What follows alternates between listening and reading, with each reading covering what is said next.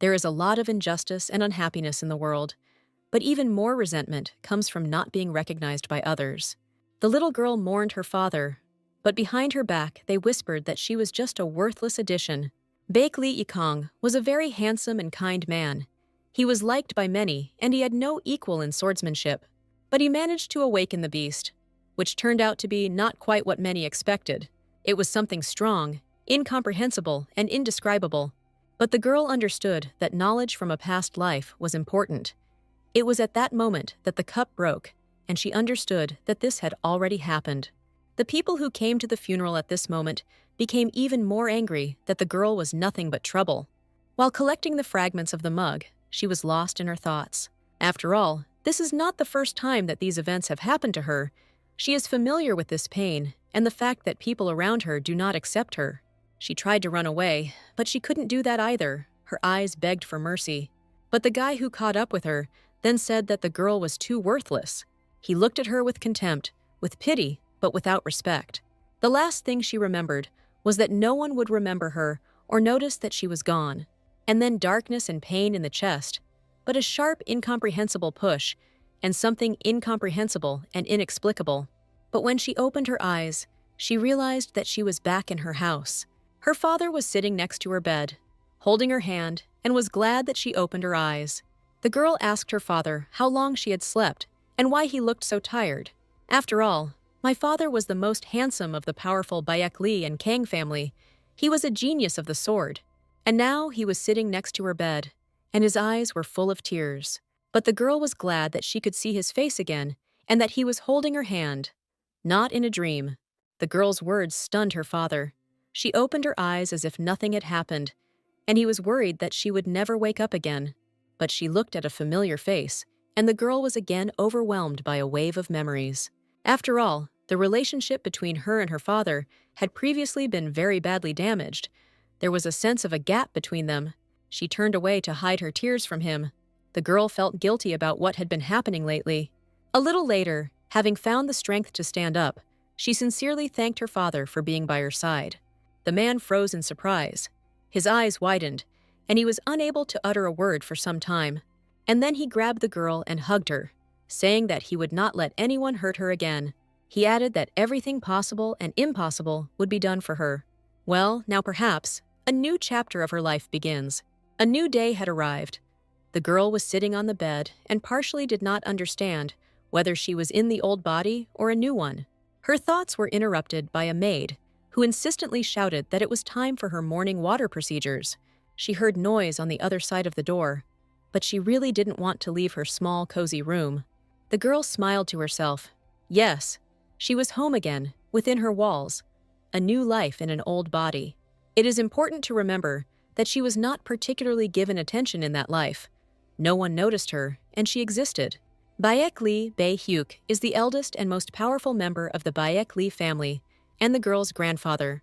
He had 3 wives and 4 children. His grandfather was formidable and wise. Baek Lee and Kang were sword geniuses and the most handsome of the sons, but she, the daughter of a handsome man, was not accepted by the family and was considered a worthless and disgraceful thing. When her father brought her into the family, the other members looked down on him because an unmarried handsome man and adopted daughter was a disgrace. Baek Lee stood his ground and defended the little girl in front of the whole family, but they did not want to accept this. He was his father's great hope, and he did not forgive him for such disobedience.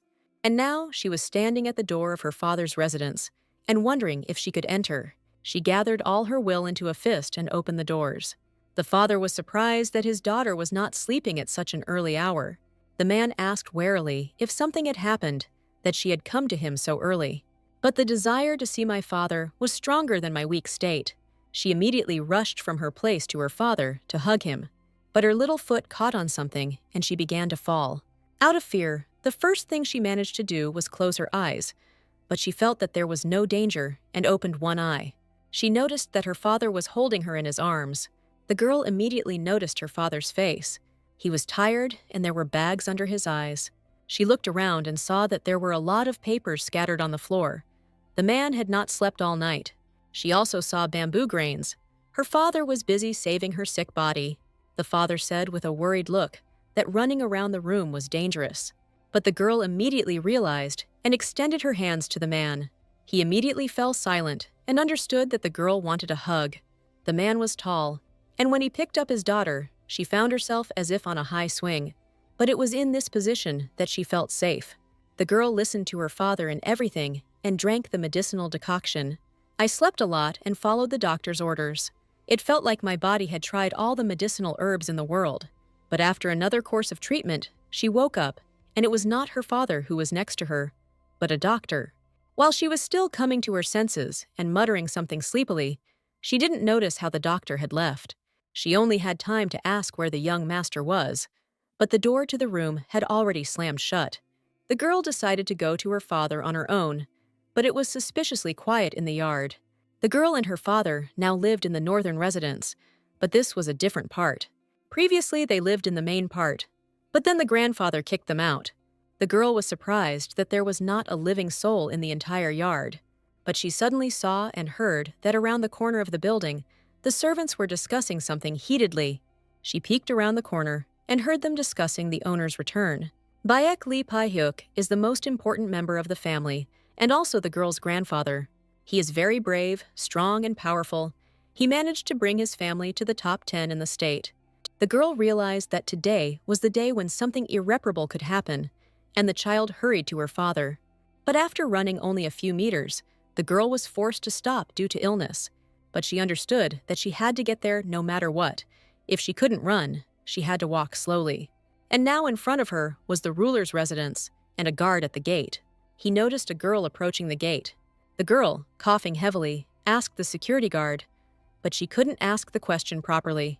The girl's condition frightened the man, and he became confused. She tried again to ask where her father might be, but grandfather's screams were heard from the room, which was very scary. And the security guard tried to explain that now was not the best time. And suddenly, the girl heard a rather familiar female voice behind her. It was Belle Lee and Ran, her father's half-sister and evil aunt. The security guard greeted the lady kindly. The young woman immediately looked at the girl with great contempt in her eyes. And then she started screaming that she didn't belong there, and that she wasn't supposed to be walking around alone. It was always like this, and in her past life, the girl was most wary of meeting her aunt. Auntie always shouted and told me what to do and how to do it. It even got to the point where the aunt beat the poor girl. And even at that moment of the funeral, she heard her aunt making plans, and there was a person whom she hated more. She giggled and excitedly told me her plans. Even then, the girl understood that changes were awaiting her, and not for the better. The aunt started yelling even louder, that the girl shouldn't be there at all. The girl calmly said that she simply hadn't seen her aunt for a long time, and wanted to say hello. But the aunt quickly changed the subject and asked him to state his real intentions for being here. She leaned over and asked a question. The girl said that there were not a single servant in her residence yet. The guard said that they might have been a little distracted by the sudden changes in the residence. The servants were managed by the girl's grandmother, who was also the aunt's biological mother, and the servants relaxed a little. But suddenly, the screams from grandfather's room stopped coming out into the street. Baek Ran still didn't calm down and continued yelling at the girl. But then a sharp cry from grandfather was heard, so loud that everyone's ears were blocked. The aunt looked angrily at her niece. As soon as they entered the residence, the grandfather looked at them menacingly. The girl was slightly frightened by the look, and then she understood the meaning of the expression, how one can shoot with one's eyes. The man sighed and looked at the girls who entered with disappointment. The girl was looking for her father and was horrified by what she saw. Her father sat on his knees in front of his grandfather with a guilty face. Baek Lee and Kana saw their daughter, and a slight joy appeared on their faces. Auntie tried to start the conversation somehow politely.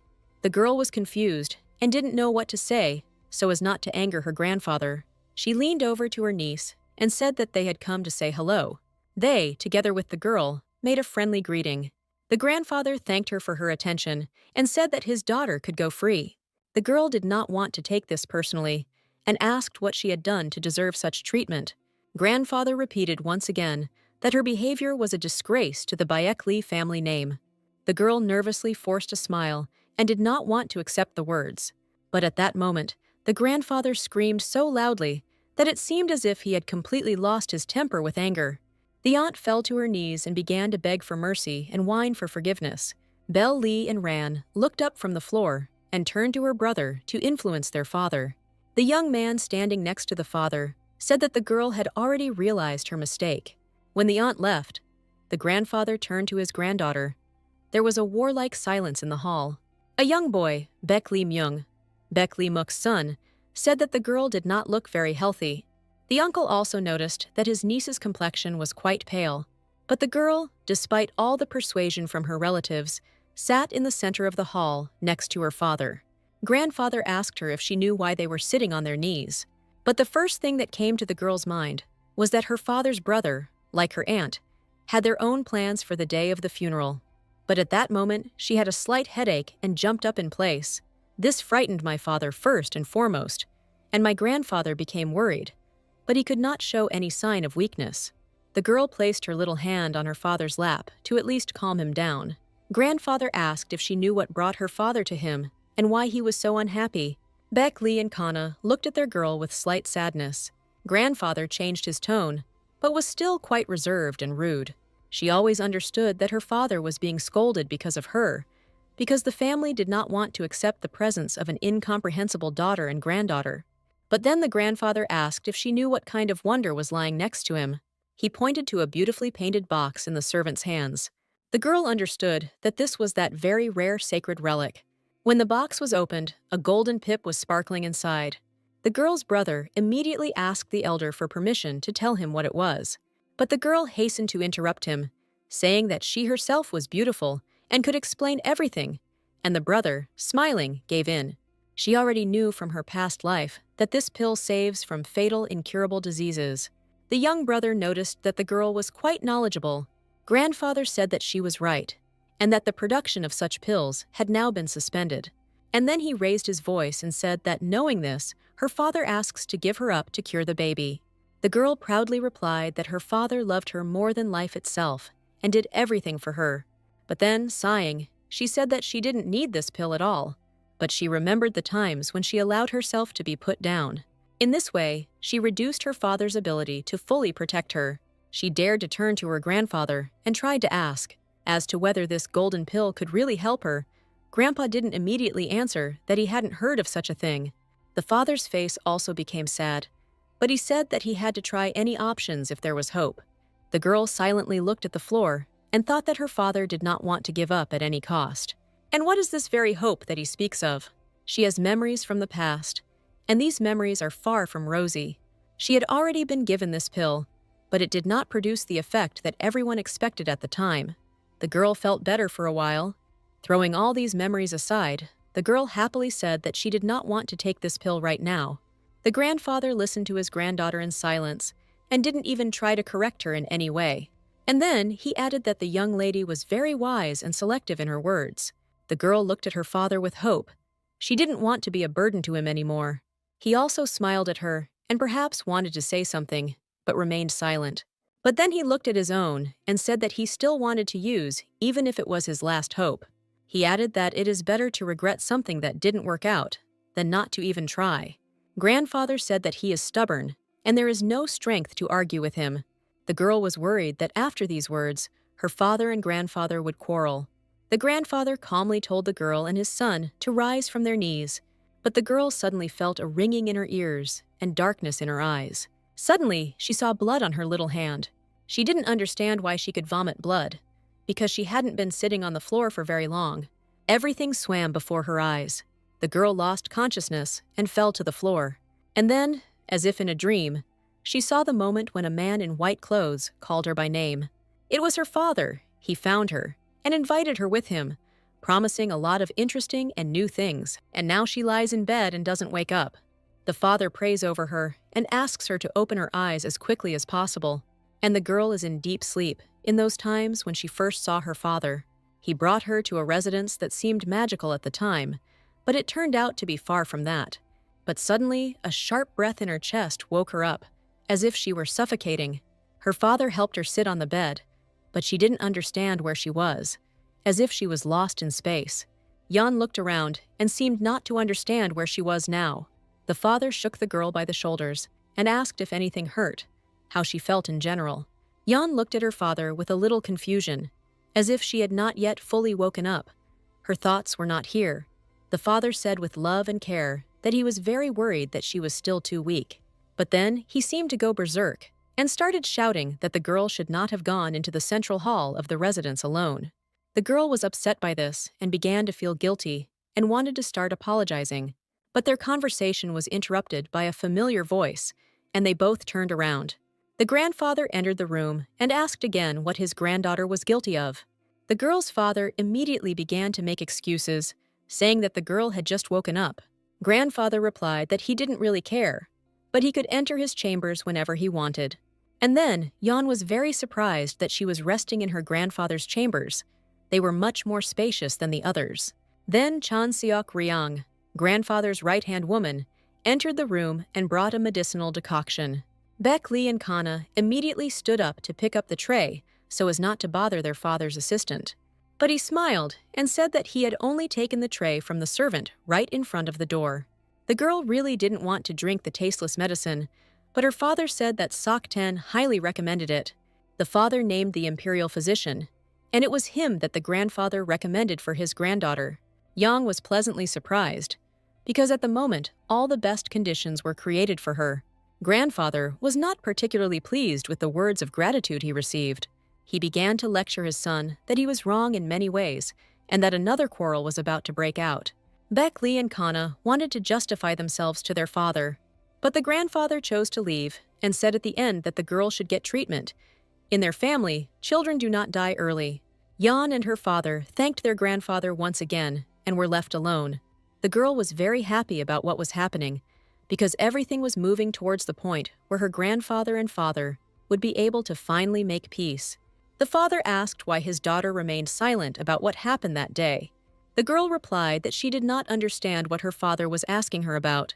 She laughed and said that when he was around, she was not afraid of anything and nothing threatened her. But then the girl thought about it and realized that her father was asking her about that quarrel at the entrance to the central palace. He said that the girl fainted when everyone was nearby, and it scared him. And the servants treated her just as badly, because if she had refused on her own that day, who knows how it could have ended. But the girl asked not to tell her mother about the servants' tricks. Otherwise, they would hate the little lady even more. But it was clear from the father's gaze that he was already disliked because he did not remain silent and fought for justice. She looked at her father with a pleading look. She didn't want her father to be scolded again because of her. And then Yeon suggested that this was his grandfather's way of showing his love for him. They talked about everything in the room, and outside the grandfather and his assistant listened to everything. The girl said that perhaps everything that happens will please her grandfather, but her father got angry. She thought that if the servants respected her and accepted her as a full-fledged member of the Baek Lee family, then the rest of the relatives will become more friendly. Her reasoning puzzled her father, but the girl further assumed that now children could come to their family from anywhere. She laughed and said that grandfather would be very happy to have new grandchildren. At this time, the grandfather heard everything and was very angry, but did not want to interfere in the dialogue. The father got angry and said that a 6-year-old child could not come up with such thoughts. But then the girl suddenly hugged her father, and he melted from the tenderness of his daughter. She remembered that in that life, the relationship was not very good. But he was full of anger, and his eyes were red with blood. The next day, it was raining heavily outside. She was lying alone in the room and thinking. But then she noticed that water had spilled onto the table from behind the open window and wanted to wipe it off. But she felt unwell and decided that perhaps the best solution would be to just sleep. But somehow she couldn't fall asleep. She felt some kind of uneasiness. When she got up, she realized that she couldn't sleep because of a severe headache. Meanwhile, from the street, the conversation of servants could be heard, who were very heatedly discussing the latest events. One maid screamed that because of the little mistress's stupidity, she had been beaten and her whole body ached. Then somehow everything calmed down, and the girl finally decided to lie down. She just closed her eyes and tried to relax. The door opened suddenly, and a maid entered, who said that the little mistress was no longer sleeping. The girl calmly replied that because of her screams, even a person who was sleeping could easily wake up. The maid immediately put her foot on the bed in front of the little mistress and said that the bruises from the rod were her fault. Then she said that if the girl hadn't gone into the central hall, none of this would have happened. But the girl calmly replied that all this was only because the maid was very lazy. The maid became even more angry and said that she would report everything to her father. She screamed that the girl had no compassion for the servants. The girl asked the maid to pour some water into the kettle, and then she could go free. The maid said sarcastically that the girl couldn't do anything without her, even though she was already quite grown up. The girl wanted to object to the maid, but their conversation was interrupted by another maid.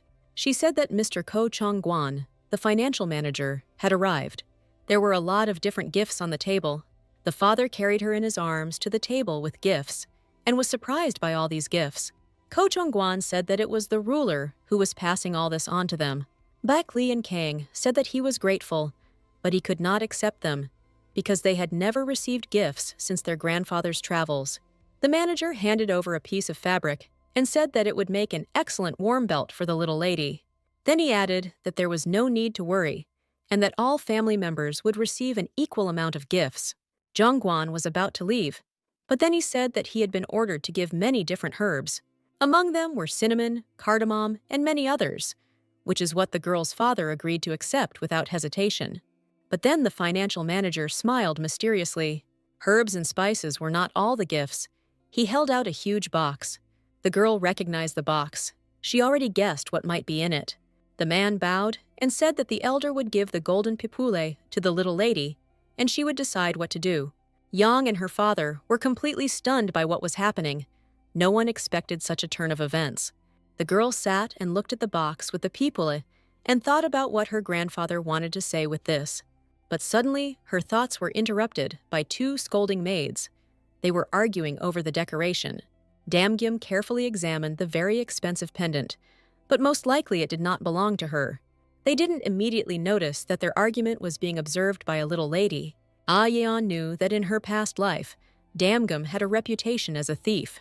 She was one of those who convinced the girl that her father did not love her and could take away the gifts he gave her.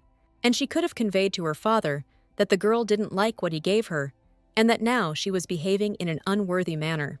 She paid no attention to the words of the other maid, nor to the fact that the little mistress was seeing everything that was happening. But suddenly, she turned to the girl and said that she wanted this pendant for herself, because the girl had so many of them. The girl smiled and replied that they needed to wait, but she didn't want to hear anything. She twirled the decoration in her hands, as if showing it off to the other servants who were nearby. At that moment, Yeon's father approached her room, but he didn't notice what was happening. He was puzzled. He approached his daughter and asked if she would mind making a decoction from the herbs he had given her. But Yeon said that he didn't need to ask, because they were family and shared gifts. And then I decided to add that the maid wants a pendant as a gift. The girl asked permission to give away her pendant. Her father was confused. The girl said that because of her, the maid was punished with rods, and she wanted to give her a pendant as a reconciliation gift. Then Damgyum started shouting that all this was not true, and she had not said such a thing. But Yeon said that during the day, that's exactly how it was. The maid showed her bruises and blamed her mistress for everything. She continued to stubbornly deny her words, but did not even lower the tone of her voice. Father said that she had no right to behave like that, and despite the fact that Yeon was a child, she was obliged to serve her. The girl listened with bated breath as her father defended her, and he continued to say that the servant should speak more quietly. His whole demeanor showed that he had no intention of joking. The maid suddenly fell to her knees and said that she considered herself guilty. Bak Li and Kang looked menacingly and silently at the girl. And then he said that she would have to remain on her knees until sunset and think about her behavior. He strictly ordered another maid to ensure that his orders were carried out, and she silently agreed. He took his daughter in his arms and walked away proudly. They moved into his residence together. The girl was sitting on the bed, and he couldn't find a place for himself from rage because of the servant's behavior. He sat down in front of Yeon and said he wanted to talk. The father began to speak in a raised voice, saying that the girl should not allow the servants to talk to her like that. He asked me to promise him that this would not happen again. The father taught the girl that she needed to protect herself and not give even ordinary servants a break. Yeon took her father's hand, and she immediately felt so light and comfortable. At that moment, the door of the room opened, and their conversation was interrupted by Father Andu's servant. He asked the gentleman where he should take all the gift boxes. The man began to say that everything should be taken to the Yang residence. But then he decided to clarify something with his little daughter. He asked if the girl would like to live with him for a while. She was full of shock and confusion. The man began to explain that she still had that right, since she was small, but that he would also feel more at ease because of her health. The girl agreed to the proposal with great pleasure and was surprised to see her father so talkative. He was also happy, and a smile appeared on his face. First, he threw his daughter into the air. Then he hugged her with all his tenderness. At that moment, the girl felt like the happiest person in the whole world. The father turned to the servant and happily said that all the gifts could be left at his residence. From the moment Yeon stayed at her father's residence, he carried her in his arms, and her feet never touched the ground. Meanwhile, his younger sister complained to her mother that her brother was behaving too brazenly with the servants. But then mother said that he had done nothing wrong, but had simply calmed down the stupid servant a little. The mother asked why the girl was so angry, but she said that the man and his daughter were taking up all the elders' attention. The woman said that she should bring her children, and then the grandfather would switch his attention. Meanwhile, Yang and his father were feeding the fish near the training ground. The girl once again hugged her father with gratitude. His face became stony and silent, and before this would have frightened her. But now she understood that her father was acting like this not out of anger, but because he was embarrassed. Suddenly, they noticed that it had become very noisy on the site. There were soldiers and two guys there. It was Pio and Ak, the aunt's sons, who were choosing their partners for the fight. They were twin cousins, the Yangs, each with a different surname, but they were brothers. And all this happened because during the wedding, the aunt agreed with her husband that one child would bear her surname. When the fight was over, the girl asked her father what he thought about his brother's skills. But the father was at first surprised where his daughter came from. He knows that these are her brothers. The girl said that it wasn't hard to guess. They looked alike, and only they could demand a fight. Baek Lee and Kang said that she was right, but they still needed to train a lot in fights. Their technique was too weak. Meanwhile, the boys laughed loudly and said that the fight was quite boring. And her father asked how she recognized them so easily, since she had never seen her brothers. The father's answer made the girl laugh, and she said that she felt it. They spoke loudly to the warriors and said that it would definitely be necessary to repeat it. And the girl thought that she needed to interact with them as little as possible. Otherwise, communication would be very unpleasant. To avoid seeing her brothers, Yeon decided to take up embroidery. She showed her work to her father and said that she was bored, and so she found something to do. The father thought about it and decided that he needed to occupy his daughter with something more serious. He sat down in front of her and told her that she needed to learn to write. But the girl said in fear that she had only had a couple of lessons, and she didn't remember much. The father laid out paper and a pen and said that he would personally teach her and that she should not worry. She sat down at the table, and her father said that at first she could write down everything she remembered. She suffered for a long time. Her hands wouldn't obey her. Her father encouraged her and supported her in every possible way. But after some time, the treasured hieroglyphs began to appear on her paper. A little later, she turned to her father and said that she had written his name. He was dumbfounded, and tears began to flow from his eyes. The man said that he was very glad that she remembered his name, because he had not been with her since early childhood. The girl stood on a chair and stroked her father's head with her small hand, and said that she would try not to upset him anymore. But the man asked her to get down from the chair and said that it was very dangerous. At this time, their dialogue was interrupted by a maid. She entered the chambers, greeted them, and said that the elder invited them to dinner, but they had to be accompanied by the mistress. The young man clarified what had happened. Meanwhile, the girl was puzzled by the fact that for the first time in such a long time, she would be having dinner with her grandfather. And so they arrived at the grandfather's residence. A huge table was set. Auntie was also invited to the dinner party, but she was not alone with her twin sons. They were joined by Baek Lee and Kang, with his daughter Yeon. They sat opposite each other, and there was some tension in the air. At that moment, the grandfather's assistant came up and asked the young gentleman to spare him a couple of minutes. This angered the aunt, because the father could appear at any moment. The man turned to his daughter and told her not to worry about anything. She laughed and said that he could calmly go about his business. As soon as he left, her brothers surrounded her and began to tease her that she was crippled and could not even train. They laughed in her face and tried to hurt her in every possible way. But the girl held on. She understood that it was inevitable, despite the situation changing. Their words remained the same. But the twin brothers did not calm down and were absolutely furious that their sister was so calm. But the girl said that she would definitely tell her father everything. At this point, the aunt rebelled and said that snitching was far from nice.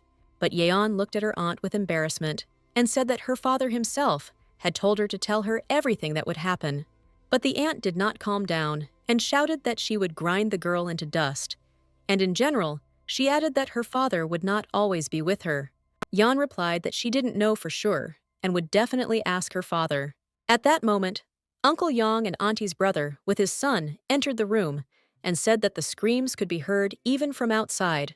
But his attention was distracted by his nephews, who joyfully greeted the guests who entered.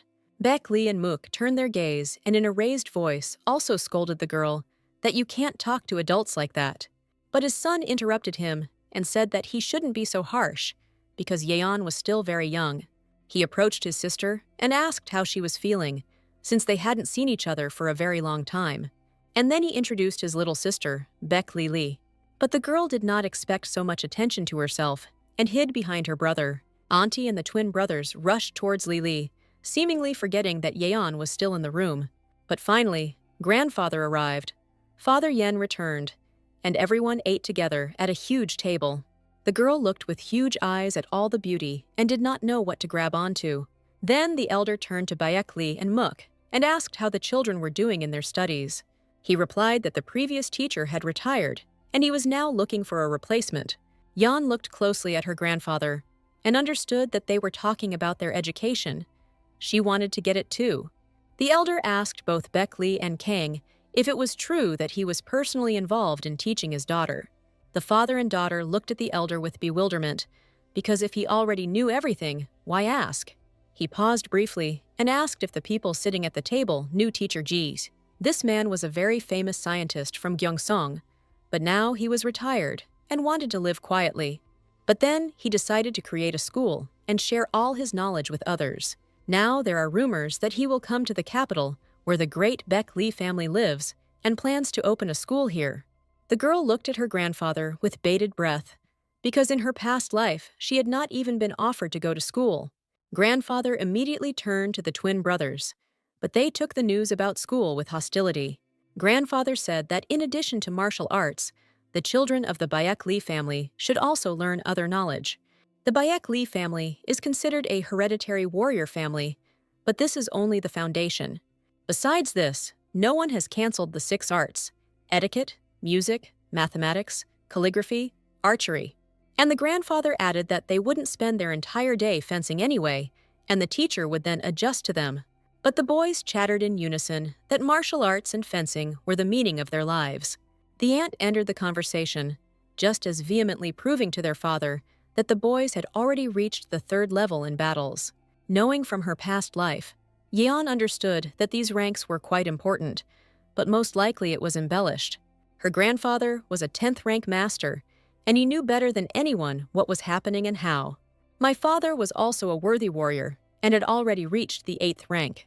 Meanwhile, the aunt could not calm down and tried to praise her sons in every possible way. Then the grandfather turned to Baek Lee Myung and asked the same question as the twins. He replied that it was a great honor to learn from a great man, but he was afraid that he would fall behind his brothers in martial arts.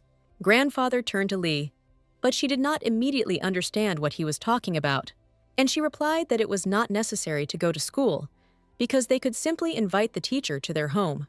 The girl's father didn't like this answer, and he immediately started shouting loudly, which frightened her. She clung to her brother and almost immediately began to cry because she did not understand what she was guilty of. And the grandfather, in turn, also began to shout. He didn't like the chaos that was happening at the table. Only Yeon sat calmly, but she was very worried about what was happening. But then her father calmly turned to his father and said that he was the only one who had not asked his daughter whether she wanted to go to school. The grandfather looked angrily at the boy. The aunt couldn't keep silent and intervened with her statement that there was no need to ask her. But the girl cleared her throat and paused for a short time.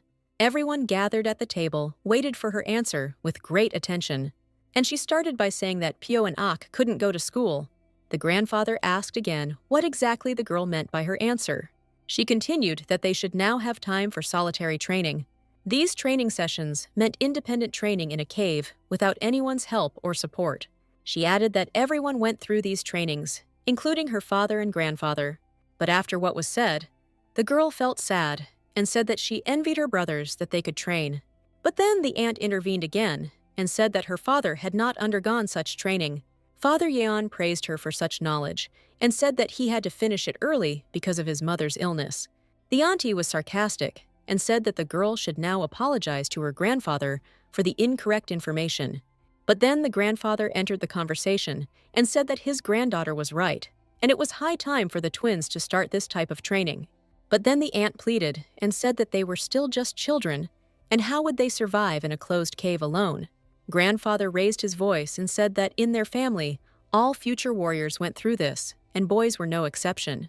He got so carried away, and then added that she should understand that this was all being done for the good of the future.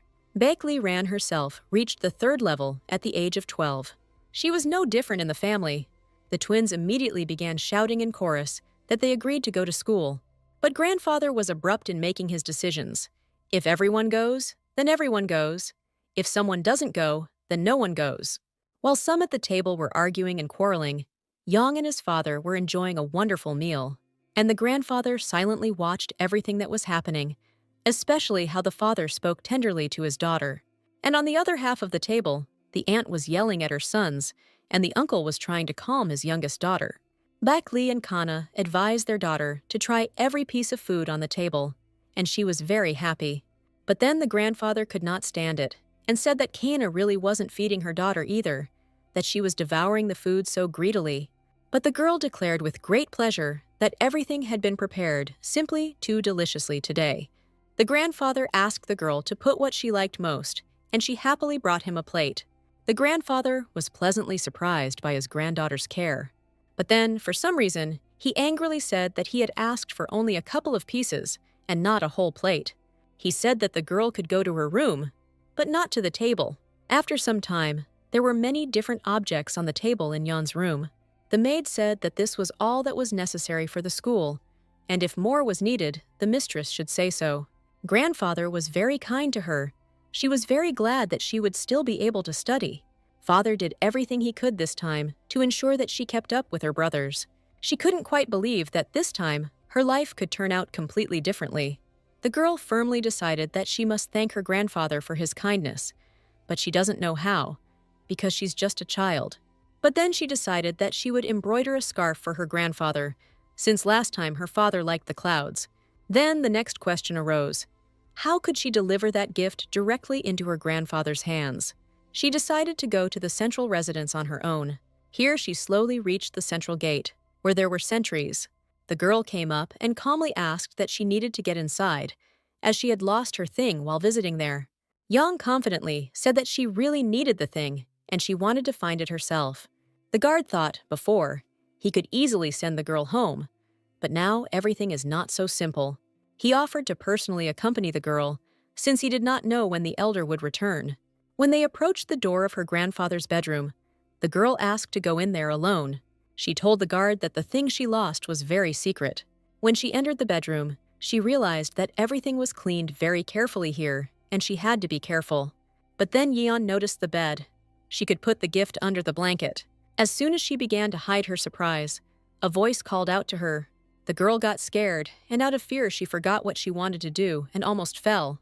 When she turned around, she saw her grandfather in front of her, who was very interested in what she was doing there. The girl said that her grandfather had scared her very much, but the man also said that she had screamed too loudly. She began to apologize and say that she didn't mean anything bad. The elder then changed the subject and asked if his granddaughter had found what she had lost. But instead of answering, she handed him a note. He read it and couldn't believe his eyes. The girl said that she just wanted to leave a surprise. The grandfather asked whether she did it all herself or whether the servants helped her, but the girl firmly said that she did it all herself. Having given the gift, the girl immediately headed towards the exit, but her grandfather ordered her to stop. He sat her down on a chair in front of him and began a dialogue. The first thing he asked was why she mentioned hermit training at the dinner table. At first, the girl was afraid that her grandfather had figured her out, but then she pulled herself together. She plucked up her courage and replied that she was trying to lighten the mood at the table.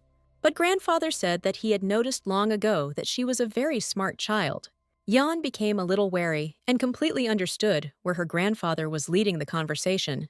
But then she replied that she didn't want to lag behind her brothers, but she didn't know how to express herself. Grandfather asked her if she was afraid that her brothers would make fun of her if she made fun of them like that. The elder said that her father would not always be by her side, and that her grandfather himself would not be on her side in such moments. But then Yeon said that the brothers were already making fun of her and ridiculing her. At first, the grandfather didn't believe his granddaughter's words and said that they were most likely just joking. But the girl said that what they were telling her didn't really sound like a joke. Grandfather asked to tell what exactly the brothers said. Jan sadly said that they call her a cripple and trash and laugh at her for not being able to train. Grandfather's eyes became bloodshot, and he became very angry, asking if she had told her father about this. The girl bowed her head and quietly whispered that she did not want to worry her father. The elder became even more angry and said that in this case, it was not a small thing at all. He slammed his fist on the table and said that he was very interested in where the children learned such terrible words. Jan asked that if they didn't have any arguments between the brothers, and she got better, would she be able to take up the sword? She continued that she understands how important it is to master martial arts. The grandfather was very surprised at how smart and fair his granddaughter was beyond her years. At that moment, the young master, accompanied by servants, was heading to his father's chambers, and the girl fell asleep after talking with her grandfather, and he guarded her sleep.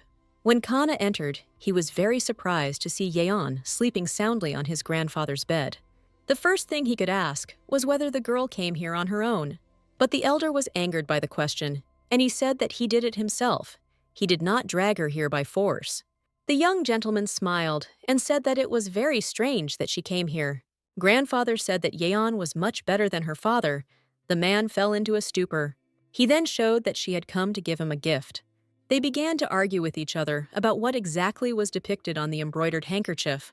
But having calmed down, the elder said that he had enrolled 5 grandchildren in school. And looking at the sleeping Yeon, he added that only one granddaughter came to him with gratitude. He said that he was very happy when the girl praised the food so much, and so he decided to try it with her. And the young gentleman said that he was glad that his daughter was doing well. The elder said that he was a fool. Other parents try to praise their children as much as possible, but he just said one word. The young gentleman was perplexed, because he himself never liked to brag and raised his daughter the same way. But the grandfather saw great potential in the girl. He considered her much smarter than she imagined herself to be. He added, as if in passing, that the girl needed to be given a sword as soon as she recovered. The young master was struck by an electric shock from these words. He had never expected such a turn of events. The elder also remembered that at dinner, he asked the girl if she remembered her mother, but she replied that she didn't remember anything and only knew that the woman had left her.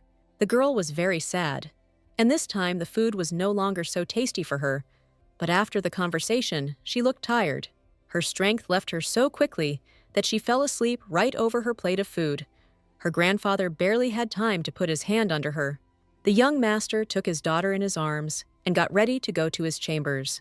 He thanked his father for caring for his daughter and for his parting words.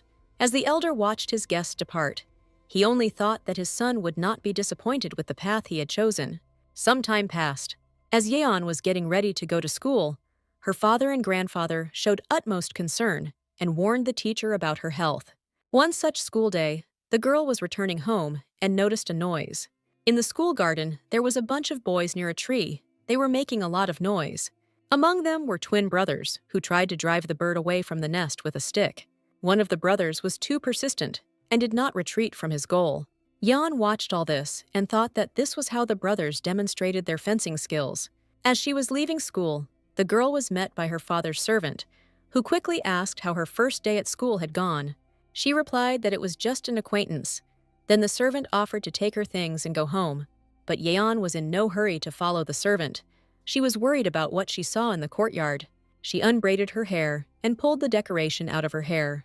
She called the servant, whispered something in his ear so that no one could hear what she was talking about, and asked for help.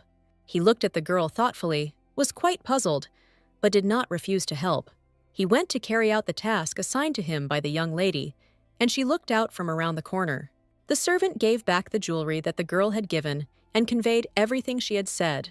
A few minutes later, the teacher's assistant called all the boys into the classroom. Andu immediately ran to the little lady and said that he had done everything as she asked. The girl immediately led the servant towards the tree where the nest with chicks was located. Yan was very happy when she saw that the little birds were in place and nothing had happened. She sighed with relief. Andu was surprised by the girl's behavior and said that since everything was okay, they could go home. But as soon as they moved away from the tree, the servant heard some strange sounds. They approached the bushes and saw one small chick lying helplessly on the grass. The girl carefully took him in her arms, placing a handkerchief on him first so as not to transfer the human scent. She told And that he needed to be returned to the nest somehow before the mother bird returned. But the servant said that it would be difficult. He had not climbed trees for a long time, but for the sake of the mistress, he would remember. Then they heard someone's voice behind them, which said that their intentions were useless. They turned around and saw a guy in expensive clothes, with a very beautiful decoration on his belt, clearly from a wealthy family. The boy came up and said again that their efforts were useless. The bird would not survive. Then he came closer and pointed out that the chick had a broken wing, and even if it were returned to the nest, it would die. The girl held a small bird and said that this is why the bird did not come back to help. It had already given up. The boy watched the girl's distress, but did not say anything right away. She reasoned that all her efforts were in vain, because if they had not succeeded, the bird would have died, and so it was dying. Then the boy asked why she didn't ask the boys to stop if she saw what they were doing. He then asked her a question, because as far as he knew, these twins were her brothers. He asked again if he was right in his guesses. The girl looked mysteriously at the random guy and didn't answer, but it was a mystery to her how he knew about the relationship. She gave the bird to the servant and only said that if she asked him to stop, the guys would do even worse. The girl added that they have a competitive spirit and would not stop just like that. Andu asked what to do with the chick now. She replied to leave it in the bushes and go home. A new acquaintance asked the girl why she didn't want to take the bird and look after it herself, but she understood that she herself was still weak and needed help, so she would not be able to help the bird either. She regretted that all her efforts were in vain, and she could not help the helpless chick. But then a new acquaintance said that he could cure the wing of this little bird. And then he added that he still hasn't introduced himself. He is a relative of Sakte. His name is Sakkayak. Yan was very surprised because she had never heard of him before, and he looked like he came from a very rich family. A new acquaintance suggested taking a walk to their residence, and he noticed how the girl was looking at the growing flowers. Yang asked what they were and said that she loved peonies, but in their garden only white ones grew, and here there were pink ones. Seokki also smiled back and said that he had heard about the Bayek Lee family's garden and that it was considered one of the best. For a while the girl froze, looking at her new acquaintance. She didn't quite understand how to behave with him, but then she noticed that she heard familiar voices, but she couldn't understand where the sounds were coming from. Yan walked to the edge of the bridge and wanted to see who was talking in the distance, but it was hard to see. She asked Sakkayak if her father was there, but he replied with a smile that no, and that it was not planned. After walking a few more meters, the boy pointed out that the building in front of them was the residence in which he was staying. The girl said that it looked spacious. The boy invited her to have tea, but Yeon did not answer. They went inside, and the guy deftly bandaged the bird's wing and placed the wounded bird on a soft pillow. He said that now all that remains is to wait, and only time will tell whether the bird can survive or not. The girl really hoped that all the work done would not be in vain, but she looked at the guy with apprehension, and she felt some kind of distrust. He was completely unfamiliar to her, but then he laughed and said that the girl was too shy, and her face was really tense. He started laughing even harder as he tried to mimic the girl, but he couldn't do it. This hurt and offended Yeon a little, but she tried as hard as she could not to show it. She frowned a little and said that she had been taught not to make family troubles public. But the boy came up to her and said that he was her friend and that she had nothing to fear. He just wanted to cheer her up. And now they were already returning home from Soktai's residence in a carriage with Andu. Yan held a beautiful box on her small lap, and the servant asked if the lady was feeling unwell, but she was completely immersed in her thoughts and recalled how a new acquaintance picked pink peonies as a sign of acquaintance. She also tried to remember why she had not met him in her past life, or what prevented her from communicating with him, but there was a gap. She opened the box and enjoyed the aroma and the bright flowers themselves. In her mind, she imagined how she would decorate her father's room with just one flower. But then the carriage stopped and they arrived at the place. There was some noise at the gate. The guards shouted in a wild voice for the man to get away. They wouldn't let him through. But the young man was very calm and insisted that he had an invitation, and they were obliged to let him in. It was Namgung Wan from the famous Namgung family, and he was my father's best friend. The girl recognized him and asked if she could help him. The young gentleman asked who she was. The girl, with a slight smile, introduced herself as Yeon Bayek Lee and was the daughter of Bayek Lee and Kang. Namgung Wan was surprised, and at that moment the guards shouted and told the lady not to interfere. But the girl asked if she could look at the letter, which was an invitation to their residence. The young gentleman didn't like this, but he did have the letter. Andu offered his help and said that he would study the document, but Yeon decided to figure it out herself. Namgung handed the girl a letter. She examined it in detail, saw that it was her father's handwriting and had his seal. But the guards continued to be indignant and said that Baek Lee and Kang were not at home and they would not let the guest in anyway. The girl said that the guest's documents were all in order and he could pass. But the security guards insisted and said that there was no room at all in the residence. The girl was very surprised. Then the servant leaned over to the girl and said that he would now go inside and personally check everything. Yeon wondered why her father's friend had arrived today and why he hadn't particularly wanted to tell the security who he was. But the man raised his voice a little and told the girl that she could go too.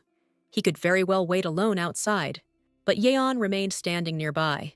The man pretended to be interested in what was in the girl's box. She happily shared that there were peonies there, and she would decorate her father's room and her own and make incense. She also said that it was a gift from a new acquaintance whom she met today on the way home from school. The young gentleman looked at the girl and thought that she was much better than they said about her. The girl began to ask the man questions, but he said that he would answer if she did something for him. She remembered that in her past life, it was because of a quarrel with this friend that her father died. The girl looked at the man and said that she was very young and didn't know how to do anything special. But then she added that only if she could embroider a scarf as a keepsake. The man laughed and said that he would accept any gift from such a sweet lady. Then he added that she had spoken about incense at the beginning of their acquaintance, and he was also happy to accept it. But the girl replied that there weren't that many flowers, so embroidery would be better, but she would have to wait and not judge too harshly. He said that he wouldn't be too picky about her work, especially since it was a gift. The man wanted to stroke the girl's head, but then a child's voice was heard. They were twin brothers, and Bailey Myung. They were calling the girl names and saying that she had deliberately left class. Yeon turned around, but did not say anything in response to her brothers. She was taller than them, but they immediately noticed the box in her hands and immediately asked what she was hiding there. Yeon said that there were flowers in this box, and it was a gift for her. The girl began to understand what the brothers were getting at, and that they would most likely try to take the box away. One of the twins came up and asked the girl to open the box or give it to him. When she opened the box, the second brother said that the flowers were really beautiful, but the other brother corrected him that he was wrong. They grinned angrily and demanded that the girl give them the box. But then men intervened in their dialogue and said that you can't talk to your sister like that. He himself came up to her and said that the girl already understood that she needed to share with her brothers. Yeon obediently handed one flower to her brothers, but they threw it so carelessly on the floor and said that she should give it to another because they wanted to give it to Li. Namgung Wam watched all this and his face filled with anger.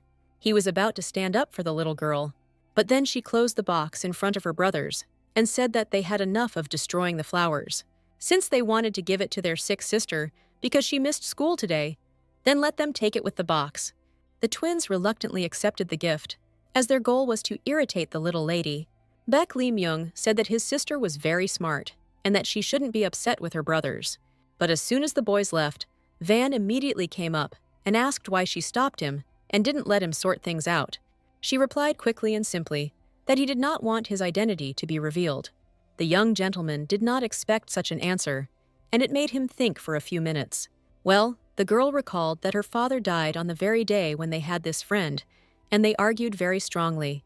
She had a dream that she didn't know, but couldn't predict the events that were about to happen. Meanwhile, she was sleeping soundly in her bed, but a servant quietly woke her up.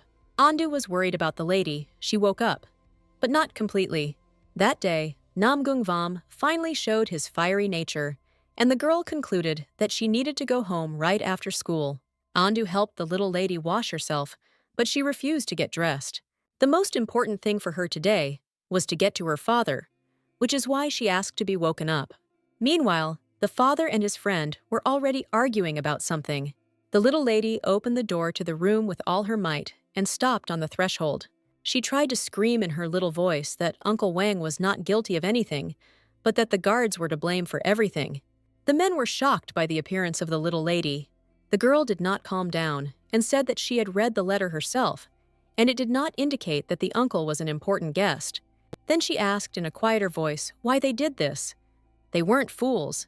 They knew they would be punished. Her father hugged her and said that there was nothing to worry about anymore. The guards had been punished. But the girl asked why they did this, why they shouted at their uncle. In the background, Uncle Wang mocked the guards' punishment, saying that lowering their salaries was not a punishment for them. Beck Li and Kang asked them not to interfere and to calm down so as not to quarrel in front of the child. But the girl interrupted her father and agreed with her uncle, because weak punishments would not improve the situation. Van looked on in surprise and couldn't understand how such a young child could reason so intelligently. The father also couldn't find the right words quickly, but he assured me that the methods were effective. But the girl kept wondering at what point in the conversation in her past life the argument had gotten too far, and maybe the guards knew who this guest was. Then, for some reason, she decided that perhaps the guards wanted to drive away the uninvited guest in this way. But her father was very calm, and there was no apparent reason for her to worry. As a result, the girl was presented with a blade as a gift, and she went to her chambers to rest. Left alone, the men continued their conversation, but in a completely different direction. At first, Namgung Wan said that he did not believe that Beck Li had a daughter, and considered these words to be just more rumors. But when I received the letter, I realized that it was serious. He said that he had been exploring through his own channels and had found the healer of all things by trying to get something out of his pocket. And then he threw a nameplate on the table. With a mysterious smile, he said that now even this doctor would not refuse to treat his best friend's daughter. Such a sign was a symbol of loyalty and mutual assistance of those who signed it. Uncle Van added that all doors were now open and his friend should not delay. But Beck Li and Kang were surprised and asked where he got such a plaque, especially one of the highest rank. He answered without hesitation that he borrowed it from his father. Then he added that there was no need to worry. He let me use it, but not for thanks, but for asking. Namgung Wam paused and added that she wanted to ask for her son, Ryu Qing. Meanwhile, somewhere in their chambers, the twin brothers were arguing about the situation with the peonies. Their cousin was puzzled by the man in the bamboo hat and black cape. He couldn't figure out who it was. He also said that the boys behaved too freely in front of a stranger and that they might face punishment. They laughed and said that the girl was unlikely to tell anything and that this uncle had probably already left. Beck Li Myung laughed and decided that he must have really worked himself up. The next day, there was a dinner party at the flourishing residence. Uncle Wang greeted those already present at the table. Beck Li Mook responded with the same greeting and said that he was glad to see him at their family residence. He apologized for the inconvenience caused by the guards yesterday. A servant approached the men and invited everyone to sit down at the festive table. The table was indeed set very richly and beautifully. After eating, Beck Li Myung apologized again, saying that the guards had already been punished. The young gentleman turned to his friend and said that he already knew from his friend what was what. But Li Muk said that the information was that the guards had been dismissed and were no longer allowed to show up at the residence. Beck Li and Kang were surprised, and the Persian asked if the guards were really fired. Li Muk said that it was true. Such irresponsible servants had no place at Baek Li's residence. The friends looked at each other, but said nothing out loud. At that moment, Aunt Beckley and Ran appeared in the gazebo with her children. She greeted the men and said that it was the children who convinced her to come and say hello to the famous Namgung Wan. Beckley and Mook noticed their children and hastened to introduce them to the invited guest. The boy greeted him and introduced his little sister, who, as always, was hiding behind him out of shyness. The twin brothers greeted everyone present at the same time. Auntie also expressed her pleasure in seeing such an honored guest. Namgung WM listened to all this, but somehow he was not impressed by all these words. To avoid being bombarded with too many questions, he began to eat. But the aunt was persistent and said that she knew about the guest's son and considered it necessary to introduce the children. But the man replied that an acquaintance was unlikely, since his son only made friends with those who were like him. This answer did not please those sitting at the table, and the twins especially. He added a little later that not everyone present had sufficient manners. This did not quite suit his friend. The young gentleman asked him to be more restrained, since he was going to protect his daughter. But then Lee Muk said that if Kang was worried about his daughter, he could leave them. Namgung Vam became suspiciously silent, and at this time, the brother invited his sister to join them at the table. And his son said that he would be pleased if Namgung Wan held a master class in martial arts. Baek Lee and Kana said that he was really worried about his daughter's condition and that it was probably better for him to leave. His friend supported him and said that he could do just fine here without him.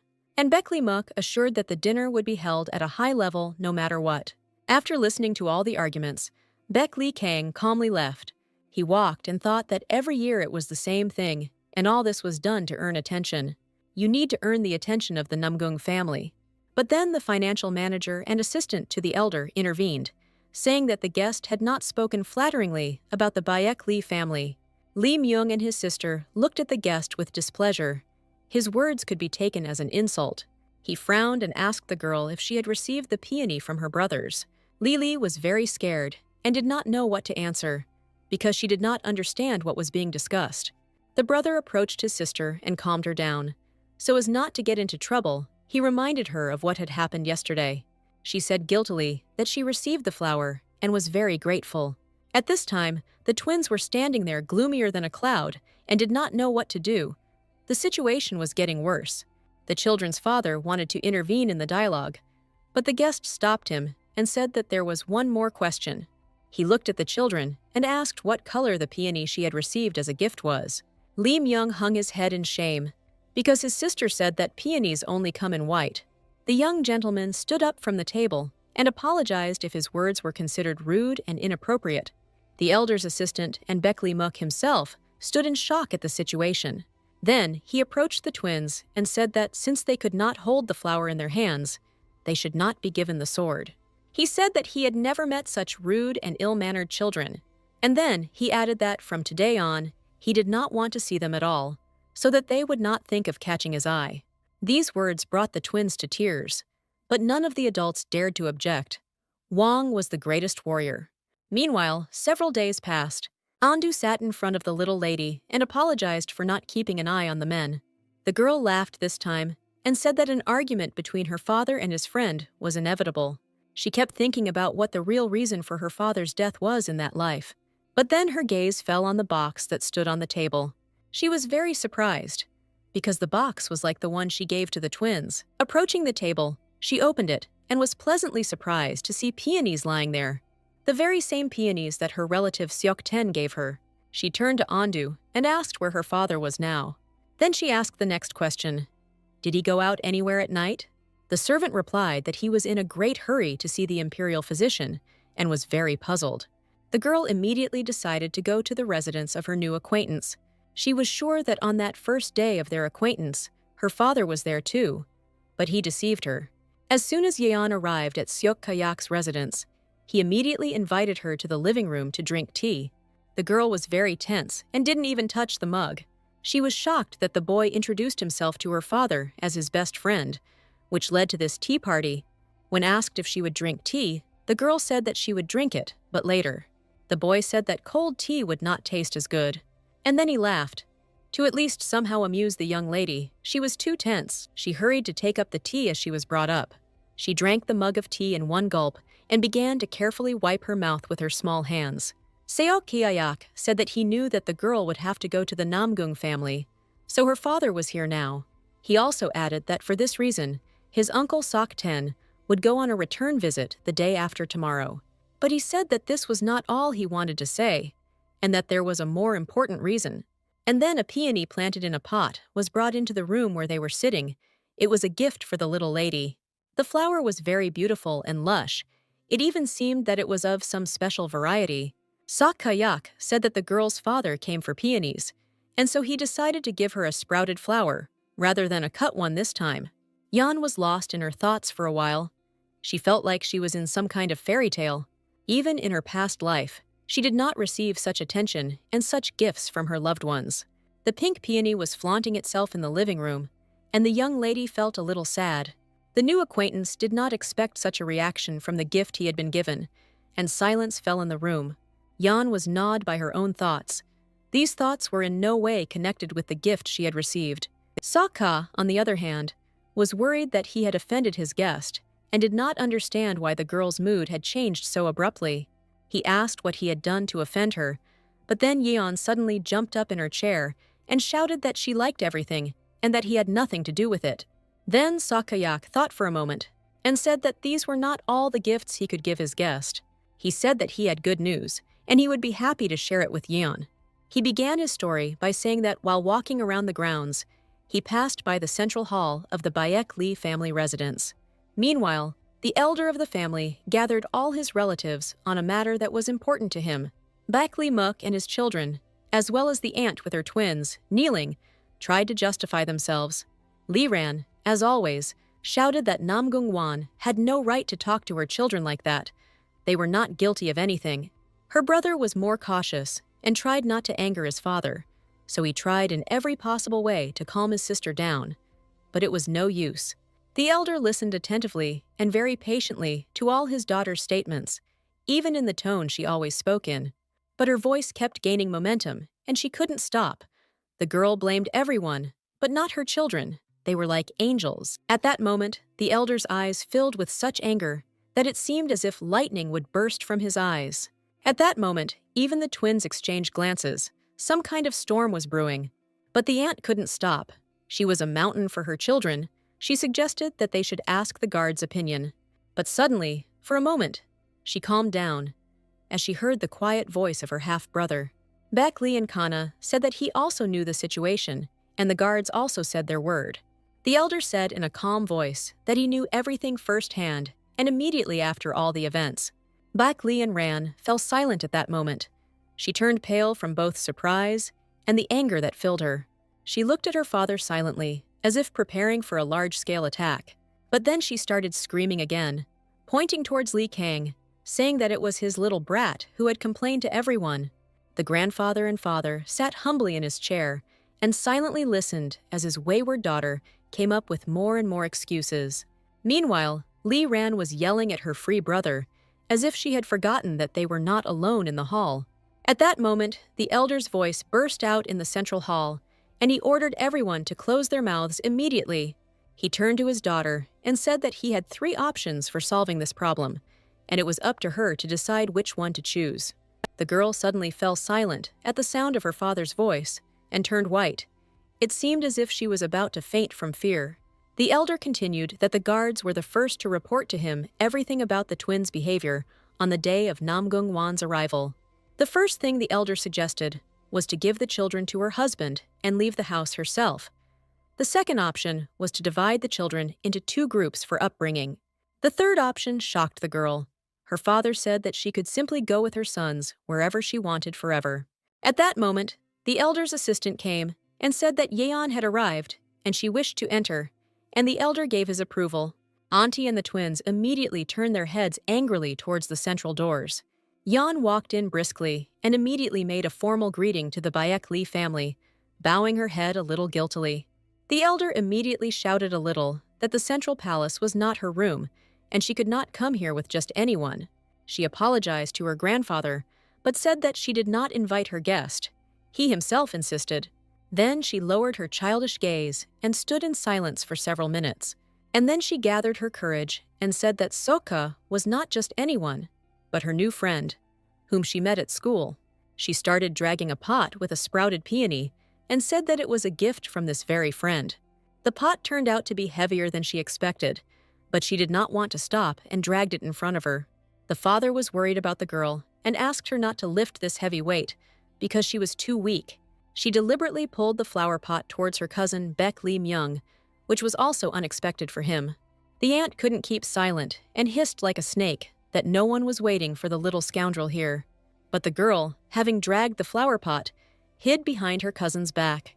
Grandfather again silently watched everything that was happening and did not intervene or say anything to anyone.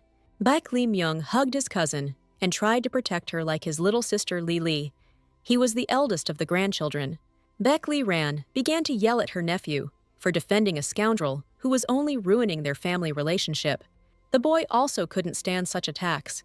He started shouting back that his aunt should calm down, as the girl was already scared. The aunt wanted to approach her nephew, but on the way she met her brother, who used several techniques. And the aunt, as if falling asleep, fell on his shoulder. Her brother laid her on the floor, and she was in a slight catatonic state. The sons were very scared. Baek Lee Mook immediately turned to his father and said that he was forced to do this so that his sister would not do something really stupid. But the elder only sighed and said that before losing consciousness, she had not understood anything and had not made any decision. Lee Mook began to apologize, but continued once again that he did everything with the best intentions. Yan felt safe around her cousin and understood that in this situation, it was also in his interests to protect her. The girl waited until everyone calmed down a bit and also said that grandfather shouldn't be so abrupt in making his decisions. She said that despite what happened, her brothers are also just children and can make mistakes in their words. The grandfather looked at his granddaughter, and deep down he understood that she was too young, but very sensible. But he was the head of the family. He shouted that her actions were also far from ideal, that she was now asking for forgiveness from those who humiliated her and did not honor the Baek Lee name. Yan immediately lowered her head. She was both scared and awkward at the same time. She didn't know what to say next. Grandfather continued that no one in their family dared to change or contradict his decisions. Then he thought for a moment. He was already obviously tired of the constant conflicts. Then he turned to Baek Lee Myung and said that his actions were completely unjustifiable, that he was unable to influence his brothers due to his age. As a result, the eldest grandson was punished by flogging his hands. He sat in the room with the twins and courageously endured the wild pain in his palms, while the other two cried. At that moment, Yeon appeared on the threshold with her new acquaintance. They, guilty, came in and said hello. The boy asked rather sheepishly why they had come, but if he felt sorry for them, it wasn't worth it. But Sakayak immediately began to take something out of his inside pocket and said what he was asked to convey. He immediately showed a small box and added that this ointment would soften his hands and help heal the wounds. Lee Myung didn't expect them to show such concern. Yeon and her new acquaintance headed towards her brother. Kayak carefully lubricated the boy's wounded hands, trying to do it as carefully as possible. Meanwhile, the twins, sitting on the sofa, were whispering and angrily looking at everything that was happening in the room. A calm conversation slowly began between Lee Myung, Kayak, and the girl. But Baek Lee Myung's face suddenly twisted in pain. He had been punished enough for his mistakes, and he understood it. Yeon, seeing her cousin's face, came closer and asked what was bothering him so much now besides the pain. Then she carefully wiped the sweat from his face with her small hands and a handkerchief, but the boy asked why she was so careful. He looked at Yeon and couldn't believe that after everything they had done, she still cared about him. The twins, in turn, didn't like that their older brother was so kind to the girl. Baek Lee Myung apologized to the girl again and said that he would like to improve their relationship if she didn't mind.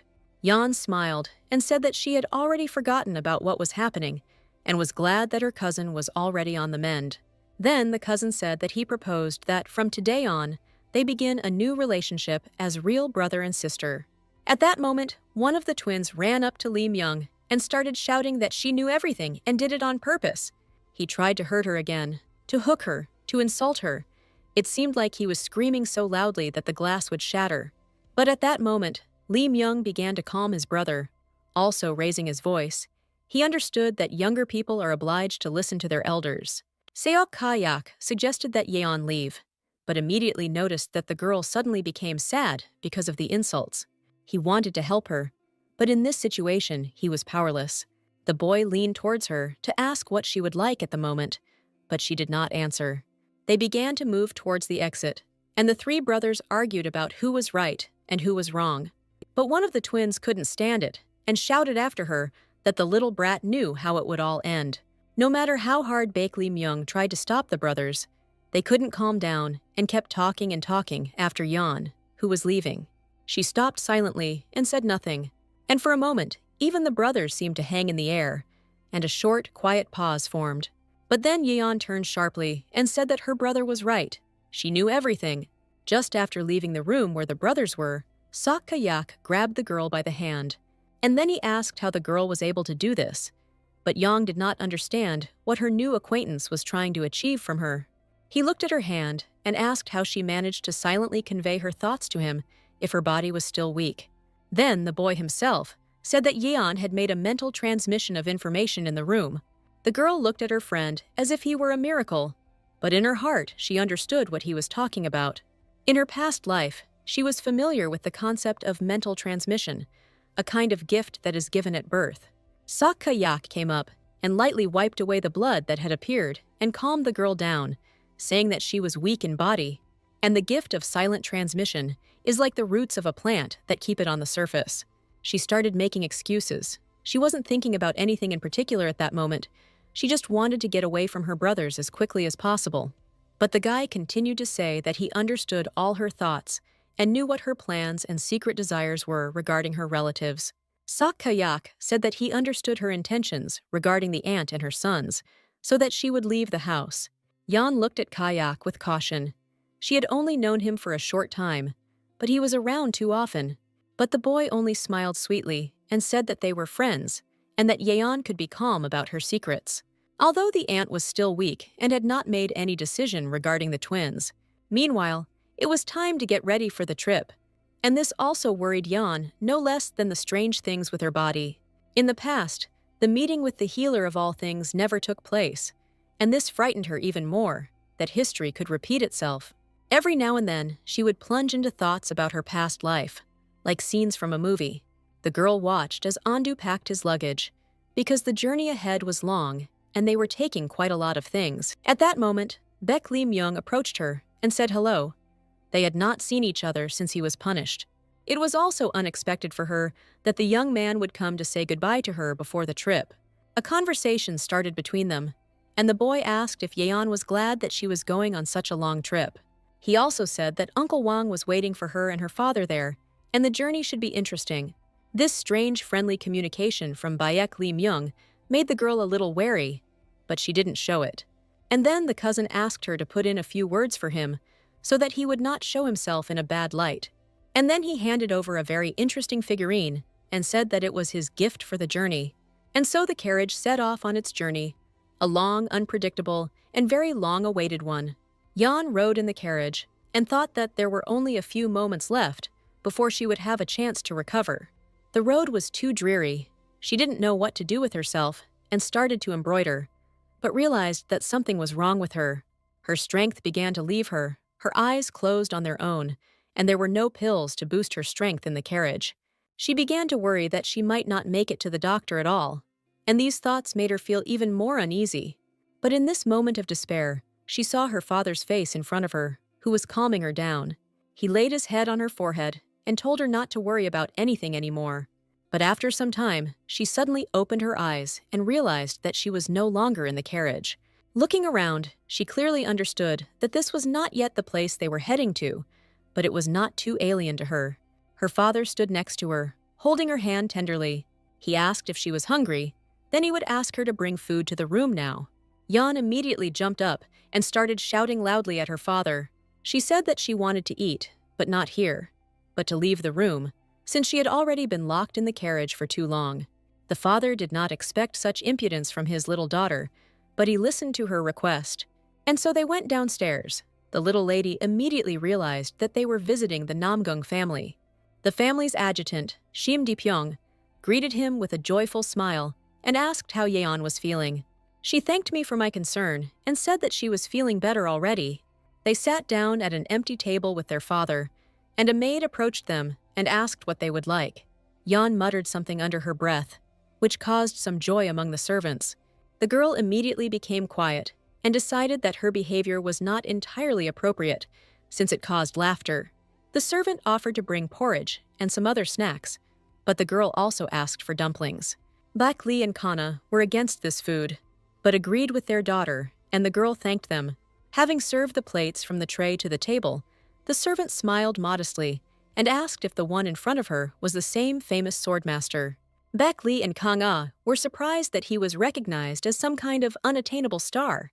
But then the servant hesitated and said that despite the fact that he was good with a sword, he had to be careful. She continued that 40 children had already disappeared in their area, and no one knew if they were alive, which made Yeon very wary. But then the girl turned to the little lady and asked if she had frightened her too much with her story, since she had not even eaten. Before the servants had time to leave, Uncle Wang appeared and sat down at their table. Yeon was very happy and of course greeted Uncle Wang, but he was dissatisfied with something and showed it with his whole appearance. He said that he couldn't stay too long. But Baek Lee and Kang had some doubts about their upcoming journey to become the healer of all things. In a past life, something irreparable happened and the father missed an opportunity. And now there is a story about missing children. And Kang asked if what the maid had said earlier was true. Namgung got angry, but said that no one had been able to figure it out for a whole year. The girl intervened and asked the men to listen to her and heed her advice. But Uncle Van stubbornly tried to prove that the little ones were not given a say, and no one would listen to her. Yan persistently shook the young master by the sleeve, so much so that he couldn't even drink a glass of water. At that moment, Ak Jezi-hye, the second son of the Ak family, who became famous as a musician, appeared on the threshold. Yan recognized him immediately, but in her past life, she remembered him only as a hero of a novel, and she had never met him in person. He walked up to the table and began to stroke the girl's head. He really liked the little lady, but then the young gentleman intervened and said that Ak was mocking the girl more than expressing his sympathy for her. He didn't like it, and he wanted to show that he was offended, but he didn't really succeed. Here it was said that the girl was the daughter of a young gentleman, and from this news the guy completely forgot what he wanted. He immediately turned to Van and said that he had known him for a long time, but was hearing about his daughter for the first time. Van replied that he had misunderstood. The guy jumped up, laughed, and said that he was nervous because this was his first mission. Ak Jezi suggested taking a walk and talking in more detail about the upcoming mission, but then he stopped abruptly and said that he had to go out for a surprise.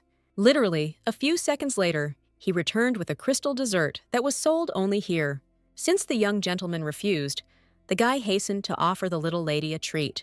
She accepted it with joy, but she saw it for the first time and didn't know what it tasted like, but it looked delicious. After taking a bite, she carefully offered her father to try this interesting delicacy. Baek Lee and Kana, of course, could not refuse their daughter and happily tried. But he didn't share that joy with her. He didn't like the dessert, and his crooked face made the girl laugh a lot. The young gentleman watched the father and daughter eating sweets and was surprised.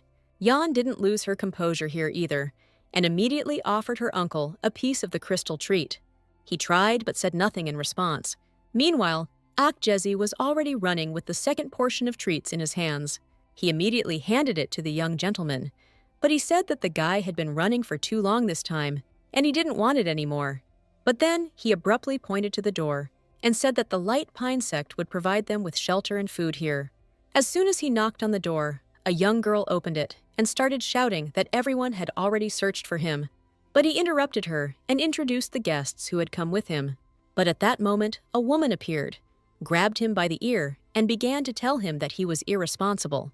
Ak muttered something, but she didn't listen to him. And only after a while did she notice that there were guests standing on the threshold and watching everything. 2 grown men and a little girl watched in amazement as the girl pulled the young man's ears. They were led into the residence. A man came out and introduced himself as the deputy head of the Inzong clan, Im Jo-wook. He apologized and said that the head was currently ill and that he could resolve the necessary issues in his place. Nam Gung-wan returned the greeting and said that they were concerned about the situation of missing children. Having invited them for tea, The deputy head said that the situation had been troubling them for a long time, and no one could do anything. Baek Lee and Kang asked how many children were missing at the moment, and whether there was a possibility that they were alive. The man said that it started about a while ago. At first, orphans disappeared, and no one was really looking for them. But after some time, children from wealthy families began to disappear. But the search yielded nothing. About 50 disappeared. The men thought and looked at each other. The situation was too suspicious and strange. Two warriors, Baek Song-yul from Mount Heneg and Ma Ha-hyang from Azure City, entered the room and offered greetings. The men only clarified at the same time that only 2 people were participating in the operation to rescue the children. Tan So-yeon explained that the group was divided into squads so that they could split up, so the search could be more detailed. But then Baek Lee and Kang said that the situation was generally clear, but they had to hurry, otherwise they might not have time to resolve their issues. The deputy chief said with regret that he had no right to detain them, but he thought that they would join the detachment. Yeon thought for a moment. She saw her father's confusion.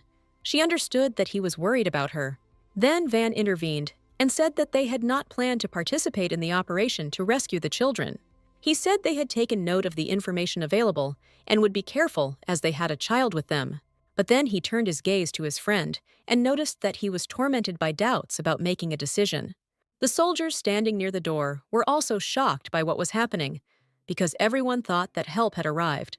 Baek Lee and Kana said that his daughter was sick and needed treatment soon, or it would be too late. The girl thought about it and realized that it was because of her that her father was refusing to help those who needed him. Tan So-yeon made a gesture of gratitude and added that the lives of children are a huge responsibility. The deputy head said that their reason for refusal was no less important, but they were very much hoping for support from others. Baek Sung-yul decided to ask that maybe a day's delay wouldn't hurt, and Kang would show him a few sword techniques. Ak Jezi added that they had all heard about how Baek Lee and Kana wield a sword and that he has no equal. Here, the girl pulled her father by the sleeve to attract his attention. Both young gentlemen turned to her, and she began to say that she understood the purpose of their trip and that it was very important. But the number of children in trouble is too great, and now their only hope is for their help. Nam Gung Vam tried to object, but the girl was persistent in her arguments. Yeon continued to say that helping those in need had always been an important goal of her father's, and that he should not deviate from it now. Ak Jezi-hee immediately understood the oath hand and added that he was ready to listen and adopt all the skills that Kane would give. In the past life, after the death of the head of the Nizong clan, many things changed, and then the goal of finding children was not achieved at all. Nam Gun Vam actually separated from the group due to his own personal beliefs. The girl's father listened with great surprise to the speech of his unusually sensible daughter. She continued that she had always been proud and wanted to be like her father, and now, after he refused to help, she added that she didn't want to take over anything from her father and wouldn't be proud of him anymore.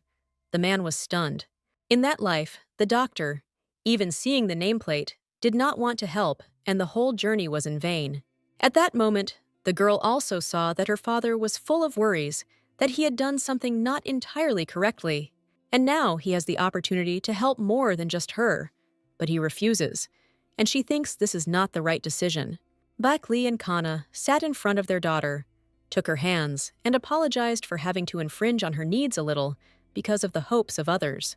This turn of events was not entirely to Nam Gung Wan's liking, and he became downright angry. The people in the room tried to ignore the young gentleman's rude lamentations. Yeon laughed, because she compared her uncle to a grumpy old grandfather. In the evening, everyone went to their rooms to rest, but Yeon couldn't fall asleep for a long time, and then she heard a noise. Childish curiosity won out. She quickly crawled out from under the blanket and ran to see what was going on. She immediately bumped into her father. Practically no one was sleeping. She asked what happened. Baek Lee and Kana said that the girl would be better off going to her room. There is nothing for children to do here. But then she heard 2 servants talking about how they found it hard to believe that Bok Cheon was no longer there and that he was dead.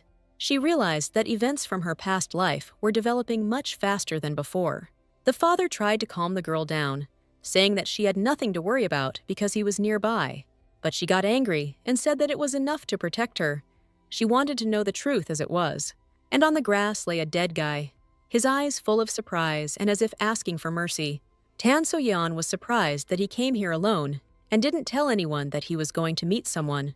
They immediately determined that the boy was killed instantly at arm's length with a blunt object. Bak Sung-yul suggested that the killer could have been someone the boy knew and did not expect such an outcome of the meeting. Nam Gung-wan intervened in the conversation and began to speculate about why the meeting in the middle of the night was necessary, that the person who conceived all of this was well prepared and planned everything in advance. The deputy head sobbed over the boy's body, as if he had lost his own son. Ak-hee and the other warrior were in shock. They had been there for so long, but they didn't notice that their deputy was so sentimental. Nam Gun-vam was wary. He found many inconsistencies in this whole story. Most of all, it was unclear what exactly killed the young warrior. Ta So-yeon was also worried that now, in addition to the missing children, soldiers participating in the search were dying strangely. But then suddenly, Wang pushed her away, and behind his back, the deputy head tried to hit her. The situation began to spiral out of control. The girl did not understand what had happened or why the man had struck her, but the deputy's eyes burned with demonic fire, and he was determined to fight. Ak-hee and the girl next to him were horrified by what they saw. They decided that the man had gone mad with grief. Tan So-yeon shouted to Nam Gung-wan to be ready for an attack from the other side, because it couldn't be that the attack was all in one direction. She doubted that there could be either a murderer or a traitor among them. Meanwhile, Im Jo-wook, also the deputy head, was kindly handing out bags of treats to everyone. Here the girl could not restrain herself and asked what was happening to the man, if everything was okay with him. He angrily replied that everything was always fine with him and that he was deliberately moving towards his goal. Just after finishing his words, he attacked Baek Sung-yul, and the latter, strangely enough, was unable to take the blow. He cried out in pain and dropped the sword from his hands. Ta So-yeon had her hand knives ready and was also ready to attack, but she still didn't understand who she needed to exterminate. The deputy head was behaving strangely, sometimes attacking, sometimes simply calm, and this was throwing everyone off balance. But then he again assumed an attack stance, his eyes flashing with a demonic light.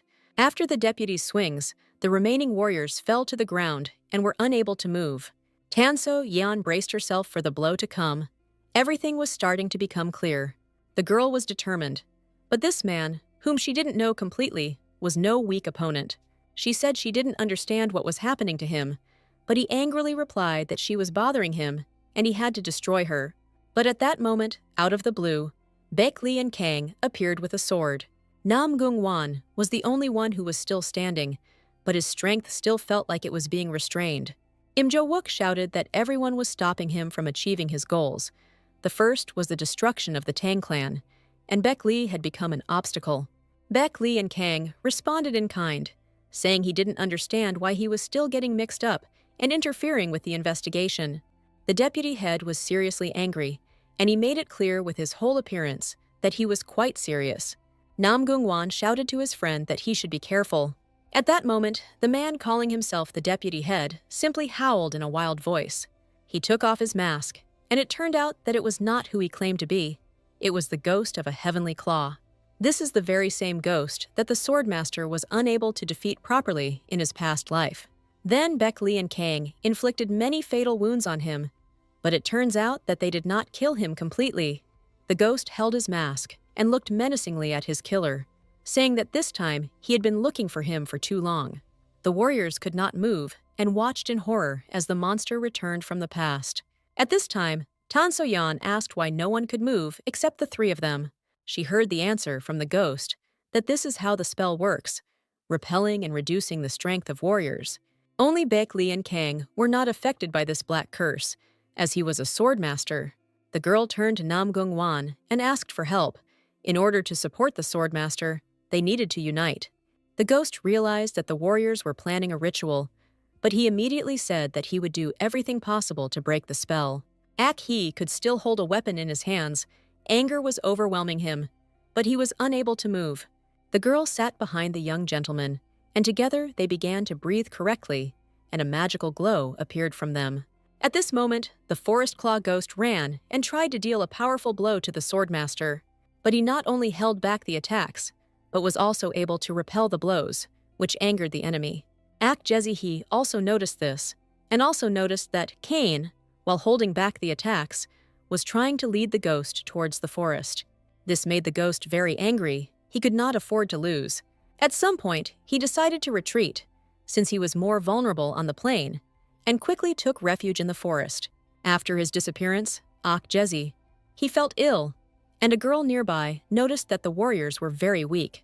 It was not yet possible to provide assistance. Everyone was inactive, and Nam Gungwan and Dong Soyeon continued their technique to help Baekli defeat the ghost. He decided to follow him into the forest, but once he entered the thicket, the feeling of the ghost's presence disappeared. Then he suddenly attacked from above, and the swordmaster was able to parry the blow. But the ghost began to look for the warrior's weak points, appearing as a shadow near a tree. He said that his daughter would soon die. Hearing these words, Baek Lee and Kang hit the trunk with all their might, but the tree simply fell to the ground.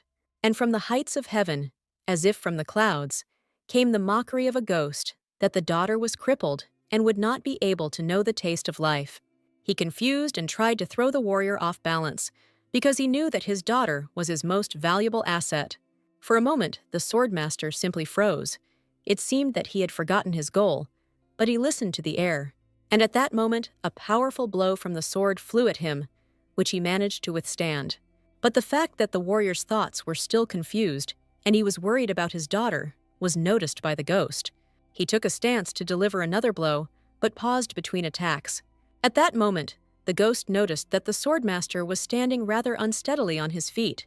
He gathered all his devilish powers and shouted, "Cut!" And at that moment, the master's hand with the sword lightly touched his neck. The ghost rejoiced, because the warrior was eliminated for a while. He regretted that he did not hit harder, because he could have killed him immediately.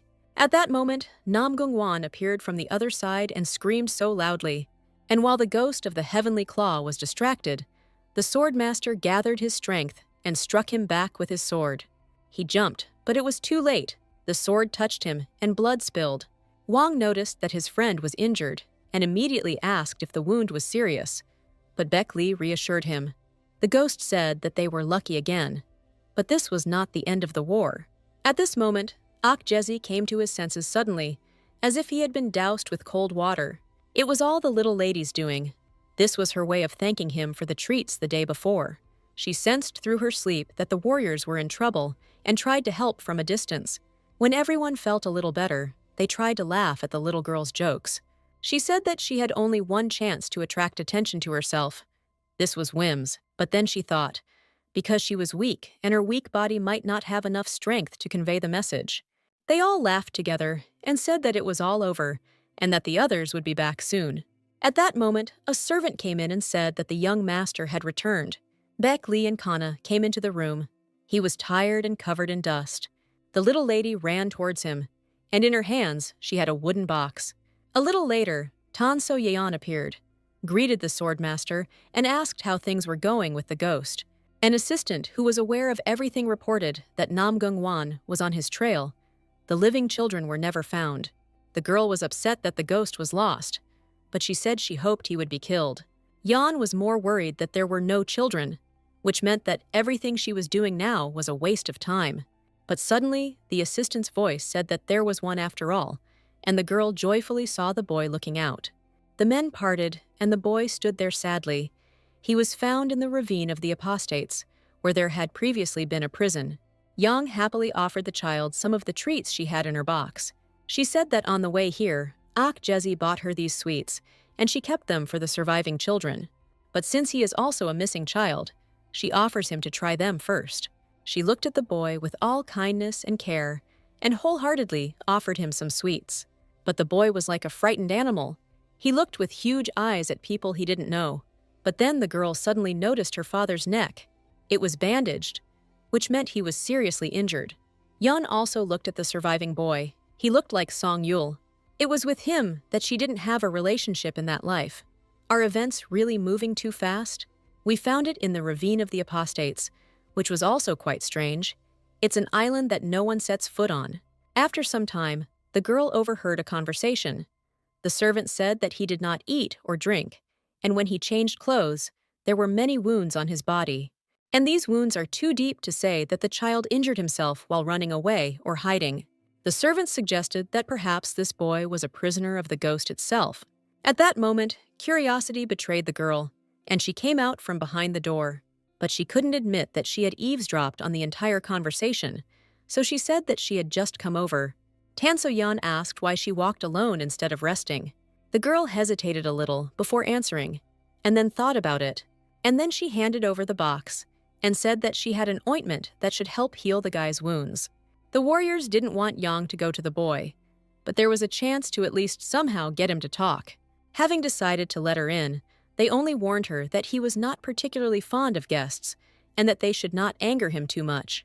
She herself agreed to go and talk, but inside, she was filled with intense fear. First, she slowly looked into the room where a boy sat alone at the table. He sat silently and looked very intently at the vase of peonies. But what happened next left the little lady in shock. At first, she was really offended by the fact that this was the same cruel Song-yul who did not spare her in her past life. And then the boy touched the flower in the vase, and it turned black, and its leaves fell off. At that moment, Yeon entered the room and was dumbfounded. Without turning his head, he immediately determined that the little lady had entered and muttered something discontentedly. The girl hurried to him with a question whether her father knew that he was a master of the demon martial art. She did not calm down and continued that she now understood why he survived and was in the ravine of the apostates. The boy replied that of course no one knew anything, otherwise they would not have brought him here. After all, that martial art drains strength and energy from living beings, which means it is dangerous. But the boy said that he did nothing and had no intention of doing anything. They found him and brought him here. Yeon looked at him and now understood why in that past life he had treated her so mercilessly. She remembers her empty eyes that day, just as she does now. But in that life, he was more mature. The two of them heard footsteps approaching in their direction. Baek Lee and Kana appeared on the threshold, also heading to visit the rescued boy. Seeing his daughter in the room, he was surprised and said that it seemed as if she didn't trust him. But then his gaze fell on a bouquet of peonies that was half black, and he realized what was going on. But calmly approaching the boy, he only asked if everything was okay with him, and if he needed anything. He stroked the little lady's head, and inside, he felt her anxiety. And then he leaned over to her and said that it was time to go and rest. They had a long journey ahead of them. But when the father brought his daughter into the room, he said that he had a plan, and this boy should help him. He would give him a chance. This idea didn't please Yeon very much, and she expressed her dissatisfaction.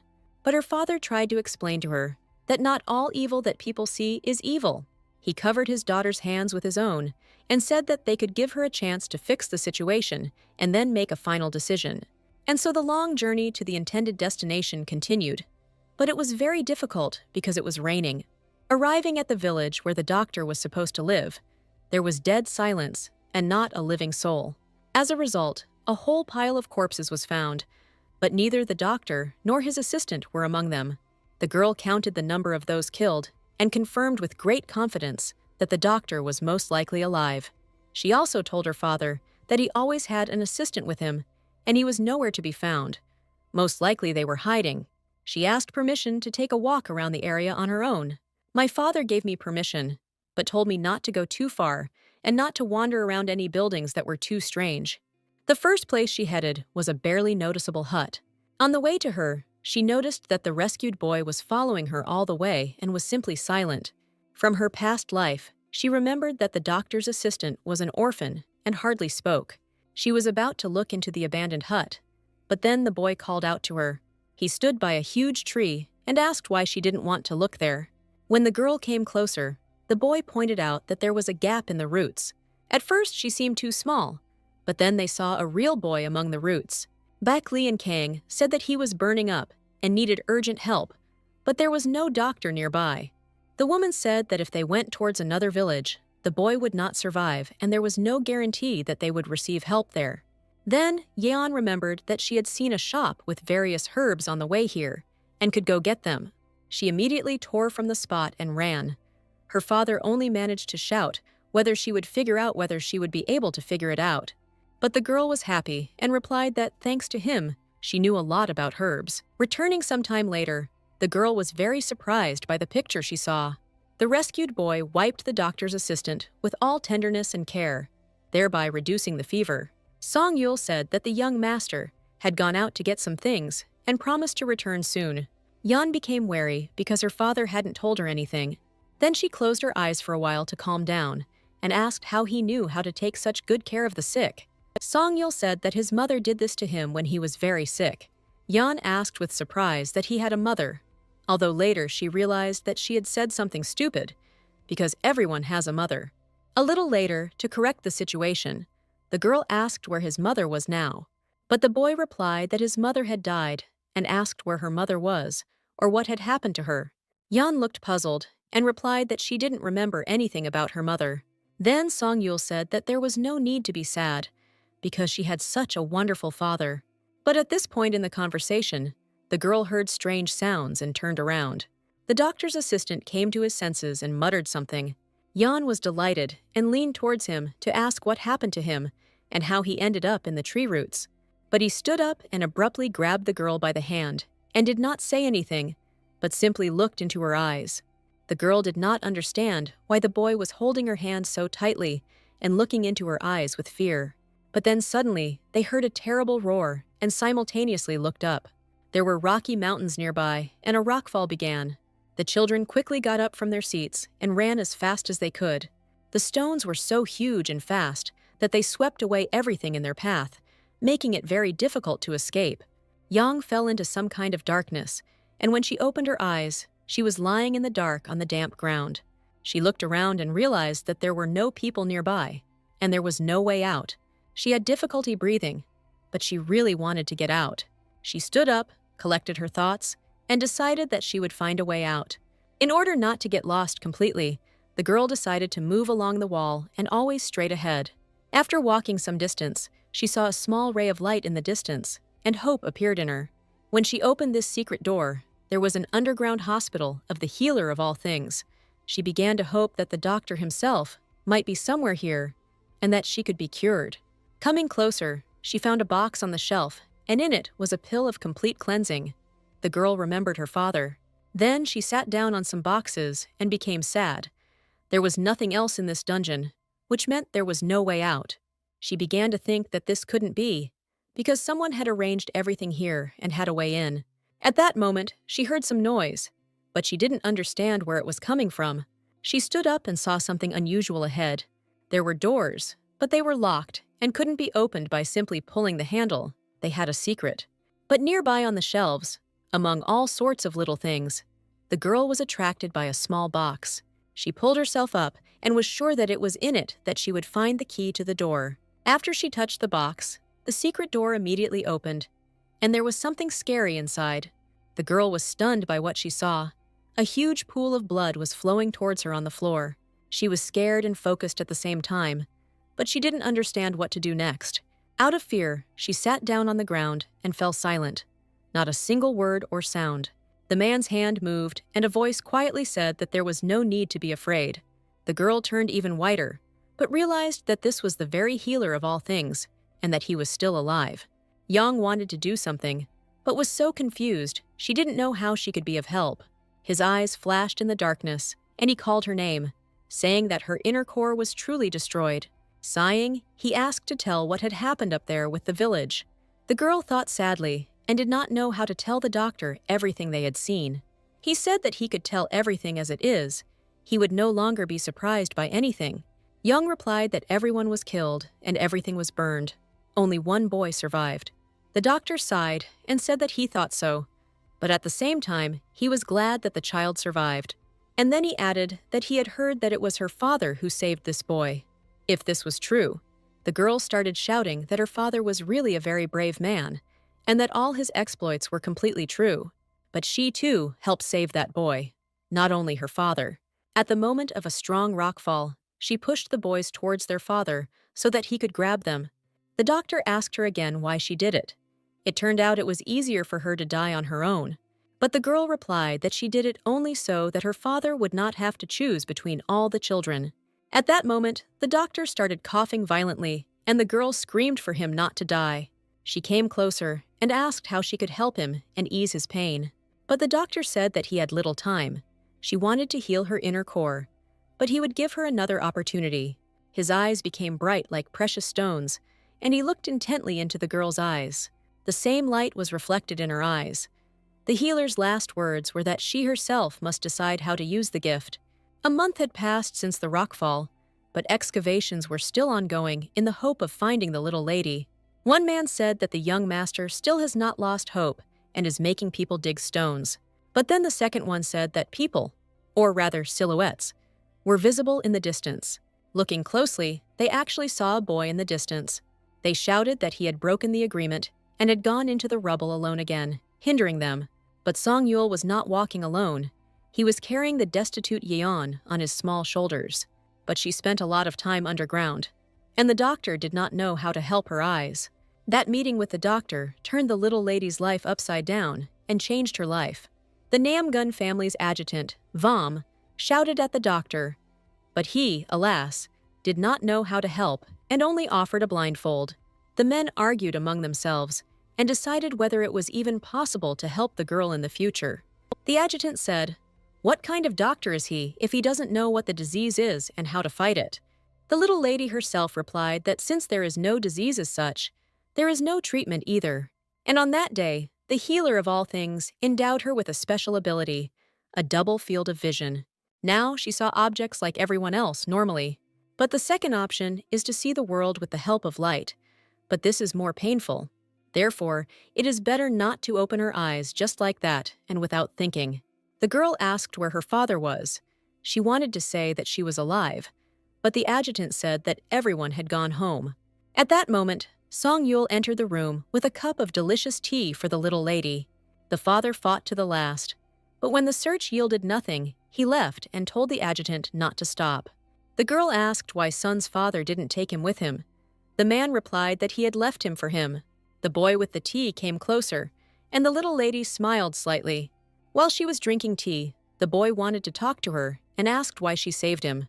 Yan remembered that day, as if she had pushed the boys by force onto her father standing in front of her, and she was being showered with stones. She calmly said that for everyone, life is a precious gift and it should be appreciated. And then she asked the question, wasn't the guy glad that he was still alive? There was a pause in the room, as if the boy had been searching for an answer to this question in his head for a long time. But when he said it, the little lady noticed that his face was stony. He replied quietly and calmly that his life was of no value. Then the girl asked him to come closer so that she could get a better look at him.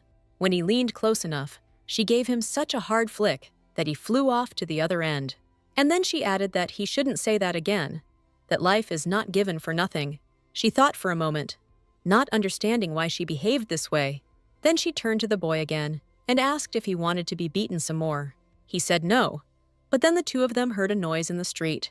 At that moment, in the courtyard, the guards refused to let Sonok, the doctor's assistant, in.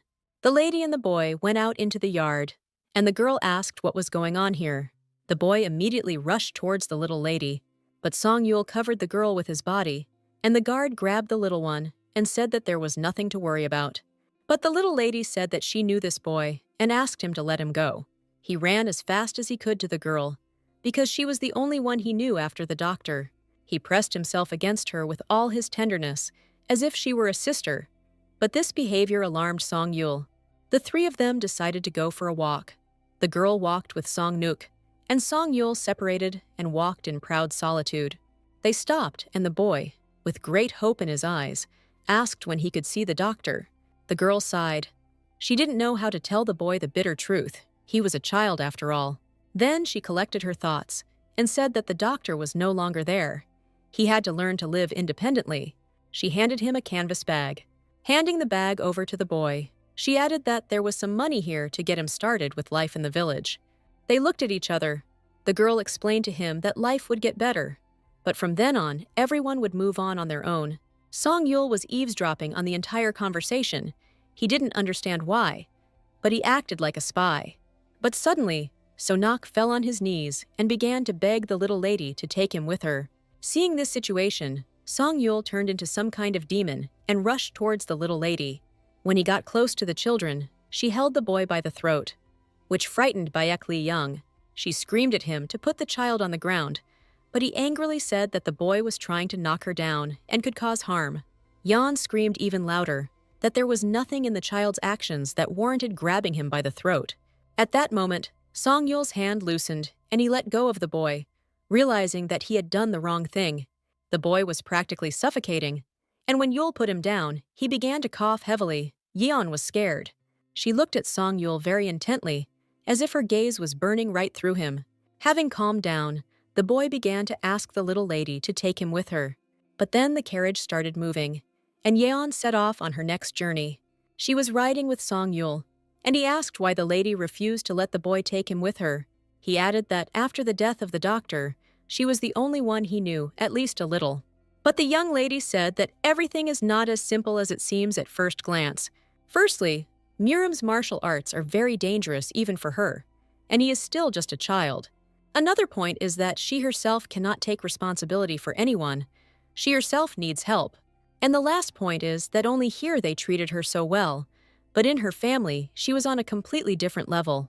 Meanwhile, the young gentleman at Beck Lee's residence was sad near the pond where he was walking with his daughter. He clearly imagined how they fed the fish, how she asked different questions, and now he was alone. When it became clear that the girl had gone missing, her half-sister asked her to intercede for her children so that they would be returned to the residence. The servants whispered that it was in vain that they were sending people to excavate the rubble in the hope of finding Yang. No one, not a single person in this house sympathized, and yet she was an obedient, calm girl. But suddenly, there was a scream, and Ondu flew in. He shouted that the Namgung family had sent a messenger, and the messenger brought news that the little lady had been found. He repeated this phrase several times, and then added that they found not just a body, but her alive and invulnerable. The young gentleman could not believe his ears, and asked again whether he had really heard correctly. Meanwhile, the carriage stopped at Uncle Wang's, and he, like a child, was happy to see Yeon alive. But then he noticed that she was blindfolded and asked if the girl could see well. But despite his rather difficult character and restraint, such a meeting brought tears to his eyes. He hugged the girl sharply and thanked her for being alive. This made Yang very happy. She understood that he believed until the very end that she would be found. And so the carriage moved on, and the little lady still had several more days of travel to her final destination. On the way, she told her uncle how she managed to get out, that she found the healer's books, which described how to escape from that secret healer's prison. And then she opened the box she was holding on her lap and said that it was a gift for her uncle. The man took the bottle. At first, he didn't understand what he was holding, but then he recognized it as the very same pure qi extract. He couldn't believe his eyes. It was a drop of this extract that increased internal energy. After turning the bottle over in his hands, he handed it back to the little lady and said that he could not accept the gift. He added, shouting, that there was no need to act like Santa Claus and hand out gifts. It was good for her to be alive and well. Nam Gung Wan was a strong-willed warrior, but inside every person there is something vulnerable. And now he was trying to hide his joy in this way, that the girl was alive, and he was happy about it. She said again that this bottle was for him, and she was holding the other one for her father. Then she laughed and said that her arms were already falling off, and he needed to help her. Finally, the carriage arrived at Nam Gun Ryu Chan's house, which was a huge residence. Nam Gung Wan himself personally accompanied the little lady on horseback for the last part of the journey. Yeon sat in the carriage, and her heart was pounding wildly with excitement, because she was about to have a very important meeting. Ryu Jong himself, the greatest warrior and head of the Namgung family, is waiting for them, and he is even more powerful than her grandfather. After all, in this life, the girl is bringing a very dangerous guest to her house, who is proficient in demonic martial arts. Song-yul didn't even know what to do. He just silently looked at the little lady. Before the carriage had even stopped, Uncle shouted that he had returned, and Yang So-uk's beautiful wife came out to greet him. But then her gaze fell on the girl, and she asked with a displeased look what she was doing in their residence. But Namgung told you that it was a girl from the Bayek Lee clan, and his wife softened. He asked where their son was and why he wasn't meeting his father, but the girl calmly replied that he was training. But then the young lady said that she also wanted to introduce her husband to another child, which surprised Yeon. She introduced the girl Seo Haryung from the Xiao Hyang swordsman sect, a very powerful clan. The girl greeted the young gentleman briskly. Yan was taken to her room, and she began to think that the events from her past life were not happening as before. The elder of the house and the wives were not there before when she was visiting their estate. She wondered what would happen next. Why was this girl here, Uncle Wang's son? There was too much new. But suddenly, her thoughts were interrupted by a noise outside the window, and she decided to see what was happening. Meanwhile, Song Yul and Seo Haryong were arguing about something. When Yeon opened the window of her room, she was surprised by this fight, because the boy never attacks without reason. Yeon calmly asked what was going on, and why Yul grabbed the girl by the hand. He said that she was spying, but the girl immediately started screaming that she was just out for a walk, and he attacked her like a wild animal and now wouldn't let her go. Yeon asked to let her go. The boy silently and obediently did so, and the girl immediately moved to a safe distance. Then, Yeon tried to start a friendly conversation, to at least somehow keep the conversation going. But the girl immediately sped up and ran away. Song Yul tried to prove to the little lady that the girl was not just wandering around there, that she was actually spying. But Yeon replied that they were guests here just like her, and they shouldn't treat them that way. Otherwise, it would end badly. Then she invited the boy to come into her room, and she would look at the wound on his leg, since the girl had defended herself well. But at that moment, their conversation was interrupted by a man who said that he would talk to the boy first. A very strange old man was walking towards them, but his appearance was no less strange than he himself, for there was so much light behind him that it was painful to look at. He walked purposefully up to the boy and looked him straight in the eyes. And then he made a few waves with his hand, and it seemed to hang inertly in the air, like a doll. Yang was scared. The old man continued waving his arms, and the guy stood motionless. The girl was ready to jump out the window. But the old man abruptly waved his arms in different directions and pointed his fingers at the boy and at Yang. In this way, he already controlled the actions of both of them. But then the lady's eyes lit up, and she realized that she could predict his movements. She jumped up and already aimed to calculate her movements to dodge. But she fell sharply and felt severe pain in her chest. She couldn't speak, but simply screamed loudly and clasped her little hands to her chest. The old man was also frightened and realized that the girl was dodging his blows. But he also used a lot of force and said that he most likely hit the fatal spot. The old man said that now she should take a breath. He will try to restore the energy back, otherwise it will be bad. But then everything that happened next was like a fog to Yan. The voices became quieter and the images became blurry. When she opened her eyes, she was no longer lying on the grass in the garden, but in bed. She tried to get up, and the old man said that since she opened her eyes, she could get up. Song Yul leaned over and gently asked how the little lady was feeling. The children looked at each other, saying that the old man was strange, but he immediately said that it would be better to say thank you for saving him. The little lady immediately smiled and thanked the old man for not letting her die in the garden. And then, with the same smile, she asked who he was. The old man frowned and said that she should guess who was in front of them. The girl asked for a hint. The old man replied that not everyone is allowed to walk around so calmly. The little lady wondered if this was really the head of the Namgung family, but this was not how she imagined him. When she voiced her assumptions, the old man proudly rubbed his beard and smiled slightly. Then the girl immediately asked the next question. Why did the chief come to them in the garden? He answered right there and then that he knew that she had pure kui extract and that he wanted to take it. But the girl asked why she should give it to the hairdresser. The man rubbed his beard and replied that at least he would not tell anyone that she had stolen all of this from the laboratory. But Yeon replied that she had received all this as a gift from the doctor, as his successor, because she was the last one to see him before his death. The doctor himself said that everything that was in the laboratory at that moment belonged to her. The man continued to say that the girl was weak anyway and would not be able to take advantage of him. He got angry, slammed his fist on the table, and said that if she didn't give it to him like that, he would take it by force. Fearing for the little lady, Song Yul covered her a little with himself. At that moment, the old man frowned and turned blacker than a thundercloud. The girl pushed the defender away and said that she would also have a condition. This made the old man even more angry, and he said that some girl had no right to play with him. But she replied that she would not give up this important extract just like that. The man stopped for a moment and caught his breath. Then he came even closer to the little lady and looked into her eyes. Seeing that the girl was not afraid of him at all, he said that he agreed to the condition. Then Yeon also paused mysteriously and said, "Since the old man is an elder, he must promise to protect Song Yul." The man said how he should protect him. The girl explained that if his mastery of deadly magic was revealed, he would not allow it to be destroyed with his word. In her past life, it was through persuasion that she persuaded her father not to kill the boy because of his knowledge. But the old man was cunning and did not really agree. He did not consider it necessary to help some stranger's child. But then the treasured box began to sparkle in the little lady's hands.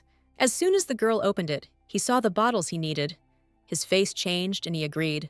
And at that moment, the girl slammed the box shut, and the old man was dumbfounded by surprise. He asked why she was playing such games with him.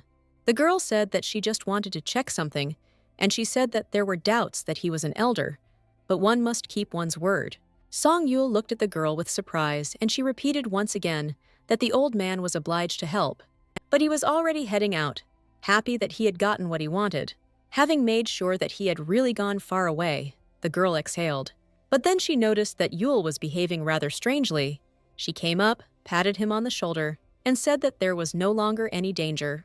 But he said sadly that she lost her oil because of him. She wanted to save him. The girl replied matter-of-factly that it was not his fault, but that she had decided so herself. For a few minutes, she thought that she was saving this extract for her father, but her secret was more important now. And then, in a businesslike manner, not too loudly, she said that she still had a bottle and her father would get his share. She smiled intriguingly and slyly, covering her face with her hands. And then Yul said that he was put to sleep at the price of the extract, and he no longer dared to say that his life was worth nothing. At that moment, the boy's eyes became huge, and he stared at one point. And then he suddenly hugged the little lady and buried his face in her shoulder, quietly saying thank you. That same evening, the girl received an invitation from Yang So-ok to share dinner with her. Yang was very impressed by the size of the residence and the beauty around it, but she was a little upset that everyone had already gathered, and she had left early on purpose so as not to be late. The girl with the servant came to the threshold and immediately apologized for being late. The man sitting at the head of the table said that there was no need. They had simply arrived early for their own conversations. He offered to take her a free seat at the table. Yang immediately greeted everyone sitting and introduced herself according to etiquette. And Uncle Van's wife introduced her son to her and said that this was their first meeting. The young lady was lost in her thoughts for a moment. She returned to that life on the day of her father's funeral. A handsome, tall, dark-haired man appeared at the threshold and said that he had been looking for her among those present, and it was Ryu Cheng. And now in front of her sat just a boy, who at first glance was no different from other children. But Yeon was a very tactful and polite girl and said hello. Ryu Chung looked at the girl very arrogantly and did not answer her. This was above him. This made the uncle very angry. But his wife, on the contrary, tried to smooth things over. The seat for the young lady was next to Wang's son, and the girl from the Sohyang sect. The girl looked at the guest joining the dinner for a very long time, but remained silent. And then she finally decided to ask if her father was the brave swordmaster Baek Lee. Yan replied with a kind smile that yes, she is Baek Lee and Kang's daughter. But the neighbor at the table didn't like all these conversations, and he tried very hard to show it. But the girls were too engrossed in their conversation and didn't pay any attention to the guy. But then Yan noticed that there was a bruise on Soha's arm, and it was left by her friend. She became nervous. Soha thought for a moment, and it was clear that she wanted to clarify something. Yan decided to get ahead of the game. She immediately apologized for Song Yul and said that he was sorry for what happened earlier. But the girl said that she herself was to blame then, and that was not at all why she asked about him. Yan smiled and realized that the danger had passed. The adults noticed that the children started talking very quickly and got along well. Seo Haryung said very loudly and happily that she was glad that Yeon agreed to share dinner with them. At this point, Uncle Wang decided to ask if everything was okay with his niece and if she had managed to rest from the journey. These questions made the boy even more angry because the attention at the table was not on him. He stood up from the table decisively and said that he needed to go to training and was leaving dinner. The mother gently asked that it wouldn't hurt to have some more food, since physical activity requires strength. Namgun Vam was very angry at this behavior. The elder said that children do not always listen to adults. At that moment, the girl also stood up and said that they could go too, and pulled Yeon along with her. They ran very quickly down the stairs, Seo Haryung hurrying to catch up with the guy. He had already moved away quite a bit, but she ran and shouted that he had waited for her. Yang no longer had any strength. They still caught up with Ryu Cheng, and he asked why they stopped him. When asked to train together, he rudely said that he didn't need it at all.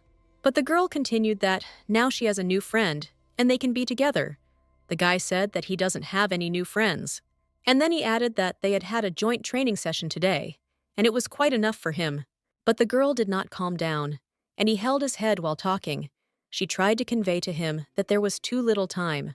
But he said that he didn't want to train with her anymore, and the girl asked him to explain why he said that. He looked at her with all his anger and said that their skill levels were very different. She was not worthy. This autumn hurt Seo Haryun, and Yeon stood with her mouth open and did not understand how he could be so rude. She remembered her father and couldn't understand how he could raise such an idiot like this guy. Seo Haryung was upset to tears by the guy's words. Young really wanted to support the girl and asked why this training with him was so important to her. She began her story by saying that it was customary for them to come to other clans and exchange experiences in art. She never lost to anyone and had no equal. Yeon admired and praised her. She said she was confident that in the future she would have no equal in fencing. But Soha said that she is second only to Namgung's son. He has experience in fighting and defeated an older opponent. And she thought that by training with him, she would learn from his experience. But he insulted her. Yeon asked to show her how fencing training goes. Her new friend said it was easy. And now they were already at the training ground. The girl deftly handled the sword. She was beautiful and graceful in her movements. But then Yeon's eyes began to emit a bright light, and she realized that the gift was reacting. She realized that she hadn't just been calculating the old man's blows in the park. Soha finished her training, and Yeon said that the girl was very great. But something was missing in her dexterity. And at the same time, Yeon wanted to test her theory about the gift.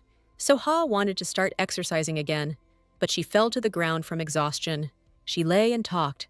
She had not been so tired for a long time, and her sword was pulling her to the ground. Yeon ran up and said that you can't lie on the damp ground for a long time. You can catch a cold. The girl shared that it was a great joy to be able to participate in the exchange of experience, and that she was very happy that she had the chance. Yang asked how long such an exchange usually takes, and the girl answered up to 3 months. But Yeon said she needed to train her shoulders to be light. And she thought to herself that in that life there had never been such a situation. How could she know what would happen next? Seo Haryun said she wants to start training right now and master the lightness. She screamed, and for a moment it seemed as if a fire was breaking out behind her, and she began to rhythmically flap her arms like wings, and Yeon was already quite tired. Before they knew it, they had reached Soha's residence and were saying goodbye until the next day. A man approached Yeon and said that he was the servant of the head of Namgung and that the elder was waiting for her. The girl was very surprised that she was being invited to tea at such a late hour. It was very exciting to stand before such a powerful elder alone. But seeing that the girl hesitated, he said that the visit could be postponed until tomorrow, but they decided not to postpone it. Arriving at the chambers, the elder joyfully greeted the young guest.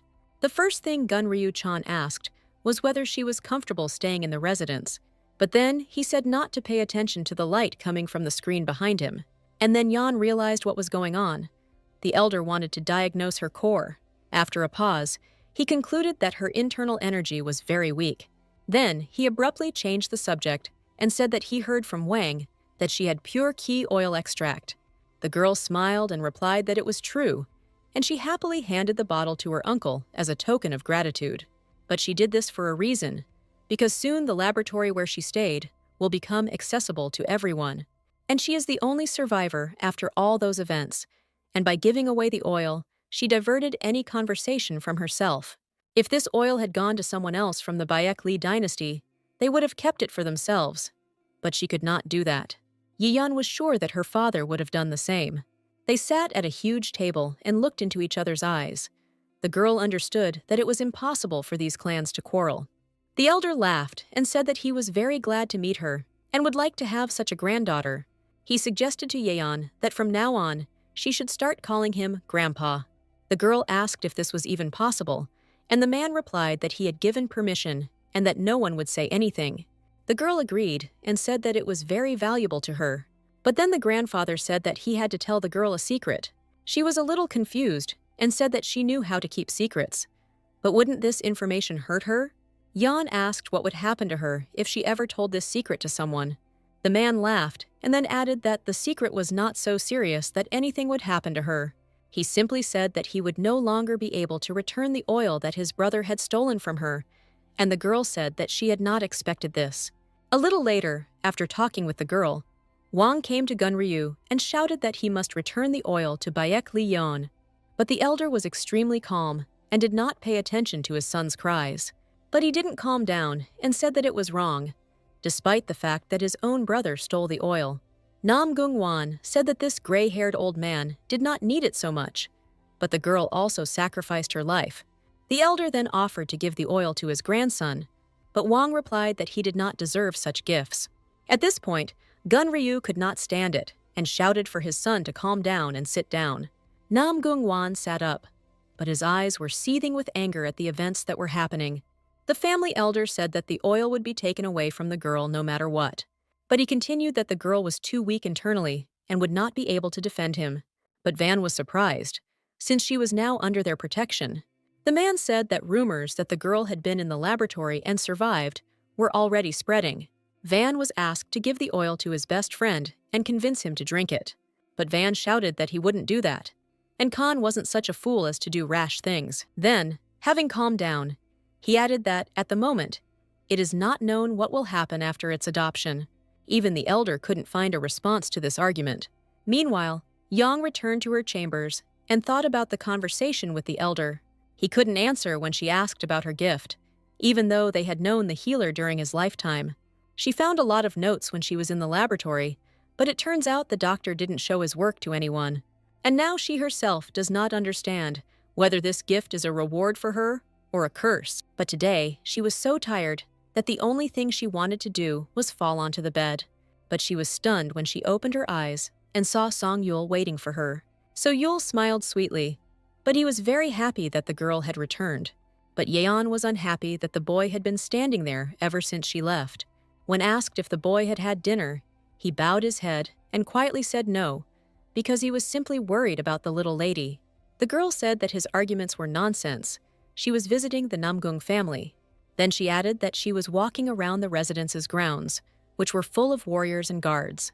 But Song Yul reminded her once again about the Emperor of Heavenly Flame, who is a relative of the head of this house. But to change the subject, Yeon pulled the guy into the kitchen so that he wouldn't go to bed hungry. The next morning, before the girl had time to open her eyes, the guy was standing by her bed. He said that the impudent girl waited a very long time for her to wake up, and said that she would wait for her at training. Yeon immediately realized that he was talking about Seo Ha-ryung, since they had agreed to meet, and he immediately handed her the decoction. The girl asked who gave the order. The boy replied that it was Nam Gung-wan. After quickly completing her morning rituals, she got dressed and went with her servant to the practice court. But suddenly, on the way, her eyes sparkled and she felt light voices. Although there was a wall ahead, she tensed up a little and realized that her gift allowed her to hear through walls. The showdown between So Ok and Ryu Ching was taking place. She remembered what she had learned in the doctor's laboratory, concentrated her thoughts, and strained her hearing. She managed to overhear the conversation between mother and son. Ryu Chung stood with his head down and couldn't say anything because his mother simply wouldn't let him get a word in edgewise. She said that he should set an example of an adult and not offend their guests, and he was obliged to train with her. And then she added menacingly that if he did not fulfill this condition, he would be locked up in a monastery. The young guy didn't like all of this. He didn't want to train with the girl and also ask for an apology, but he had to. What she heard made Yeon very happy, because she knew how important these trainings were for Ho-ryung. And at that moment, a red-haired girl jumped on her. She was very happy to meet her. She offered to take Yeon to her martial arts colleagues, and did so immediately. Yeon was amazed at how many of them there were. She didn't expect it. The second fact was that all the other students looked much older than Seo Ha-ryun herself. She lowered her head and introduced herself as befits the traditions of the Bayek Li clan. And she knew that when people heard this surname, they would always judge her and say that she was a stain on the Bayek Li dynasty. But then she heard completely different words and couldn't believe her ears. Everyone smiled warmly and said that Ryan had told a lot. The girl was so surprised that she was accepted without insults that she stood motionless for several minutes. Yan didn't even hear the joke made at her expense, to which Soha reacted quite sharply and threatened to beat her up. She realized that not all people are evil, that there are many more kind and sympathetic people. And then Soha happily informed the young lady that she would continue training with young master Ryu Cheng. She grabbed the girl by the hand and dragged her to the practice court. And she reminded the young lady that she had promised to help her with training. The boys said goodbye to Yeon and wished her to look after the mischievous girl. When they arrived at the training, Yeon was a little puzzled by what she saw. But Soha greeted them warmly. Ryu Chung was acting very strange, and not like himself today. His eyes sparkling like two gems. Soha just tried to strike when he suddenly and harshly knocked the sword out of her hands. He proudly declared that he had defeated her again. Soha bent down to pick up her wooden practice sword and said regretfully that this was her 10th defeat. Yeon strained her eyes and realized that Ryu Chong was waving his sword around today, and as soon as the girl tried to forge it, he knocked her sword out. They tried again, and the guy attacked the defenseless girl again like a hurricane. She fell to her knees again and said she didn't understand what was happening. The young gentleman told her not to pretend, or she could complain to his mother again that he was not like everyone else. But Soha said she had no idea what he was talking about, and she hadn't complained to anyone. He was angry and shouted at her to stop pretending and tell it like it was. And then he added that he always said that the girl was below his level in martial arts. But at that moment, Yeon intervened in this unpleasant conversation and said that Ryu Chong did not understand. The girl said that we need to sort things out first and then make claims. The young gentleman shouted that there was nothing to sort out. He already knew everything, and she should not interfere. Yeon turned to the standing servants and asked them to come to them. She asked which of them had recently made a promise to Mrs. Yang So okay. Shin Bin Uni immediately answered and said that the lady called her herself and asked how the young master behaved with the other children. Ryu Chong was very taken aback by this information. He was angry and confused. Yeon thanked the servants for their honesty and desire to help sort out the situation, but the guy stood there, lost in thought. Then the girl turned to the young gentleman and asked if he would like to apologize to the girl for the false accusations. He asked again what he should apologize for and why, but Yeon insisted, saying that he had repeatedly tried to belittle his rival and insult her dignity. Seo Ha-ryung looked at what was happening with wide eyes, as if she didn't understand that they were talking about her.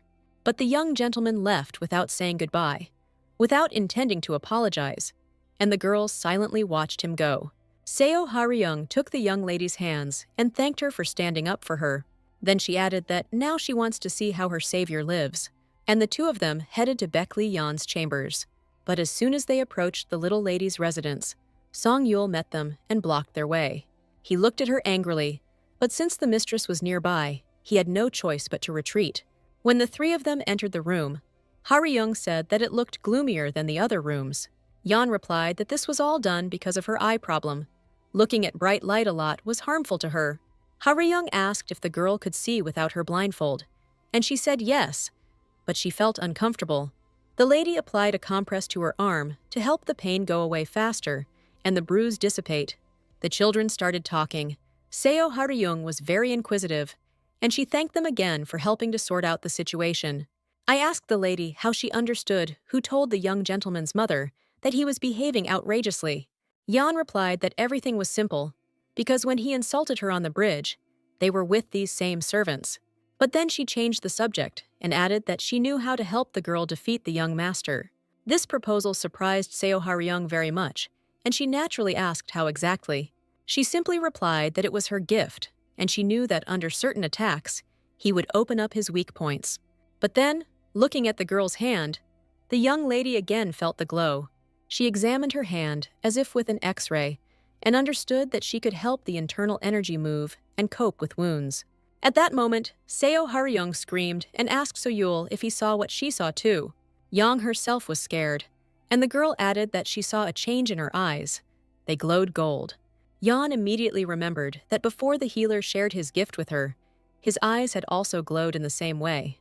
Seo Haryun asked if Songyul had seen it too, but he proudly turned away and said that he had not noticed anything unusual.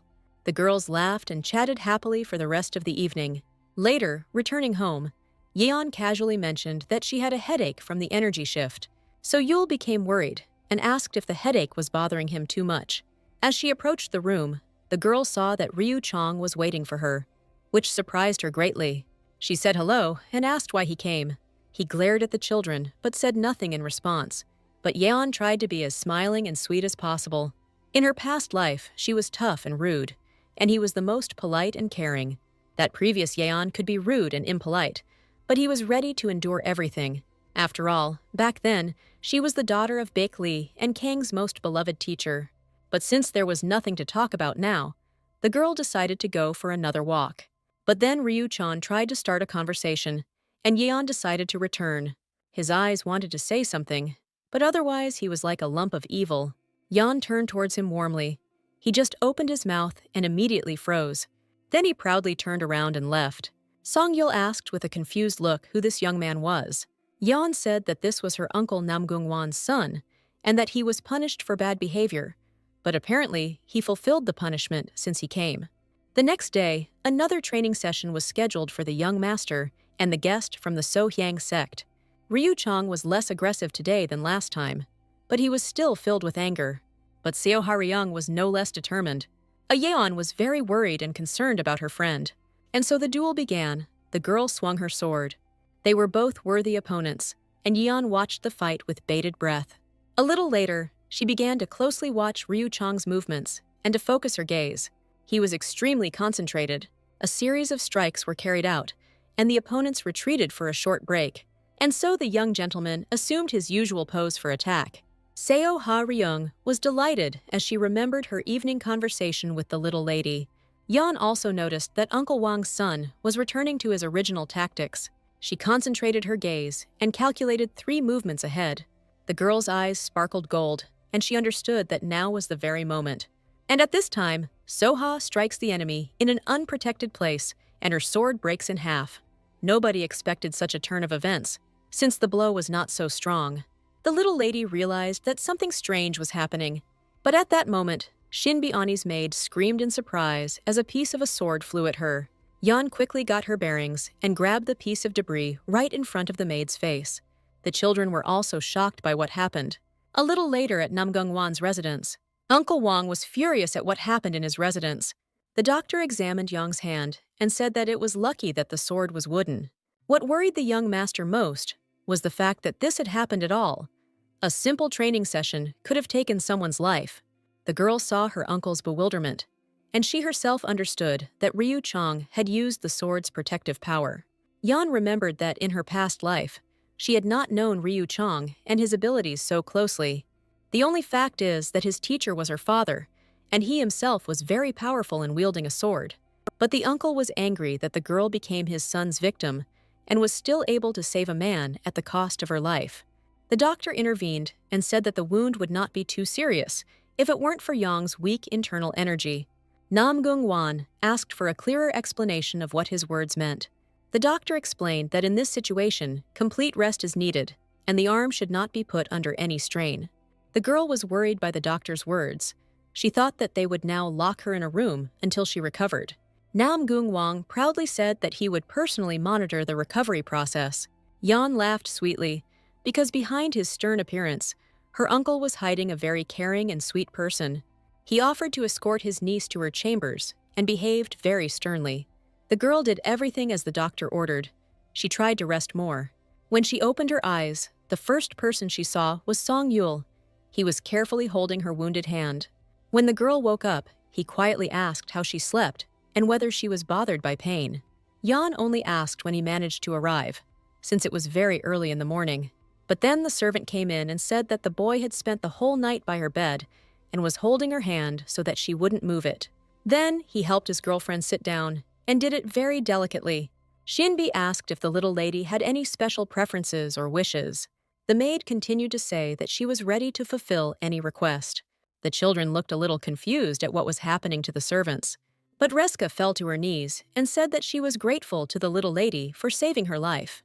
Jan didn't expect this and was excited, asking the servant to get up immediately. Song Yul brought her a tray with medicinal decoction. The girl understood that she would have to drink it, but she only asked who said so. It was Namgung Wan's order.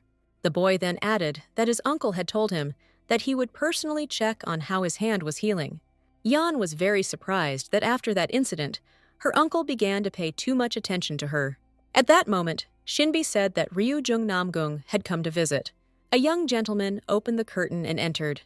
He was slightly disheveled and looked tired, but the first thing that happened was the meeting of the two boys' gazes with some kind of hatred. Song Yul turned to Yeon and asked if she might want to kick him out.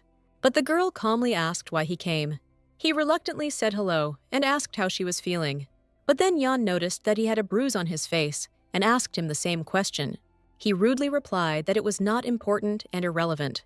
The girl politely invited him to have a cup of tea. He immediately noticed her bandaged hand. The girl's eyes stared at the guy, but she didn't say anything. She was waiting for him to speak. But the young gentleman was too proud, and it was too difficult for him to start a conversation first. They sat in silence, sighing in turn and exchanging glances. Ryu Chong was focused and a little angry at the same time, which was very funny. Yan couldn't help but laugh, as from the outside, he looked like a puffed-up hamster.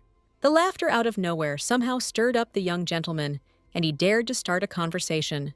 Yan immediately calmed down and began to listen calmly to what exactly brought him to her. The guy quietly offered to help her until her arm recovered. She was surprised, because just recently he simply couldn't stand her being around, and now he was offering to help. The guy screamed and said that he felt guilty and wanted to make amends. Yan calmly said that there was no need to shout, and she was very pleased that he wanted to take care of her. Such mysterious phrases from the little lady alarmed the young warrior. She continued that she held no grudge against him for what had happened. He froze and wanted to interrupt her, but he listened until she finished her thought.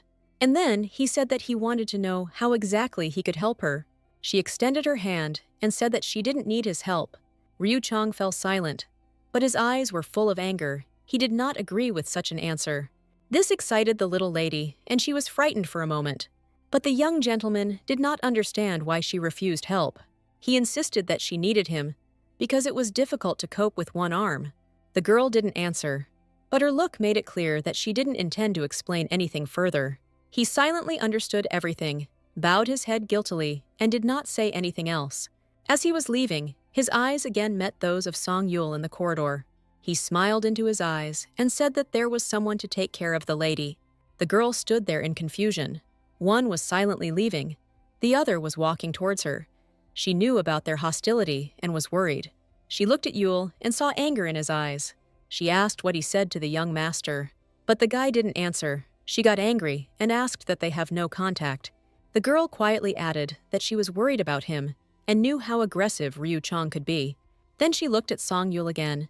She knew that he had no one here except her.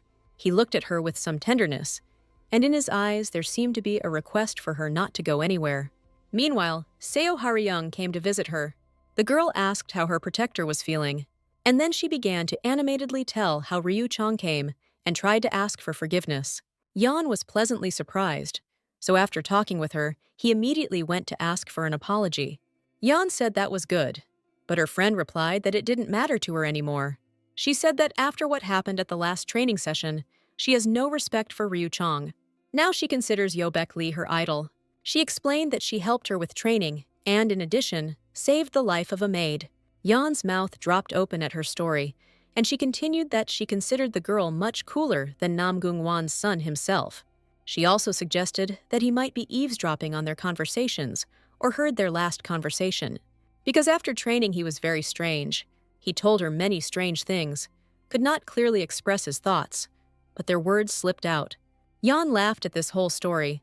Soha conveyed it all too vividly and emotionally, but she also remembered how Ryu Chong behaved.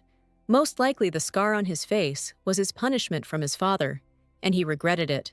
And the next day in her chambers, Yan learned that Song Yul wasn't particularly good at writing and decided to help him with it.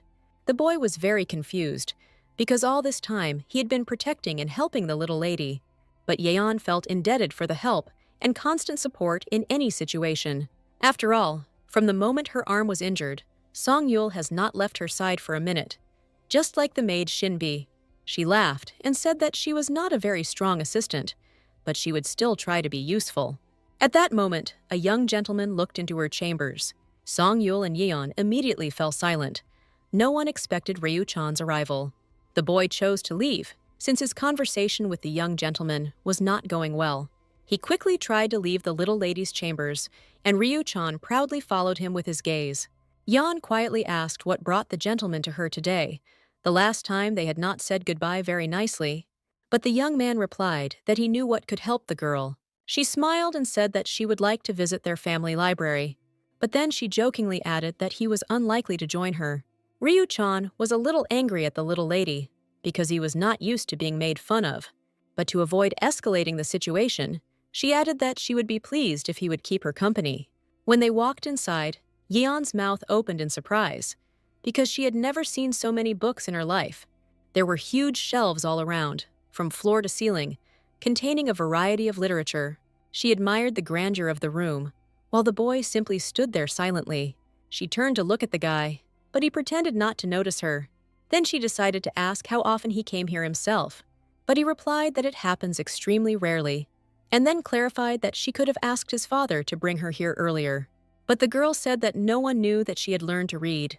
Ryu-chan was surprised that she couldn't read until recently. She looked at him with tenderness and childish affection. He was somehow dear to her, and at the same time incomprehensible and distant. Then the girl looked at him with some hope in her eyes, but he was still stern. Yeon came closer to him and said that the fact that she had learned to read should remain a secret. Ryu-chan looked at the little lady and did not understand whether she was serious or laughing at him. But then she started talking some completely absurd nonsense and made the guy even more angry. It seemed like he was about to boil over. He said he regretted offering his help and wanted to leave. But then the little lady asked him to get some books. He took out a stack and threw it on the table in front of her. Yeon thanked him and invited him to sit with her for company. After moving away a little, Ryu-chan no longer reacted so sharply to her proposals. The girl laughed and said that when he stared at one point, he looked very cute. Ryu-chong froze for a moment from such compliments. He asked when she learned to read and who helped her with this. The girl replied that it happened when she was sitting in the doctor's laboratory, but noticed that the guy wasn't particularly interested in the answer. He sat over a book, but did not read. He simply stared at one point in front of him. The girl asked him if he was really that uninterested in reading, but the boy replied that he was just lost in thought. But then he added that he was more interested in martial arts than boring literature. They had a heartfelt conversation. Ryu-chan asked why she decided to help this strange boy who was always around. He added that it is easier for him to always be alone and learn everything on his own. Yeon replied that she was grateful to Song Yul for her support, and that teaching him to write was just the least she could do for him. And then he asked how she was able to help Seo Haryun attack him during the last training session. Yeon wondered if he had somehow found out about her ability, but at that moment, their conversation was interrupted. Uncle Wong and the family's adjutant appeared at the threshold of the library. They were away and were not expected to return soon. The boy did not expect his father to appear. Then he started yelling at his son, saying that he had forbidden him to come near Yang in the near future. And why were they here anyway? Yang needs peace, and they have never been friends before. Ryu-chan was silent. The girl looked at him and didn't know what to say either. Then the uncle got even more angry and asked why no one was answering his questions. But at that moment, Yeon stood up for the guy and said that he was helping her. He himself did not expect this from the girl. The uncle asked his son if what the little lady was saying was true. Yeon shook Ryu-chan by the shoulders and asked him not to remain silent, but to confirm that she was telling the truth. He lowered his head and quietly said that it was true, but he was ashamed that the girl had stood up for him. The father was angry, but he also didn't expect that his son could do good things. Then he turned to the adjutant and asked when Yeon had last seen a doctor to have her wound examined. But the girl got angry because at that moment no one was listening to her or asking her questions. After examination, the doctor said that healing was going quite quickly, but the internal strength was too weak. He said that it is necessary to replenish vitality, but to do this, it is necessary to visit the Chang'ong Hall. Ryu-chan shouted that it was too dangerous for the girl because she was already weak. Uncle Wong was also not very happy about having to let the little girl go on serious training. He turned to his niece and asked if she was willing to try to restore her vitality. She happily said that she was ready and that this was a huge chance for her to learn something new. Ryu-chan shouted that it was unfair and cruel to Yeon. Uncle said that it was up to his niece to choose, and that whatever she decided, that would be it. The girl didn't know what to do, because in her past life, she couldn't even wish for this. Only strong warriors are worthy of such training to improve their inner abilities. Everyone fell silent, and only Yeon said that she would fight for any opportunity. Ryu-chan agreed to accompany the girl to her quarters, so that she could pack her things for the trip. Van and the adjutant stood and watched the children, hoping that everything would be fine. And then Van asked what made her return from her trip so quickly. He said he found out who had a hand in the destruction of the villages. Van waited with great anticipation to see who the adjutant would name. He said that after all the investigations, it turned out that this was the work of people from the cult of demon killers, the ZHGUE clan. It was very strange, and the men looked at each other.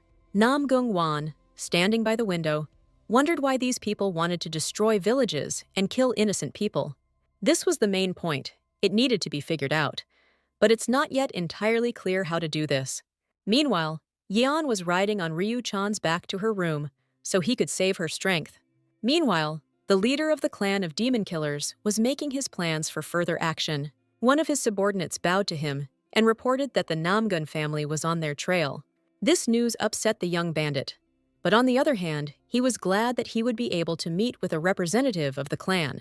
He said that there are advantages in any situation. If this happened, then changes are coming. But the men suggested taking their time and turning to their Great One for help. Meanwhile, somewhere in custody, a poor, innocent victim of the clan of murderers was sobbing. The guard guarding her silently carried out his job. He himself did not fully know what was going on here. The leader turned his gaze to the sky and said that they had only one unresolved issue left, but that this would soon be resolved. Question number 1 was this treasure girl. That's how important Yun was to them. After all, even if the essence is taken away from a representative of the Bayek Li clan, he will remain strong. But if you take away your only daughter, your strength weakens before your eyes. The Knights of Darkness unquestioningly agreed with their master. He said that it only took a little time to resolve the issue, and if the Namgung clan wanted to intervene, they would not interfere. Meanwhile, Yeon came into the room and told Song-yul that a great adventure awaited her. She said it would give her the opportunity to become stronger in spirit. The boy promised to wait for her and wished her luck, but asked her not to overdo it with her training. Since the first time we met Song-yul, he had gained a lot of weight and looked very cute. Yeon touched his cheek, and he immediately touched her hand with care and trepidation. She looked at him with some new feeling, either of love or of sisterly care. They spoke with their eyes about something of their own, something that only the two of them understood, as if no one else existed. He didn't want to let go of Yeon's hand, as if he was holding it for the last time. But then the day came when the Changun Hall awaited the girl. Uncle Van's wife was very worried that the little girl was being sent there alone. The husband and wife were arguing among themselves about what was right and what was wrong. They were practically shouting and didn't notice anyone around them. Yeon laughed and tried to object, but no one wanted to listen to her or hear her. But when the adults calmed down, the woman asked the girl several times if this was really her decision. Uncle Wong walked her to the door and told her that she could stay there as long as she wanted. Stepping over the threshold of this famous hall, the little girl suddenly discovered that it was gray and gloomy. But suddenly, her gaze was caught by a bright light, and her childish curiosity won out. She ran forward and saw a beautiful meadow and a small lake. Some people appeared to her on the other bank, she called out, but no one answered. Suddenly, her eyes sparkled gold. She thought that here on the lawn was the best place to train her internal energy as she did in the laboratory. She closed her eyes, concentrated all her thoughts, and golden energy gathered around her. Opening her eyes, she realized that the glow continued. She thought that under simpler conditions, she could maintain control, but with training, it would be even better. She remembered her father and thought about the fact that she still hadn't found the exact cause of his death. These thoughts gave her even more confidence to become stronger. She walked up to the water and wanted to wash herself, but as soon as she looked at her hands, she was pleasantly surprised. The wound was almost invisible. She was so busy with her training that she didn't even notice how quickly time flew by. She remembered Ryu Chan and his words that she was weak and would not last another day in this hall. And so she decided to go out of the hall into the street.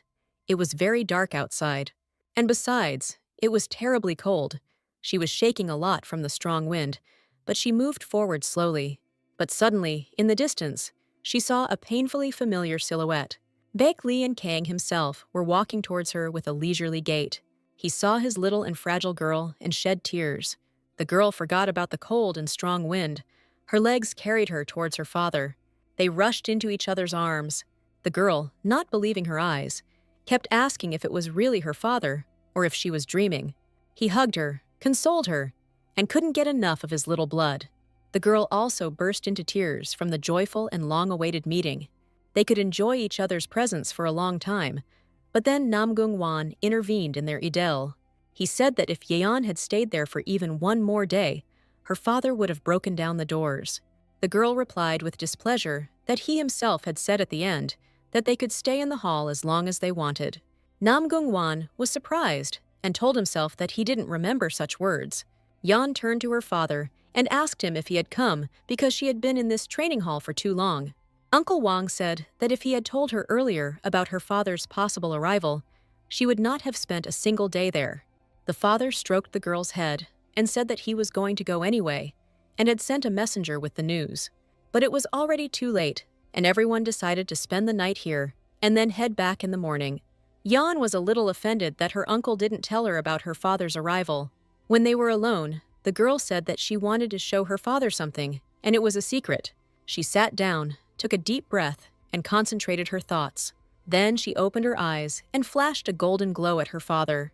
Baek Lee and Kang were delighted with their daughter's talent, and she continued to look at her father with her golden eyes, because training had given her completely different opportunities. She told her father about how the healer gave her this gift, and then she read a lot until she found a way out. Father said that she was a great girl, and most importantly, strong and brave. But the girl said she had one request. The father smiled and said that he would do whatever his little mistress asked him to do. She sat on her father's lap and said that she didn't want anyone to know yet that she had this gift. Before this, everyone considered her worthless, a black spot on the reputation of the Baek Lee clan. The father listened and did not believe that all these speeches were being made by a little 6-year-old child. She was not yet completely confident in her ability to control the gift and therefore wanted the Baek Lee clan to not know anything. Her father hugged her and told her not to worry, and then asked if she could see his energy too. She answered, of course. The energy of her father and uncle were similar, but they differed only in the light. Her father's was bluer. It was so beautiful that the girl froze at that moment.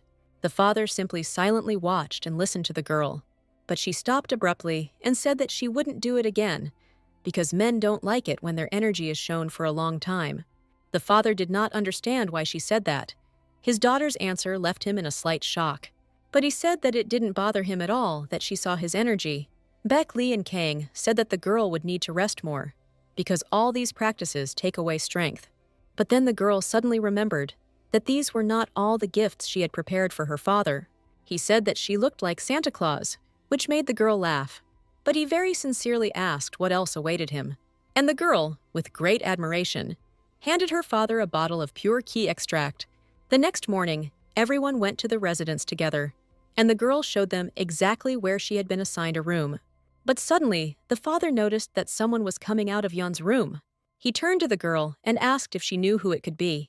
But in the shadows, only silhouettes were visible, and it was difficult to understand who it could be. Baek Lee and Kang loudly asked what was coming out of his daughter's room, and the girl directed her gaze at the shadow and received a bright, scary glow in response. She looked long and hard at the man's energy, and then she shouted that this man was the Emperor of Heavenly Flame Buhong Ma. He was unhappy that he was quickly declassified and greeted him angrily. He held Song Yul in his arms like a thief by the collar. The girl noticed this and was very scared that the whole truth about the boy was revealed. Both men stood opposite each other, and neither moved nor dared to start a dialogue. But then Baek Lee apologized for not recognizing the teacher, but did not understand what he was doing in his daughter's room. The old man was surprised that this little girl was his daughter and did not say anything right away. But then he clarified that he had already taken what he came here for and that he didn't need anything else. But the girl screamed that she had no right to wander around her room when she was not there. Beck Lee looked menacingly at the teacher. He didn't want to be hostile, but he didn't want to let his daughter be harmed either. But then the old man made a sharp movement to the side, as if trying to take up defensive positions. The boy he was holding by the collar of his clothes fell to the ground.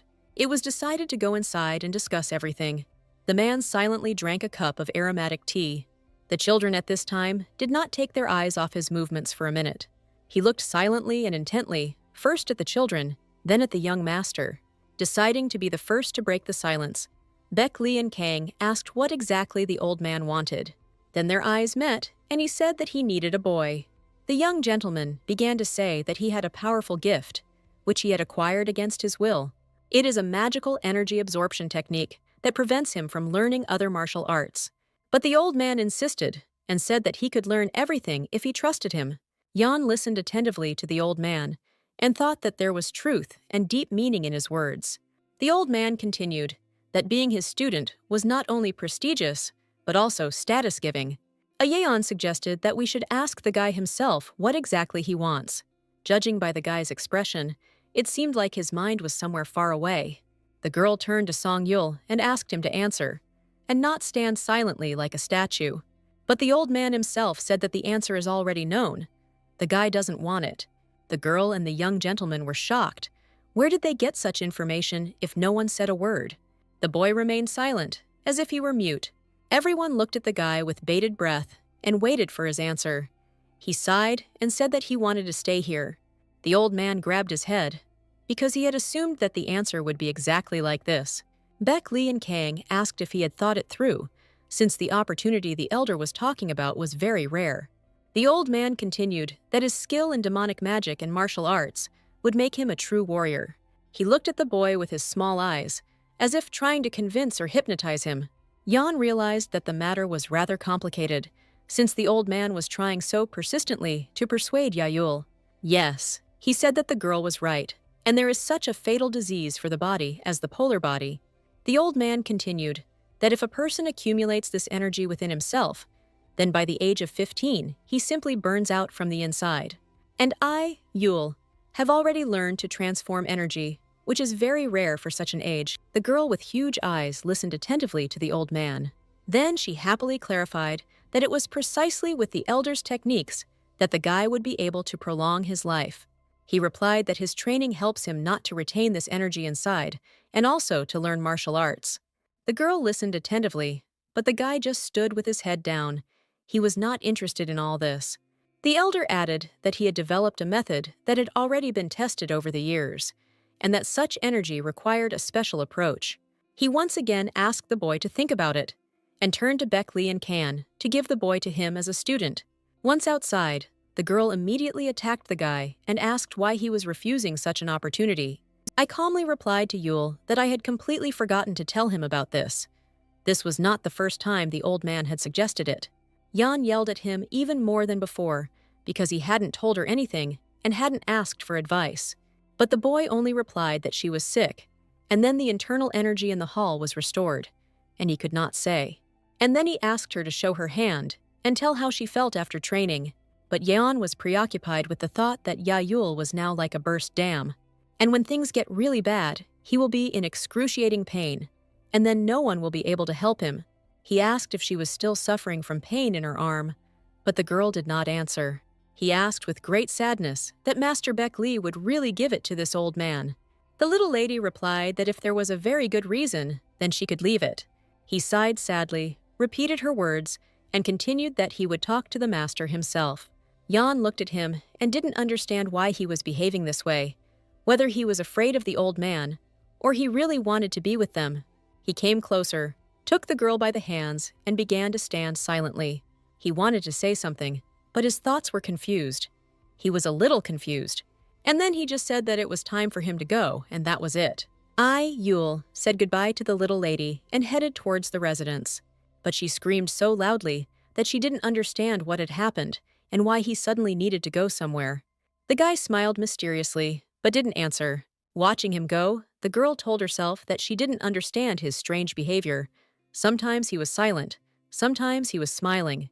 At that moment, an old man was walking towards her. She asked him not to leave after drinking tea. She approached him again, greeted him, and thanked him for staying. But the old man said that it was only out of respect for her father. She politely apologized and said she just wanted to ask a couple of questions. The old man scratched his beard and replied with a grin that he would try to answer. The first thing she was interested in was whether it was really true that Yayul could die without training before the age of 15. He replied that it was not excluded from ancient practices and scriptures, but he did not state it 100%. The girl relaxed a little and said that it wasn't quite so bad. The old man looked at the little lady and said that she was too fearless to tell him such things. They exchanged glances for a while, but the old man exuded a certain coldness and hostility. She decided to ask her second question, but she was no longer as bold as at the beginning of the conversation. The girl suggested that since the old man needed Yayul, and he wanted to stay with them, the training could be on their territory. This completely angered the old man, and he began to shout that the girl was climbing where she did not belong. But soon a great war was about to begin, and Jan understood that they needed strong warriors. Although, according to the novel, this old man had disappeared. Having cooled down a bit, he began to say that these practices cannot be carried out wherever one pleases. A special place is needed. The girl listened attentively to her grandfather. He continued that training should not be forced in the same way. It will not lead to anything good. But while she was engaged in an attentive conversation, she didn't notice how she activated her golden gaze. She immediately noticed that the old man's energy was the same as it was at their first meeting, which meant he hadn't drunk the elixir he took. The girl wanted to continue the conversation, but the old man was already starting to get tense from her chatter. He grabbed his head and said that she was not a well-mannered young lady at all. The old man wanted to give the girl a flick, but she was able to dodge it thanks to her eyesight. He grabbed her cheeks and said that even then he realized that she had a gift, but she didn't yet possess it well enough. He added that she lacks manners and understanding of where and how to use such a unique gift. He held her so tightly that it seemed she couldn't even breathe. And then he came up with a plan that if the guy doesn't want to study, but he'll see how his girlfriend studies and decide for himself. He grabbed Yeon by her clothes, dragged her into the room, and declared that Baek Lee's daughter wanted to study with him. Baek Lee and Kang were somewhat puzzled and surprised, and Yayul was completely shocked by what he heard. After some time, Master Baek Lee was holding a curious bottle in his hands. Yeon happily brought the gift to her father and said that she had been saving it until she met him, that she took care of it until she met him. But the father said that he knew all the details from Namgung Wan, but he was very grateful to his daughter for such attention. He thanked her, but said that he could not accept this gift now, and that he could not drink this elixir at the moment. The girl laughed. She didn't want to deceive her father, but really wanted to do something nice. So he took the bottle and said that he would accept it as a sign of her care. He gently ruffled her hair. He took her in his arms and said that he also had important information in connection with the fact that she would be training. They move into the Namgung family's main residence to make things comfortable for everyone. It was a huge residence with its own practice courts, and training began immediately. Old man Chungsun Yomjae practices bare-handed fighting techniques, which involve grabbing joints without a sword. Today, I tortured the girl with exactly this practice, but I was very unhappy. After another series of blows, she sat down on the ground and held her head. When I got home, I immediately applied a compress to Yul's forehead. She asked how her training with the old man was going. The boy said that they perform practices that are much simpler and injury-free, as long as they involve breathing. He looked at Yeon and decided that it was all because of him. The girl immediately raised her voice and said that this was the lesson plan, and the guy was not at all to blame. But suddenly, she went out onto the balcony and saw a familiar silhouette in the distance. Young Master Ryu Chan was approaching nearby. She came up to say hello. Today, there was supposed to be a duel between him and Yan's father. But the guy wasn't in the mood for conversation, or even a banal greeting. He seemed kind of upset. The girl asked why he hadn't come by and asked how she was doing. But he said that he shouldn't have done it. He didn't care at all. And he already knew that she had already recovered. And at this time, Namgung seemed to be burning with anger. He was watching the scene and did not like his son's behavior. The girl decided to somehow diffuse the situation, laughed, and said that they had an agreement to communicate. She understood that something was bothering him, and that was why he had become so prickly. He turned away and replied that the agreement to help was until her hand healed. But the girl didn't stop. She came closer and quietly said that she missed their communication. Ryu-chun didn't expect such words at all, but he was too proud to respond with anything like that. But Yeon remembered that in moments of confusion and worry in that life, he became very different. Now he was still a child, but his behavior was the same as then. She frowned, because she knew he wouldn't tell her anything. Just like back then, they simply exchanged glances and went their separate ways. Now Yang decided to do the same. The young master was so proud anyway, she just wished him luck in the sparring. At this time, Baek Lee Kang himself appeared on the training court and called his daughter. The girl saw her father and joyfully ran to meet him. They hugged each other very tenderly, as if they hadn't seen each other for ages, but they had only parted the other day. The man asked if everything was okay with his beloved girl. She didn't want to upset her father and replied that everything was fine. He walked towards his rival and greeted his nephew. Baek Lee Kang said that he had heard about his ability to control the power of the sword, especially at such a young age. But Ryu-chang greeted him back and said that he couldn't yet repeat his skill. The swordmaster said nothing, and the young man asked to teach him a masterclass in swordsmanship. Now, Yeon understood what was wrong with the young master's mood when she approached him first before the duel. Master Baek Lee happily agreed and said that he had a worthy opponent in front of him. Yeon wondered how this was possible. The last time he called upon the power of the sword, she received a severe injury. And now he says that he doesn't know how to repeat it and apply it further. He calculates his trajectory, he moves skillfully in attacks. But her father can withstand any blows perfectly. The boy tries again, without putting in much effort. But on another attempt, the swordmaster disarms him, and the young man loses the fight.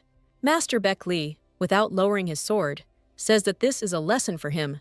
Yang watches in horror as the proud and arrogant young man loses to his mentor. The swordmaster said that the boy had grown in skill since their last meeting, and the fight was worthy. Ryu-chang thanked him for the instructions and the masterclass, but it was clear that he was not happy with himself. Then the boy's grandfather suddenly appeared and asked what was going on. Everyone present on the court was surprised, especially Uncle Wang himself. The elder approached the boy and asked him why he thought he lost the fight. The guy said hesitantly that in his opinion, the technology was most likely to blame. And then the grandfather added that it wouldn't hurt him to spar with Yoni. The girl was surprised that the elder suggested such an option, since she had not studied martial arts at all. He approached the girl and said that he knew what kind of eyes she had, and that she didn't have to win. But Nam Gung-wan intervened and said that Yeon had only recovered from her illness a couple of days ago. The elder smiled and said that he was sure the girl could handle it. Baek Lee stood there dumbfounded, while Nam Gung-wan continued to shout and scold his father. The girl herself was shocked by the proposal she received. She was at a loss, but she had no right to disobey. She looked at the angry Ryu-chan and the upset uncle. Everyone was more worried than she was. The young gentleman hoped until the very end that she would change her mind or simply become scared. But here he is, standing on the practice court, waiting. The girl picked up the wooden sword and thought to herself how long it had been since she had held it in her hands.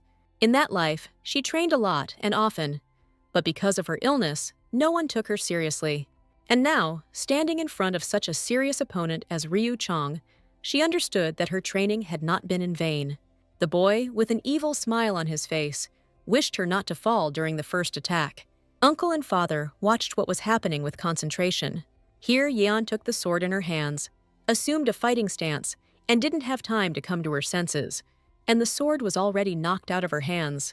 Ryu-chang stood there satisfied, as if he had defeated an opponent 3 times stronger than himself. He shouted that she didn't know how to hold a sword in her hands, that she wasn't trained in simple things, even though she was a native of the Baek Lee family. The girl was very upset to hear these words, because she had not lived in a family since birth. But the guy continued that she couldn't do anything. Everyone just pitied her. But then Grandpa Namgung came up and told her to calm down and gather her strength. He knows that she has recovered from the attacks of the Heavenly Flame Emperor and is now training. He reminded her once again that she had wonderful eyes and she could use them, but that her grandson could not resort to the power of the sword. And then Yeon collected her thoughts and her eyes sparkled gold. She clearly saw every step Ryu-chang took and the movements of his sword in front of her. Each of his subsequent attempts to attack the girl failed. She reflected his blows. Ryu Chang began to get angry and did not understand what he was doing wrong again, because in front of him was an ordinary girl. Beck Li and Wang watched in great surprise as the little girl deftly dodged the blows. She parried every blow, but tried not to look at her opponent so that he would not notice her eyes. The boy was very angry, and with each subsequent blow, his anger grew much higher. Yang was already seriously scared. She gripped the sword with all her might and leaned forward a little.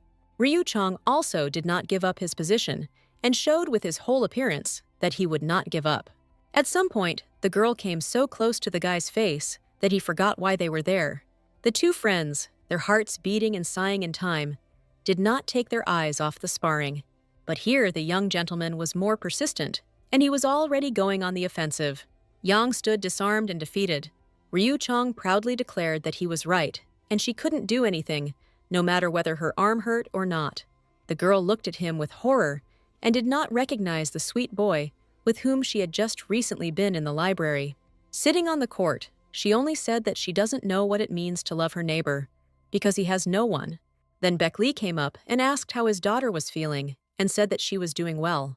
Then he turned to his nephew and also thanked him for the beautiful and fair fight. He said all the participants were very diligent and responsible. Ryu Chang quietly, barely audibly, thanked his teacher for his words. The father took the girl in his arms and told her that her defeat was very dignified, so that she would not be upset. Meanwhile, Ryu Chang was climbing the stairs, talking to himself and getting angry. He didn't understand what the girl meant when she said that he had no one to love and that not everyone was as lucky as he was. But then he thought about it and sat down on the stairs. And at that moment, his father found him and started shouting that he was sitting there, and he was looking for him everywhere. He invited him to talk quite seriously, and so they sat down together at a huge table. The guy was still angry and not particularly in the mood for conversation. Nam Gung Wam took a sip of aromatic tea, and his anger seemed to evaporate somewhere. Ryu Chang said that if there were no more questions for him, then he would probably leave. But the father said that there would be a conversation and asked why he had so thoughtlessly insulted Yang. He said that the girl had not lived with the Namgung family since birth. She had only been there for a year. Ryu Chang was very surprised by his father's stories and only asked why this happened. The father continued that the girl had to endure a lot. Her inner core was destroyed, and he was behaving so rudely. Ryu Chang couldn't answer. He just listened. Then the father cried out and asked where he got such ignorant manners in communicating with guests. The boy could not say anything, but only for a moment immersed himself in thought and remembered their conversation. He returned to the moment when they were talking in the library, and they were having a good time. For a moment there was a pause in the room as father and son looked at each other. Then the boy said that he didn't mean to offend. He was just angry and didn't keep his word. The guy said that he would no longer speak so dismissively to Yeon. The father himself was surprised that his son drew conclusions so quickly and made the right decision. After the fight with Ryu Chan, Yeon fell ill, and her body's weakness led to a fever. This news, of course, reached the young gentleman himself, and he felt guilty. As always, I didn't leave her side for a second. He gave her compresses, did not leave the bed, and waited for her to come to her senses. After some time, the girl decided to meet with the Emperor of Heavenly Flame. He didn't want to accept her, because he thought she hadn't recovered enough, but she insisted. He said he had come up with a plan to get her boyfriend more involved in training, and said he would show her now. He began to hold his hand over the mug, and a bright energy began to form around the vessel. The little lady watched with her mouth open. To her it looked like a magic show. The tea poured into the mug began to spin, as if enchanted. The cup itself was spinning in all directions. The girl frantically poured tea for herself, afraid that the same thing would happen to her cup. Then the storm in the glass calmed down, but the liquid did not flow out of the glass, although cracks were visible. Jan asked what would happen next, and how all this would help persuade Yayulia. The man took aim at the mug, getting ready to strike, so to speak. One touch, and the dishes shatter into pieces, and the tea spills across the table. Jan looks at all this with confusion, and doesn't know what to do.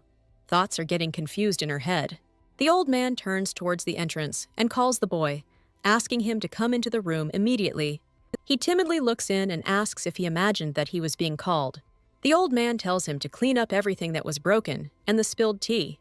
He approaches the table where the girl is sitting, but she immediately tells him that there is no need to look at her and that he should do what he is told. The old man notices the girl's insolence and tries to tell her that she is too cheerful where she shouldn't be. But at the same time, he says that she lacks physical stamina and manners, although he is not particularly involved in her upbringing. He would have liked to get closer to Yeon, but Yayul blocked his way, covering the girl with his body. The man got really angry and said that these two didn't even understand who they were dealing with. He shouted that the children had become completely insolent and did not understand good treatment.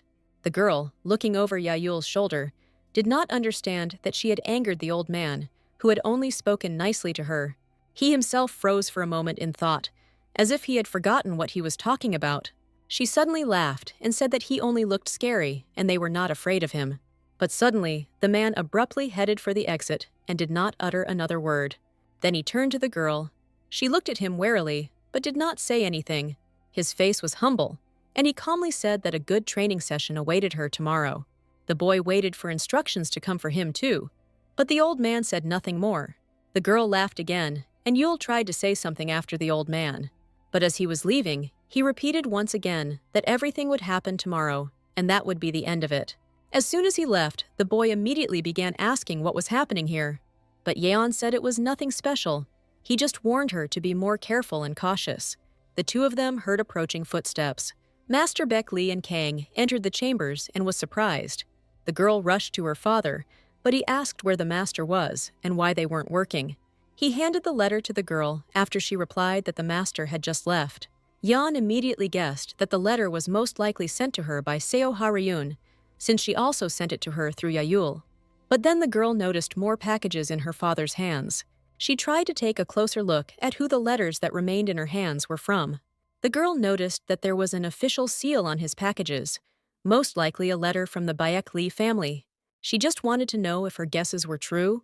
But at that moment, a familiar voice sounded in the chambers, and Ha-ryun appeared on the threshold.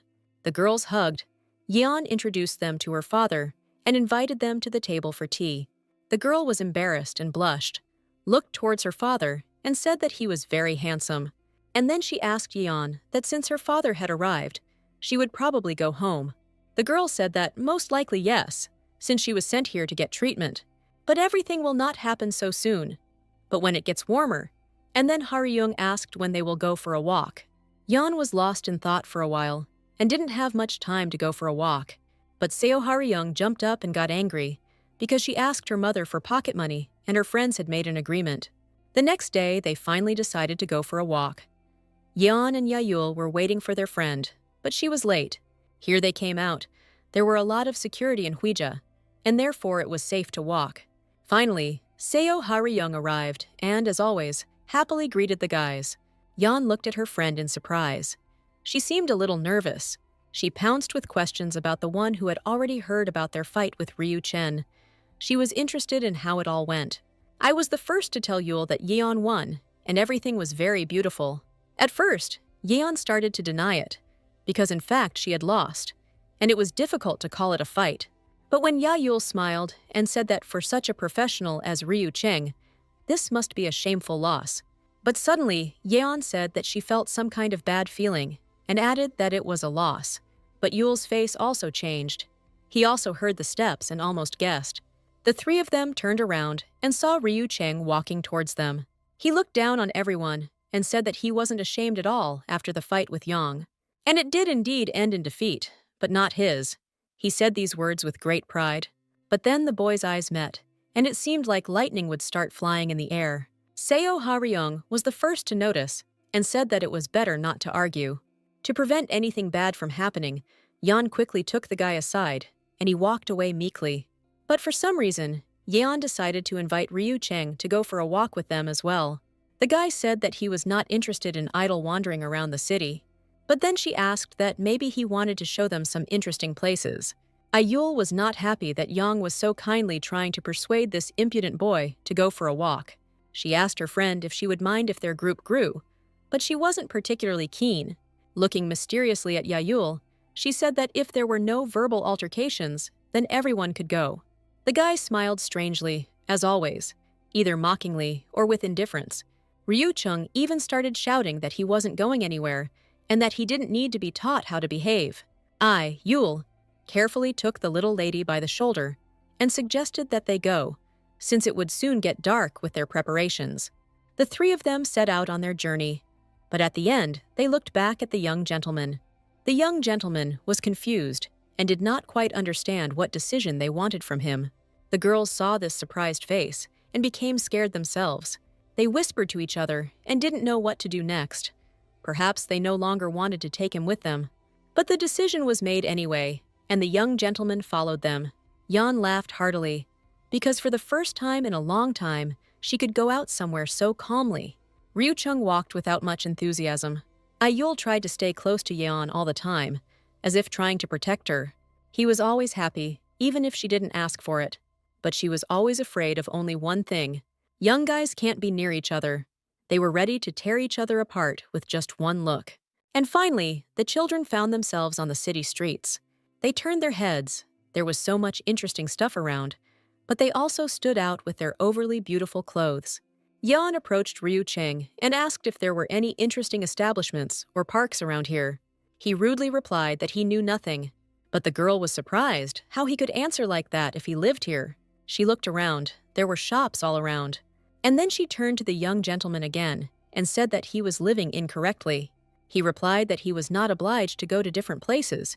He was more interested in training.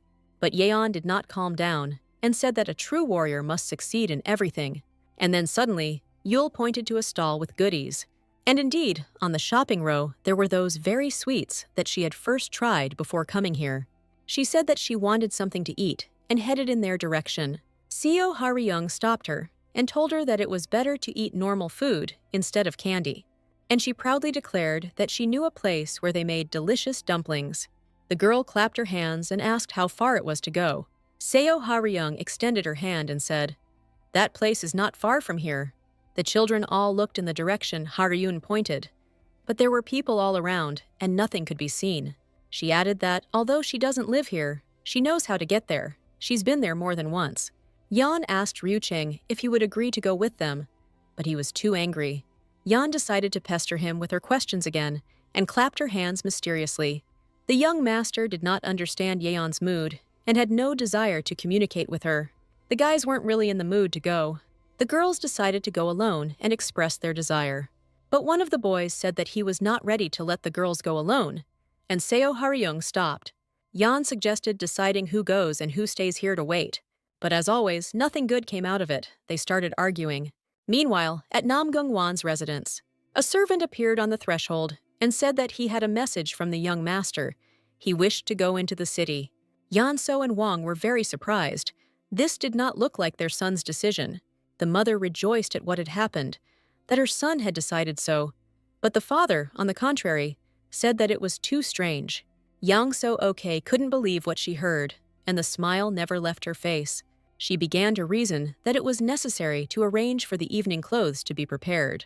The woman went away to carry out her plan, but the servant said that the boy had already left. Nam Gung-wan was angry that he left before they found out about it.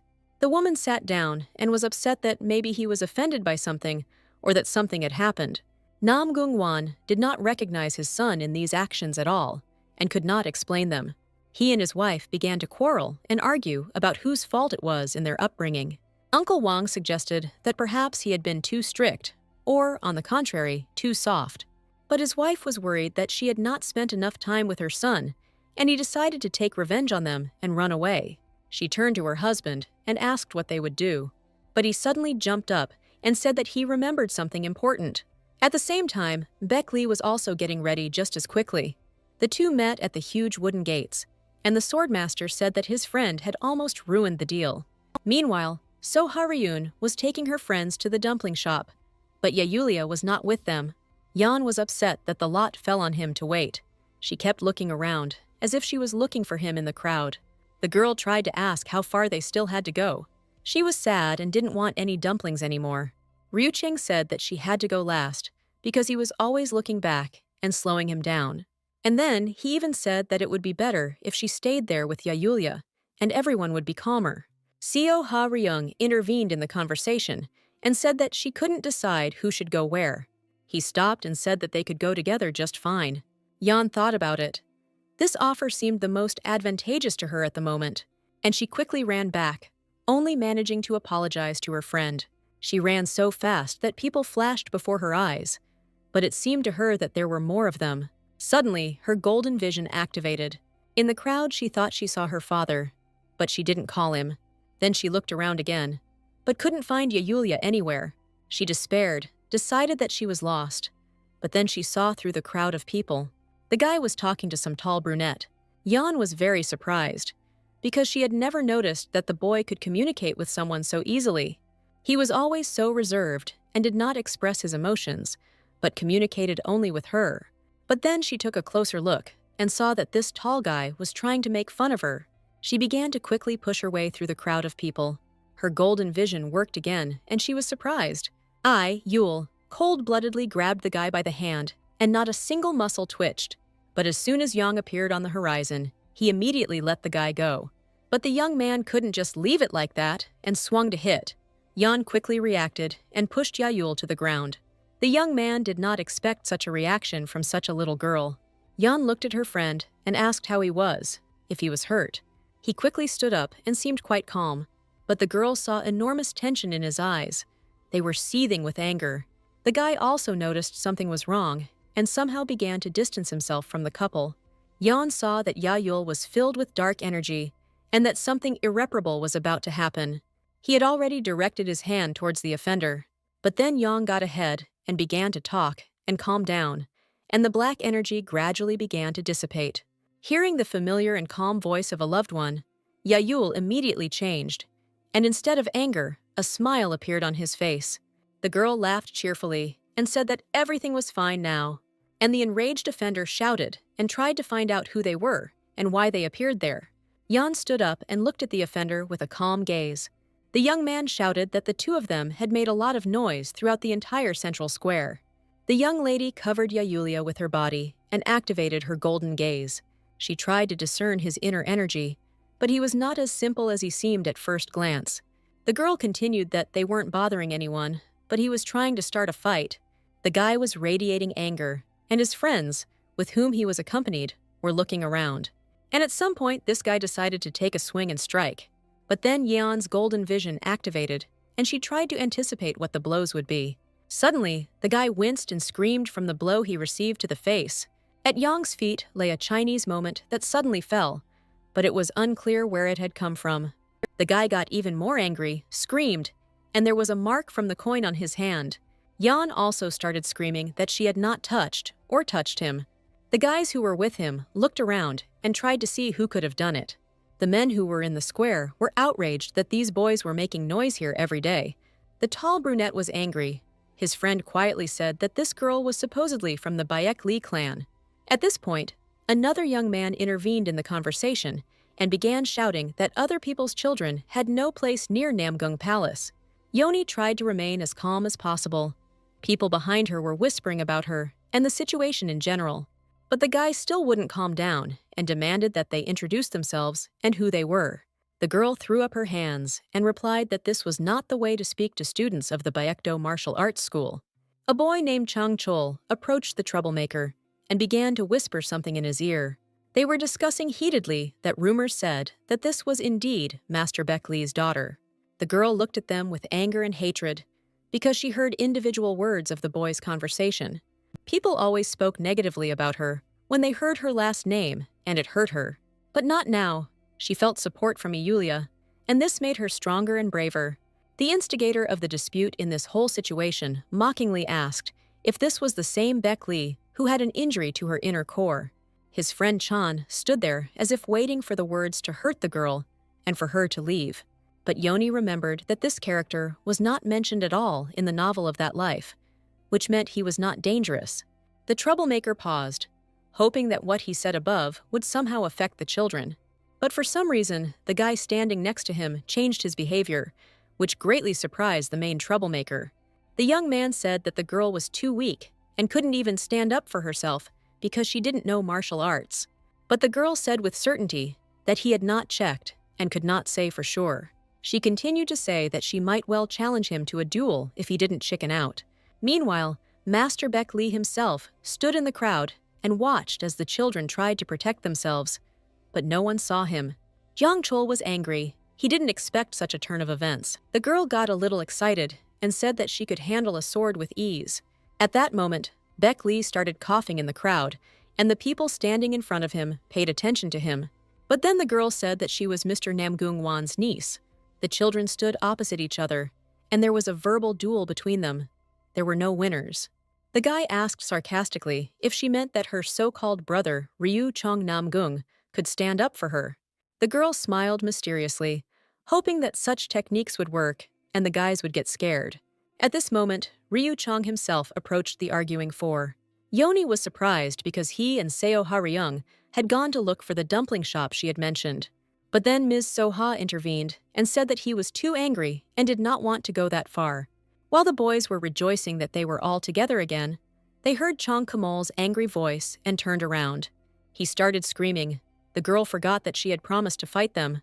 She spread her hands regretfully and said that today, in particular, she forgot to take her sword on the walk. She crossed her arms over her chest and added casually that there was no one to ask here. So Ha intervened in this verbal duel and tried to tell the boys to go back where they came from. But then one of the guys offered his sword to see the skill of the young braggart. He waved his sword and shouted that today he would be able to defeat the cripple. Ryu Chong didn't like this at all, and his eyes turned a bright blue color. He was ready to protect Yoni. The guy jumped up and aimed straight at the boy. He was gripping the sword with all his strength with both hands. He was literally glowing with some kind of demonic energy, and it was aimed straight at the young master. But he, in turn, was in no hurry to dodge, as if he was waiting for something, holding his breath. And then at some point, he simply dodged the flow of energy. Yoni activated her golden vision and was shocked by what she saw. Ryu Chong dodged each subsequent blow very smoothly and slowly. With these movements, he was very similar to Master Beck Lee and Kong. And then he concentrated, collected his thoughts, and was about to deliver his blow. His stream of energy blew away the offender with such force that he flew away along with his sword. The people were shocked. Ryu Chong picked up the sword, and the young man sat on the ground in front of the boy. The young gentleman asked if he wanted any more proof, but the boys who were with him immediately began to panic and look around to see where to run. They scattered, but Yan noticed this and began shouting after them that she would catch up now. She caught up with Yung Chul and started kicking him for his hurtful words. When the boys finally managed to escape, Yan continued to shout after them for a long time, saying that they would regret what they had done. But then she noticed that Seo Ha-ryung was crying and asked what had upset her so much. The girl replied that these were tears of joy from the fact that she was able to see someone else's shame and not her own. Yan was very surprised why she was saying that, but apparently she had her own reasons. Yoni knew that a bright future awaited the girl soon. But So-hei said that she had seen these boys before, when her mother took her with her to events, and they always behave like this. She continued that this Chan is very clingy and impudent. He has a bad upbringing, or he is just stupid. And Ryu Chan stood proudly to the side, listening to the girl's chatter. Yan turned to him and said a huge thank you for standing up for her and saving her from the impudent boys. It was clear from his expression that the girl's words touched him, and he was very pleased about it. But his reaction greatly surprised the young lady. As always, he turned away proudly and said nothing in response to her words. And then, on the contrary, he added that it was her fault that something happened. Yan didn't understand what her fault was, but the guy stubbornly tried to prove to her that it was her words that led to this situation. But then the dumpling seller called out to them, said that he had seen everything and saved a place for them. The children were very happy about this turn of events. Everyone was very hungry. But then Yeon decided to take a little break and mysteriously went in the other direction. I handed her the coin, and she was immediately happy that she found what she wanted. After that, she said that we needed to order one more portion of dumplings and ran away.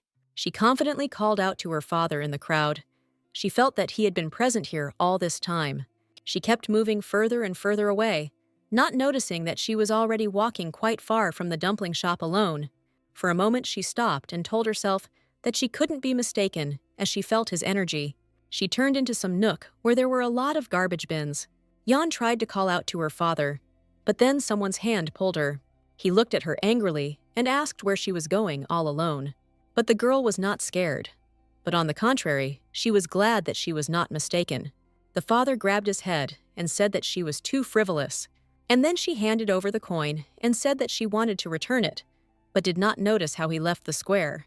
But Beckley and Kana said that he didn't throw any coin and didn't know what it was. At that moment, Namgung Wan appeared and said that it was his doing. He was tired of listening to impudent boys insulting him for no reason and behaving too insolently. At first, this answer upset the girl a little, but then she realized that her uncle and father were there all the time and knew what was happening in the square. The men did not want to admit that they had been watching the children all this time and simply remained proudly silent. But suddenly, Namgung Wan shouted sharply that she had also behaved incorrectly and should have been more careful. Beck Li and Kang thought differently and expressed their opinion that in this situation, Wang was wrong. The girl silently bowed her head and said that she agreed that she had been harsh in her words, but nothing more. And then she added that she would like to eat dumplings with her uncle and father, where everyone was already waiting for her. The men looked at each other. They understood that the other children would not be quite ready for this, but Yoni tearfully asked to go with her, since she had already asked for an extra portion of dumplings. The men nevertheless agreed to the proposal, and were already wolfing down the dumplings in the cafe. And then everyone said goodbye together, and the children went off to walk further. Arriving home, Yeon was met by a maid, who said that her father had left the residence for the second time. The girl thought that her father's behavior was somehow secretive, but her thoughts were interrupted. Yayul entered the room and immediately fell to his knees with words of forgiveness. The girl was slightly shocked by this behavior, but asked why he was asking for forgiveness. He was always rather strange and uncommunicative, but now he came himself and even apologized. I explained to Yule that he was apologizing for that situation in the square. He could have killed an innocent person. Yan didn't quite understand what she had done to make the guy apologize to her. She was at a loss. He continued that he realized that he could have caused great damage because of his anger. The girl remained silent, and he said that it was his fault that he had put her in danger because she had stopped him.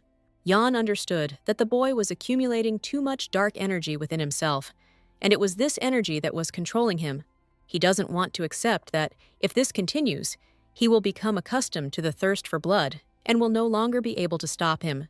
She looked at him with some regret, but at the same time, she mentally really wanted to help. The thought that had arisen in her head really wanted to break out, but she didn't know whether she should voice it. But the boy's look, and knowing his character, it was necessary to think about how to do it delicately. She understood perfectly well that the best solution was to go and study with the Emperor of Heavenly Light. The guy continued to sit on his knees, and the girl silently looked at him. But suddenly, her eyes flashed, and she pressed her lips together as if in anger. But then I remembered myself before recent moments, and understood that sometimes decisions are very difficult. She remembered the moment when she could not help the wounded bird, because she herself was weak. I, Yule, was now that wounded bird, but only she knew how to help him. She leaned towards him and told him with concern that she held no grudge against him for what had happened, but she advised me to think about going to the old man for training and becoming stronger. She ruffled his hair in a friendly way and said that he could do anything and even more than he thought. She laughed and said that he was very brave and kind, in fact. Then she calmed down a little and in a slightly serious voice told him to think about training. I looked at Yule puzzledly, but he didn't have the courage to answer right now. But inside he agreed.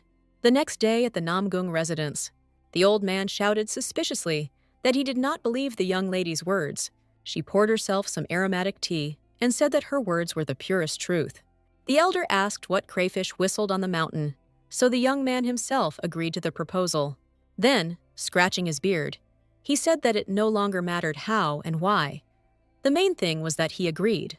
The girl was surprised that the old man was too cold-blooded and not particularly happy. He said that everything was clear to him and that he would probably just go about his business. The young lady shouted that he couldn't leave like that he needed to call Yulia and agree on everything. Yoni decided to go out into the yard, but to her regret, there was not a single living soul on the street. But then suddenly she met a servant, and he said that she needed to go after him. She was surprised when he asked her where to go, but he didn't answer and only asked her to follow him. The girl walked obediently, but at the same time looked around carefully. After walking some more distance, she noticed that her father was waiting for her. Joyfully, she ran towards him as fast as she could. She ran so fast that she almost knocked her father down, which surprised him greatly. As always, she clung to her father and hugged him tightly with her small arms. But then she turned around, and Uncle Van and his father were walking towards her. They were quite serious. The girl said hello, and they reciprocated. Then the elder asked how they had walked with the children in the square. The girl answered very happily that the walk was very exciting.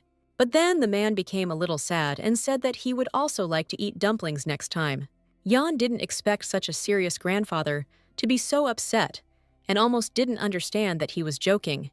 But then the elder changed the subject and told her to look around and think about what it was. There were many different books around, but the little lady sniffed. The grandfather asked what this smell reminded her of. The girl quietly said that it smelled like medicine. She thought for a moment, her eyes widening. She looked around again and said hesitantly that it looked like things from a secret laboratory. Namgung-wan said that this is indeed the case. This is the maximum that was brought to the surface. In addition to books and other literature, there are also herbs and infusions that require certain storage rules. There were indeed too many boxes and simply bound books. The room resembled a warehouse. Uncle Van said that they had to make more than one trip underground to remove all of this.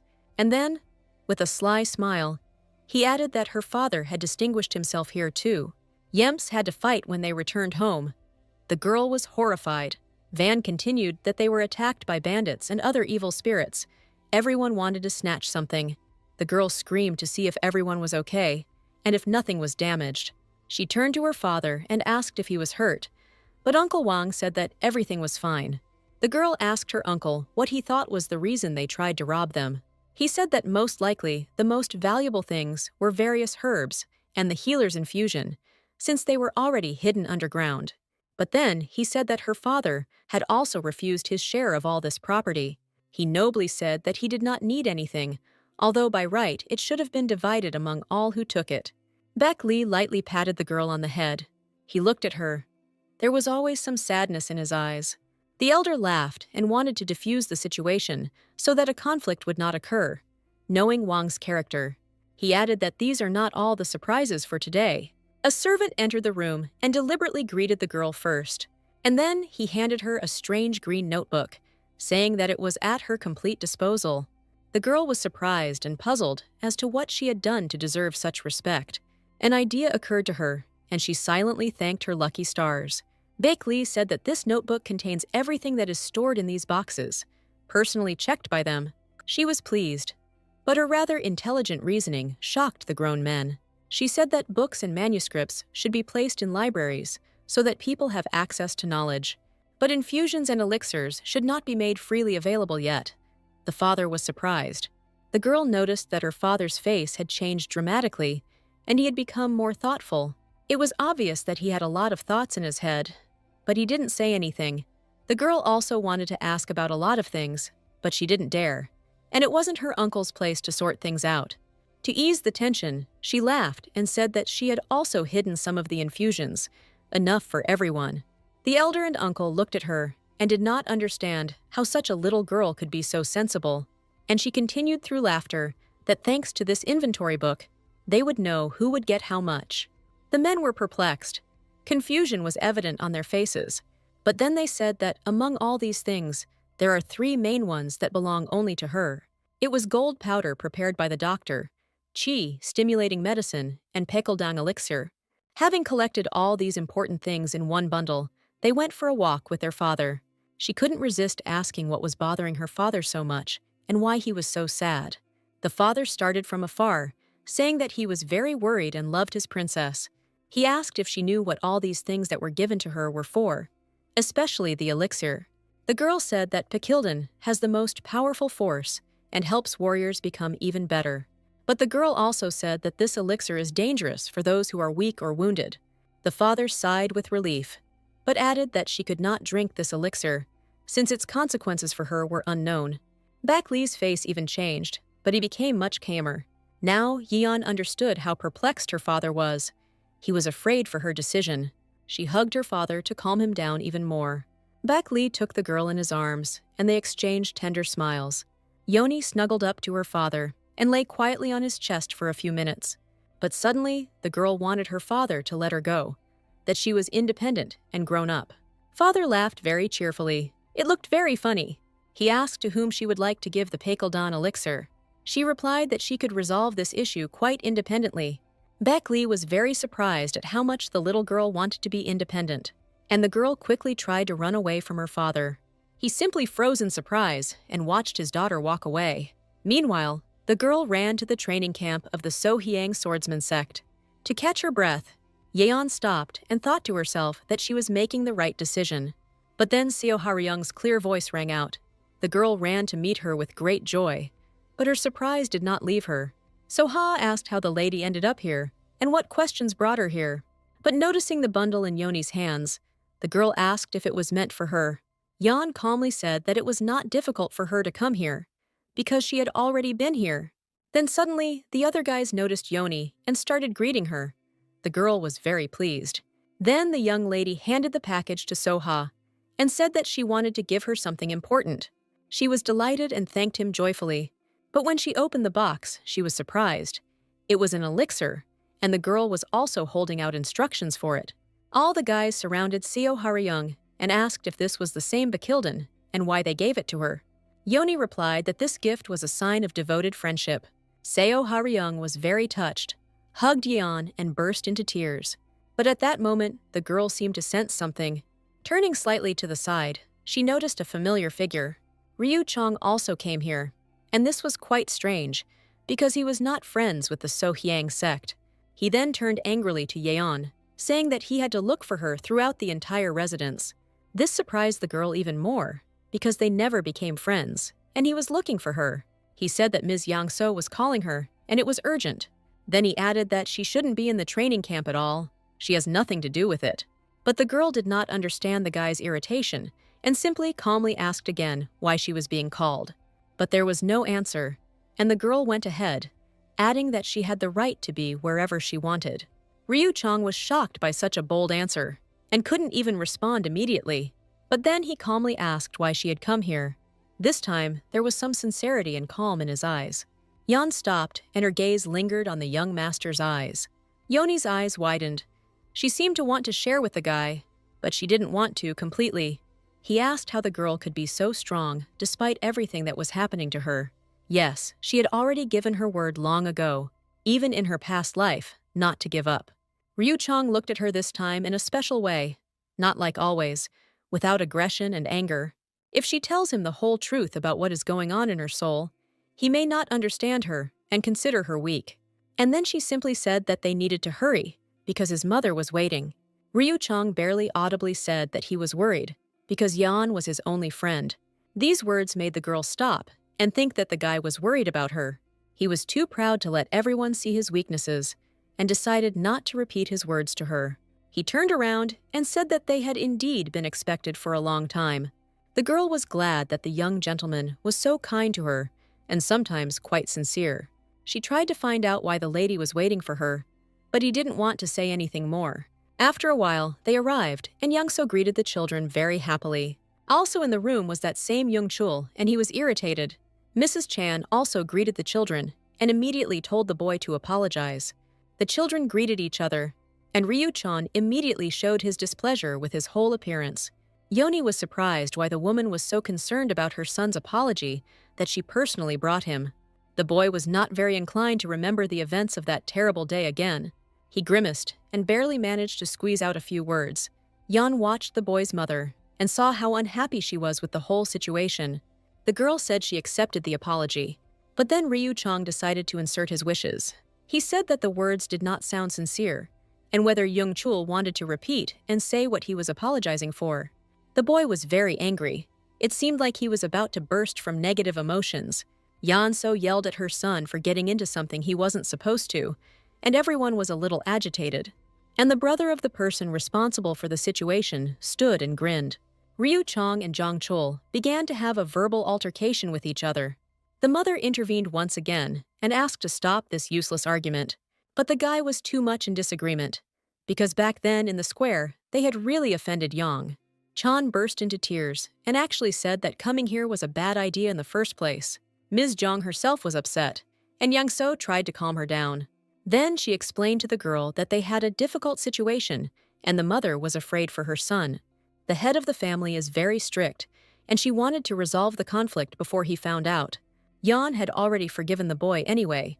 She didn't hold on to anger for long, but when she went outside, she became thoughtful. She strained all her strength and listened to the conversation nearby. The conversation was between Ryu Chun and Chung Wi-eun's brother. They were arguing, as it seemed. But a little later, it turned out that the boy was asking for his brother. Knowing Ryu Chang's character, he could have flared up, but he listened and did not say anything in particular. And Yoni was reminiscent of her brother Baek Lee Myung, who seemed to try to help his twin brothers.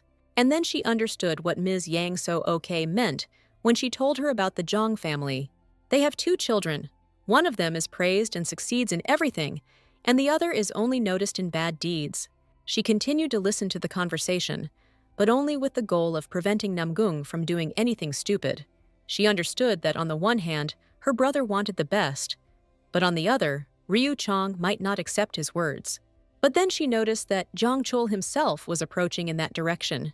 The girl understood that if he heard this conversation now, there would be a big fight. She pointed her hand towards him. Yoni suddenly remembered everything that the Emperor of Heavenly Flame had taught her, and a powerful stream of energy flew at the boy. The girl waved her arms quickly and deftly.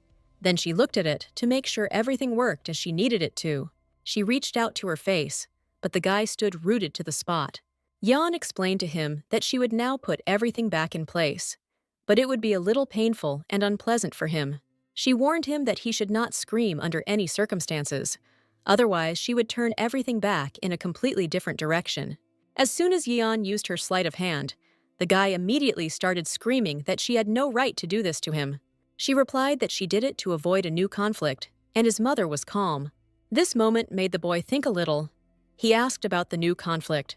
Yang explained that after he ran away, his mother became ill and had to be calmed down. For a moment, the guy felt uneasy about how he was behaving, but literally, a minute later, he started screaming again that she could not possibly treat him like that, let alone touch his sore spots. She said it was all done with the best of intentions and for his own good. The girl said that she knew about his relationship with his brother. Zhang Chul lowered his head because he had nothing to say in his defense. Her words were true. The girl silently pierced him with her gaze and said that everyone can try to change their future. But the guy shouted that it was impossible, and she couldn't know such things. And a little later, she decided to enter the room that interested her, but she didn't expect to meet Ryu Chan there.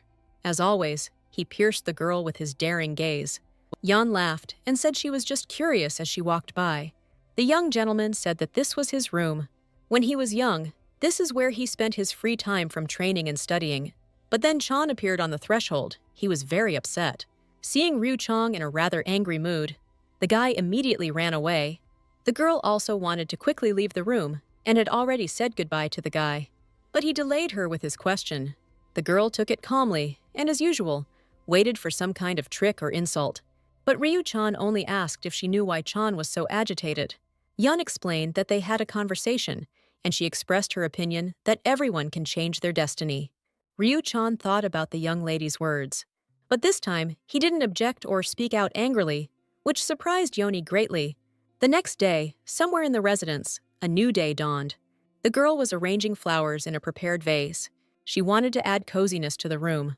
Leaving one branch for herself, she decided to decorate her father's room in the same way and looked for a place to put the flower. While looking for a place, she noticed that there were letters on the table. She timidly approached the table and unwrapped the packages. It was a letter from the Baek Lee family. It said that they and their father were asked to return to their family as soon as possible. At that moment, Master Baek Lee entered the room. The girl laughed and said that she came to put some flowers, which Mrs. Yang willingly shared with her. And then she said that she picked up those letters from the floor and rearranged them. Her father said that he was very glad that she had found a common language with Mrs. Yang, and then asked if she would like to stay with the Namgung family. The girl was stunned by this question. She did not understand why her father had made such a proposal. Baek Lee said that he sees how the girl is much more comfortable here, in the Namgung family, and he was simply clarifying. Yan only asked if she was really so unneeded in Baek Lee's family that her father was willing to leave her there. Baek Lee's face changed, and he realized that his daughter was worried that they would be separated and that this was bothering her. The little lady's eyes were filled with confusion and fear. For a while, father and daughter stood in silence, just looking into each other's eyes. Then, the girl asked if she really had to decide whether to go back or stay here. Yan took her father's hand and said that she was grateful for this house, but still wanted to return home. The father looked at his daughter with care and tenderness. Then he hugged her and said that no one would force her to stay here, and of course they would go home. But her father asked if she really had no reason to stay here, or at least to stay longer as a guest. She laughed and said that she had found new friends for herself in this house. Baek Lee looked at his daughter with some puzzlement. He hugged her and understood that his daughter was very lonely in her own home. The next day, there were many carts in the courtyard of Namgung's residence, and people were getting ready. Ms. Yang So-ok noticed that Yan was dressed a bit too coldly for the upcoming trip. But after she put on the coat, mittens, and hat, the woman realized that it was too much.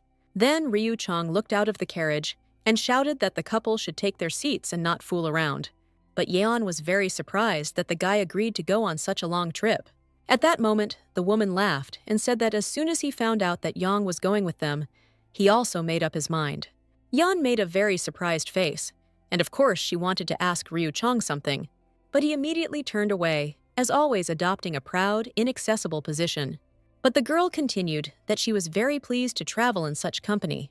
Watching this funny situation, Yang So-ok laughed a lot, but tried not to show it. After some time, Yeon fell asleep on the guy's lap, and when the carriage stopped, she immediately jumped up. She didn't expect to get sick on the road, so she was a little confused. Everyone got out of the carriage together. Yeon stretched and looked around. Mrs. Yang So-ok invited Ryu Chong to show the guest the monastery grounds. The girl was very happy about this news, but the young man, on the contrary, became somewhat tense. But they still went for a walk, and the children's attention fell on the man who was predicting fate. Seeing Yang's interest, the guy suggested that she come over and try it too. This is a rather mysterious event, but at the same time very interesting. The children approached, and the man, smiling, offered the girl to find out her fate. She picked up the jar of sticks, and one immediately fell out. The man was in shock. This rarely happens, but right now an empty one fell out. He handed the girl another jar and told her to try again. Ryu Chong watched carefully as the girl shook the jar vigorously, but again the sticks fell out instantly. The man turned pale and his eyes became frightened. He said that the girl had an empty destiny and it was better for her to leave here. He screamed so loudly that the people around him noticed that something strange was happening. Yan wanted to touch the man so that he would explain what it all meant, but he shouted at the girl not to touch him. Ryu Chong stood up for his girlfriend and yelled back at the man that he shouldn't behave like that. And then he took Yang by the hand and suggested that they go for a walk around the monastery grounds. Everything around was very beautiful, Chinese lanterns and ribbons. Yan didn't want to listen to Ryu Chong. She wanted to wander off the planned route, and this irritated him. As always, the girl smiled calmly and kindly, but said nothing in response. Ryu Chong said that she was their guest, and he was responsible for her, and he didn't want to have any problems if something happened. The girl laughed and pretended that she didn't hear the guy's words. This situation made him nervous, but also surprised him, because Yeon had always been obedient and kind. She suddenly said that she was not a small, stupid child to walk hand in hand with him, and she suggested that he go where he himself would like to go, and not where Mrs. Yang So-ok sent him. She came closer to the boy and looked intently into his eyes. Her eyes were so big, clear, and bright, but he explained his dissatisfaction by saying that he was responsible for her because she was his only friend. Suddenly, while walking, the girl saw very interesting and incomprehensible trees. She admired them. There were no such trees in Baek Lee's residence, and she asked what they were called. Ryu Chong replied that these were apricot trees and that they produced very tasty fruit in the summer. Yan was very upset because she was already here in the summer, and she and her father were planning to leave. Her good mood turned a little sad, but she tried to hold on. Ryu Chong said that he could come visit her, but the girl noted that the distances between the residences were very large. As they were talking, a fluffy white cat approached the girl's feet. She immediately picked him up and began to stroke him, telling the guy that the animal had appeared out of nowhere in a strange way. Ryu Chong began to behave very strangely, waving his hands and shouting at the girl not to come near him. But she didn't listen to him, and with every word she came closer and closer. He was just a cat after all. But the boy's condition worsened with each passing minute. His eyes were watery, his nose was itchy, and he was allergic to cat hair. And at this time, somewhere in the valley of the waterfall, I trained with Yule. He changed a lot and matured. The Emperor of Heavenly Light was nearby, and said that he was a great fellow, and that the further he went, the stronger he became. And he was worried and wondered how Yeon was now, whether everything was okay with her, whether no one was offending her. He had learned to concert his energy, and now he was very curious whether Yang would feel his energy. Ayul had been training for quite a while now, and hadn't been around Yeon, but his thoughts were always about her. She didn't talk much about her new gift, but from their conversations back then, even when they met, he understood her special feature. And so they sat with the old man near the fire, after training, and he handed him folded clothes. The boy clarified that the clothes were formal, which meant it was his time to return. But the old man said that his plans had changed, and he would have to stay longer, but he couldn't say exactly how long. The thing was that the head of the Murim Alliance was currently visiting the Namgung clan, and he would definitely want to meet. But for some reason, the boy did not react to the old man's words. He sat straight, and not a single muscle in his face twitched. The old man asked if perhaps he wanted to tell more about himself, and not remain silent like a fish. But he remembered that during their first meetings, the boy behaved the same way, and said that he wanted to kill someone and remained silent. And now he doesn't say any words at all. As soon as the conversation turns to the Namgung clan, his eyes light up, because the girl Yeon is there now. The old man did not lose hope, and tried to start a conversation, but Yayul held back. It seemed that he did not hear. The boy only quietly said that his mother's name was Byuk Gi Hyun, and fell silent again. The old man got angry and said that he didn't care about his mother's name. He shouted that he was asking to tell him facts from life, but the guy was not in the mood for dialogue. The next day, a reception for a guest was to be held at the Namgung clan residence. Master Baek Lee and his daughter Yeon were also invited, and while they waited for the others, they chatted pleasantly. They were waiting for Viji Baek, the very head of the alliance, about whom there were so many rumors. The opinions were different. Some considered him an important and successful master, while others said that he was cunning and treacherous. But in her past life, Yeon had heard of him as a skilled swordsman who often thwarted Ryu Chong's plans. Baek Lee decided to try the dishes that were on the table, and he fell silent with pleasure. But Yul was present at the table, and the girl asked him to try everything. Everything here was very tasty. The guy was embarrassed. He hadn't seen his girlfriend for a long time, but he couldn't refuse her request, and he tried with pleasure.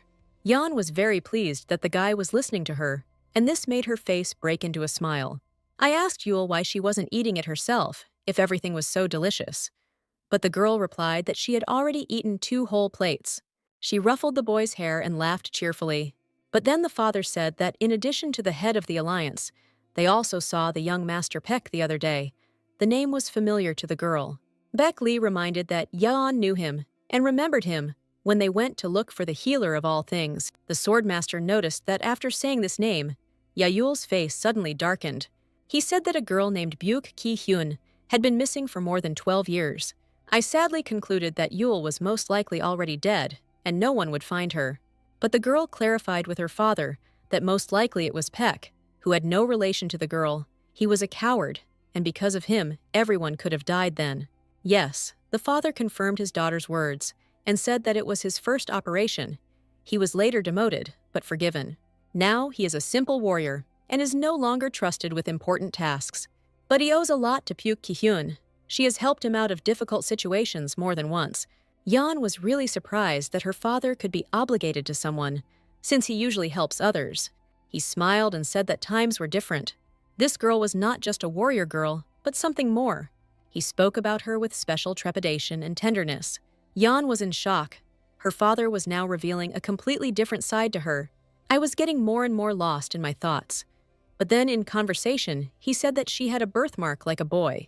After these words, Baek Lee froze while looking at the guy. But then he continued that the 3 of them, Van and Pyeok, often went for walks and were friends.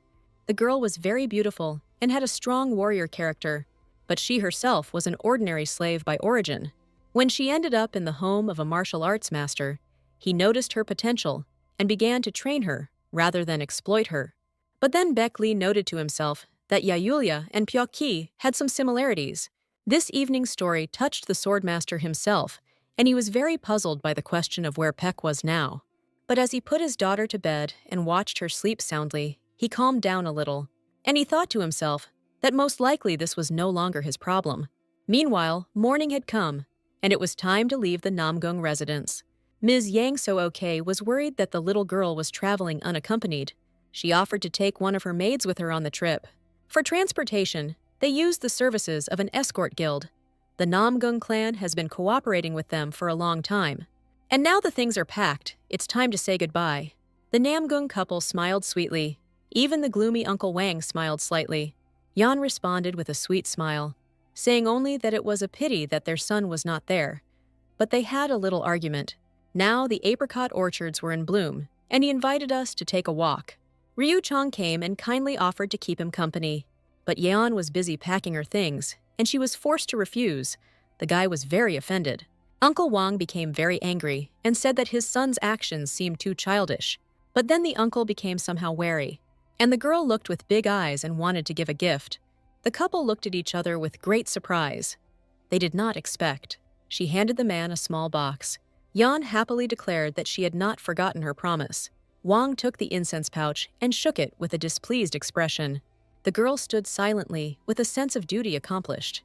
Namgung Wan was surprised, but then said that he had completely forgotten that he had asked her to make such a bag. But suddenly, he hugged his niece. The girl did not expect such tenderness from her uncle. It was not typical of him.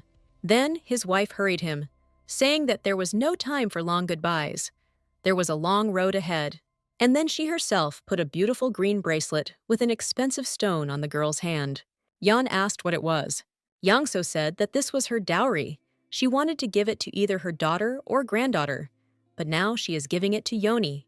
The girl asked her father what she should do, and he silently replied that she should just take it. The bracelet was really beautiful. And so the cart set off. The couple was even a little touched. But Yangso asked what the girl had promised him as a gift. He handed over the bag and said that Yeon had promised to embroider it for him when he was visiting them. But then she had an arm injury, and Ryu Chong helped her. The woman looked at the flower tenderly, and Wang laughed a little at the situation. But then Yang So-ok said that she would not give up this bag because she had previously made it for him personally. And all these conversations, sitting in a tree, were observed by Ryu Chong. He did not fully understand what was happening on the ground. The parents were either joking or arguing. It was not entirely clear. He was both angry and a little upset that Yeon had left their residence. Previously, the Baek Lee clan used carts to travel, but now they decided to travel by sea.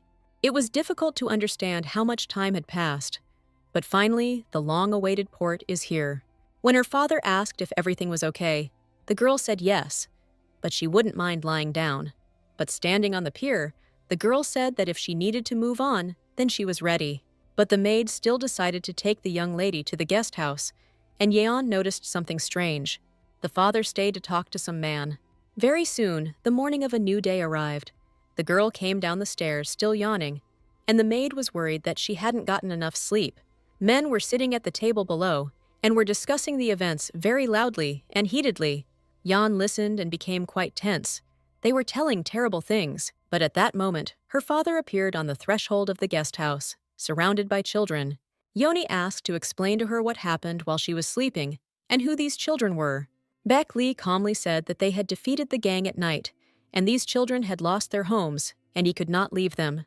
He added that he would try to teach them martial arts, but if that didn't work, he would find them a good home. The girl was puzzled by her father's approach, since she knew firsthand how the Baek Lee clan treated other people's children. But then she smiled and said that if they couldn't save all the people, they should at least try. And so the cart set off again. Time flew by, the weather was good. But then Baek Lee suddenly stopped. Yan and the maid inside the carriage became a little tense. The girl opened the carriage window and asked what had happened. Father said that another carriage ahead blocked their path. Yeon looked out, but alas, she saw nothing. The girl asked her father to go outside, because it was very stuffy in the carriage. But there were 3 unfamiliar men standing nearby. One shouted that they needed help. He fell to his knees and begged Baek Lee to follow him. The second man said that he simply needed to go ahead and provide assistance there. In front stood a very huge cart, which looked more like a carriage. The girl looked forward and was surprised by what she saw. One of the men approached the carriage and said something to the man with white hair. The father and daughter looked closely. This hair told them a lot. The only person with white hair could be the head of the Zhuge clan. And a man who was a close servant of this young master came to them. Yoni's golden vision immediately activated, and she reacted quite tensely to the servant's appearance. He quietly asked for help and invited them into the carriage for a more relaxed conversation. And now they were all already inside. The young master himself lay motionless. The servant was very worried. The tension was palpable. Yang immediately noticed that the situation was quite complicated and that it was a matter of minutes. Head Zhuge lay there as if breathless, and against the backdrop of his white hair, he seemed as white as a sheet. The Zhuge clan used to claim to be one of the most powerful, but now their position has worsened greatly. A severe illness has crippled them. Their successors may now not even live to be 20 years old. The young master's servant said that this matter was too sensitive and required caution. Master Baek Lee clarified what he wanted from him then, but he extended his hand forward and froze. A thin haze of the master's internal energy began to form in the carriage. Yang had never seen anything like this before. She suspected that something was about to happen, but the father lowered his hand and said that he had put up protection, and the servant could explain everything clearly. The servant told me that the young master had a meridian rupture, and every minute counted. Baek Lee and Yeon sat with their mouths open. This disease is almost fatal, but you can't tell from him. Young remembered that the situation with Yayulia's internal energy could have torn him apart, but he was alive, and this was even more frightening.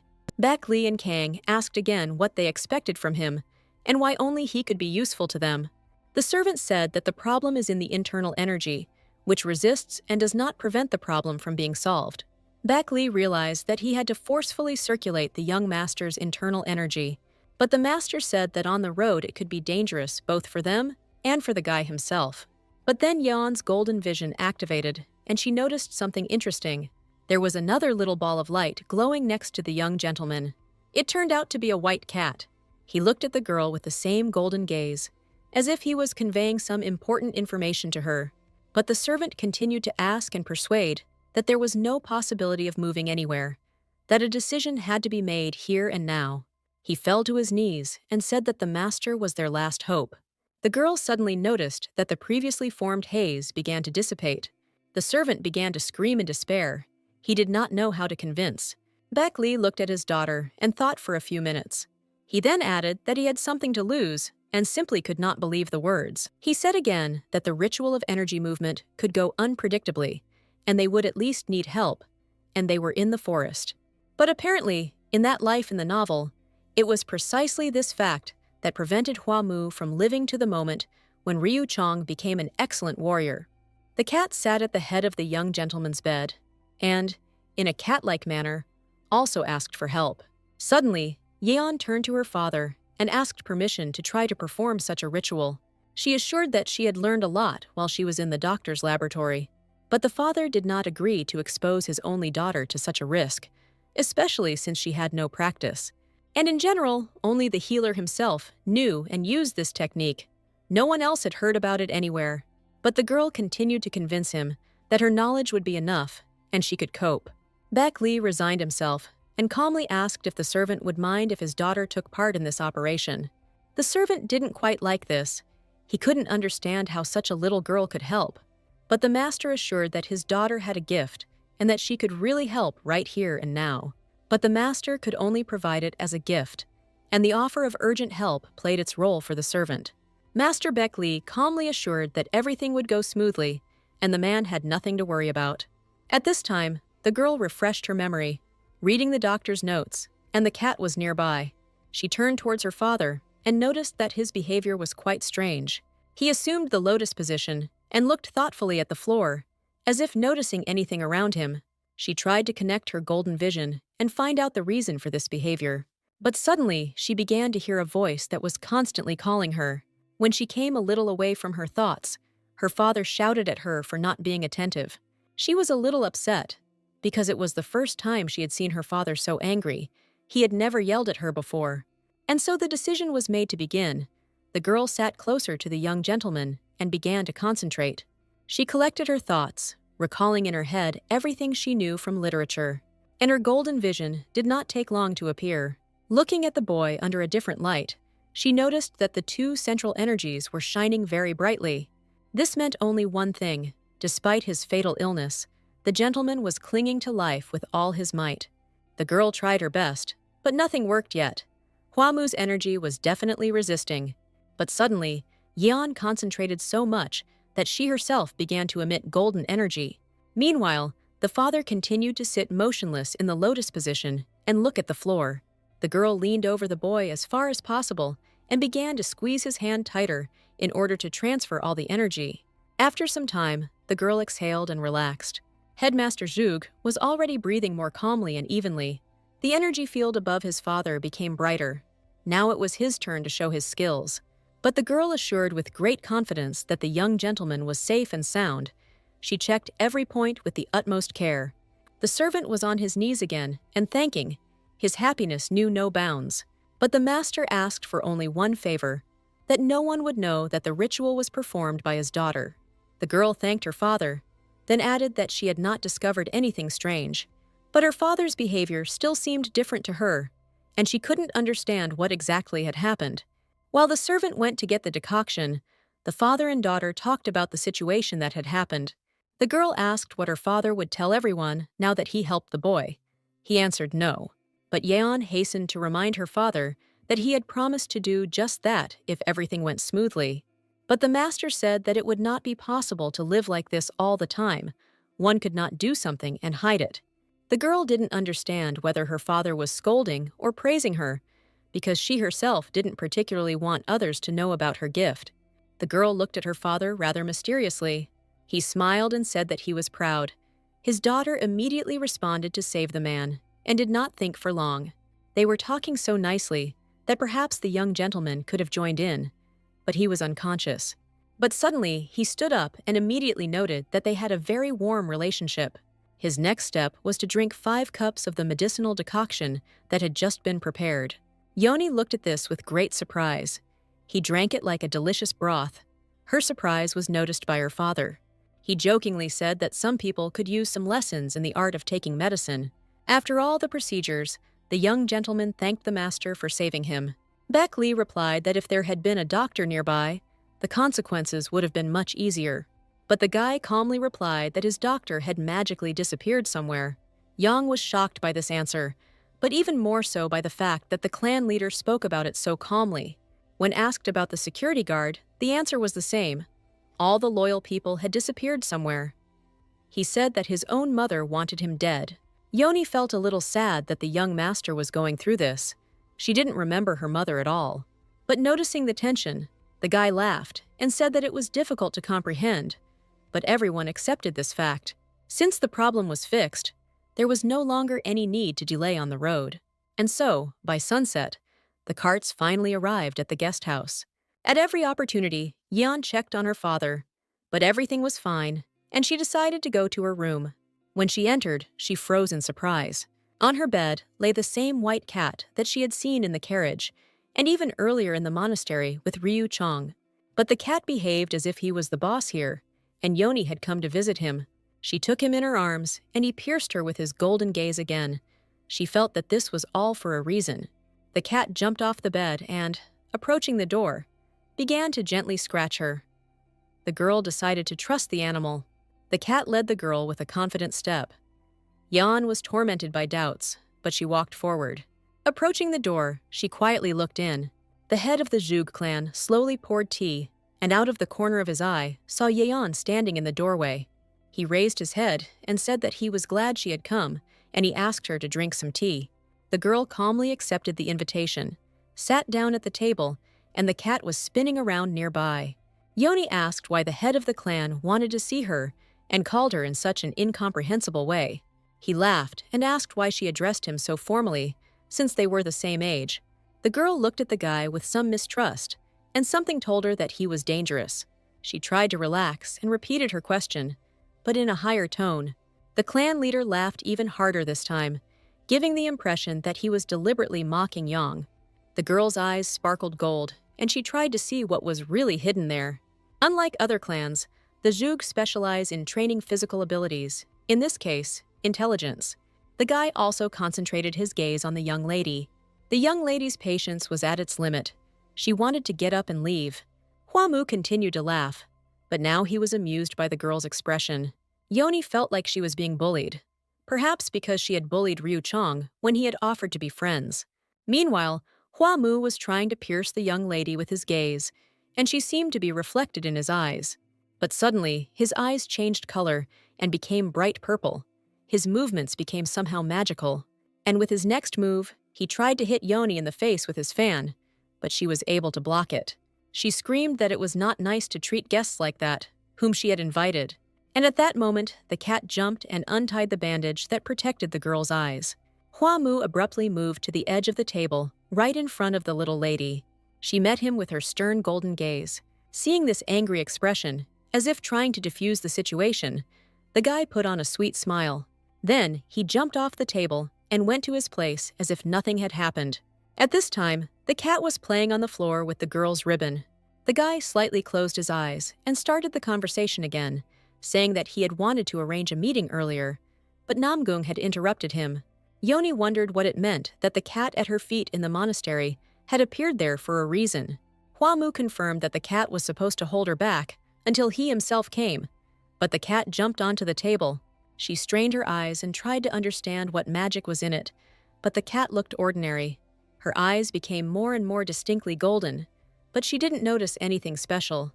The guy laughed and asked that she was surprised that her gift could not reveal everything to her. She clenched her fist under the table. This constant laughter at her was starting to really irritate the girl. She tried to put the guy in his place, saying that if he was so interested in her eyes, he could have asked instead of ripping off the blindfold. He was impenetrably calm and simply listened to her with a slight smile, propping his head up with his hand. The girl continued that he was ill-mannered and stupid enough to allow himself to behave like that, being the head of the clan. He objected that it was her life that was difficult, since she did not know how to use her own gift. Yoni was angrier than ever, but she had been raised very differently, and she kept her composure. Hua Moon reminded her of a mischievous cat who tried to drag her into his games. She rose from her seat and shouted that she would always have helped, but now she really regretted that she had met him on the road back then. The guy looked at the angry girl in bewilderment. She said that she didn't want to stay here for another minute, and then she added that she would only stay with her cat because she didn't know how to appreciate human relations, and she proudly and silently went to her room. She was upset by the leader's behavior, because it was she who slept with his wounded body. But before she had time to get to her room, her father and the maid immediately asked where she had been. The maid cried a little because she had already searched everything and was upset that she had been kidnapped. At first, the girl didn't want to tell her father anything, so as not to upset him unnecessarily. But then she said that she met the head of the Zhuge clan, and now she thinks she is scary. The girl asked if her father really thought the same thing, that she couldn't communicate like an adult. The father listened attentively to the story of his little princess and saw that it touched her deeply. Master Beck Li offered to talk to the ill-mannered boy, but she didn't want to be a snitch. But the father said that in this case she was not one of them. She did not complain about anyone, but only told what was bothering her. He reassured her and added that she could always rely on him in any situation. The girl thought for a bit and looked at her father. And then she said that she gives the go-ahead for the conversation. Let the head of the clan know that she has those who can stand up for her. The master smiled and encouraged his daughter. And then, as always, they hugged and looked at each other for a while without taking their eyes off each other. Baek Li said that no matter how old she gets, she will still remain his little princess, whom he will help. And then the maid said that in order to become stronger, you need to take a medicinal infusion. So the evening came peacefully, and Yoni fell asleep in her bed. But she had the feeling that the head of the clan was standing above her and looking at her with a cat's gaze. She opened her eyes abruptly and screamed in her sleep. Her father and the maid came running to her scream, and they immediately started asking a lot of questions. The girl rushed to her father and said that she was very scared. because the white cat dragged a dead mouse onto her bed. After this, the girl had difficulty falling asleep, and her father suggested that she meditate to calm down. So they didn't notice how dawn had come. Yan asked her father a rather strange question, which made him a little nervous. The girl asked to be taught how to make a protective dome from internal energy. She begged very much, like a child, with her beautiful big eyes. My father said it was quite a complicated process. He extended his hand upward and said that we needed to concentrate, and then try to force your QE energy to move from the inside out. The girl was surprised, because she had learned to move energy while still in the doctor's laboratory. Her father patted her on the head and said that everything has its time. But then the girl thought and raised her eyes to the sky. Then she concentrated mentally and tried to feel the movement of energy within herself. And then, as her father had taught her, she stretched her hand up and waved it. Suddenly, she turned towards her father. She realized that he could not hear her. The father was surprised that she managed to create a protective dome from natural energy. He was saying something to the girl, but she crossed her arms, making it clear that she didn't hear him at all. Her father calmly said that she had done well and that she was doing a great job. She herself did not expect it and was in slight shock. It turns out that her ability to move energy helped. The father was no less surprised than his daughter. His confused face gave him away. Then he swung his sword, and an energy dome also began to form. The girl immediately said that she wanted to learn this technique. But the father said that to do this, one needs to wield a sword, and his sword is too heavy for a child's hands. And then he suddenly remembered that his friend Wang had given her a blade when they first met. It might well be suitable. The girl was very happy with this news, but then her father said that maybe she didn't need to wield a sword. After a pause, he added that usually one first learns about the power barrier through the sword, and then through internal energy, and she owns the second. The girl looked at her father and didn't quite understand. This time, he was not the same as usual when he was trying to teach her something. In his past life, he was very reluctant to share with her all the knowledge, even that which he could give himself. And now he was very well disposed, good-natured, and this could not but please. But suddenly, their sweet conversation was interrupted by the cry of a servant who was frightened.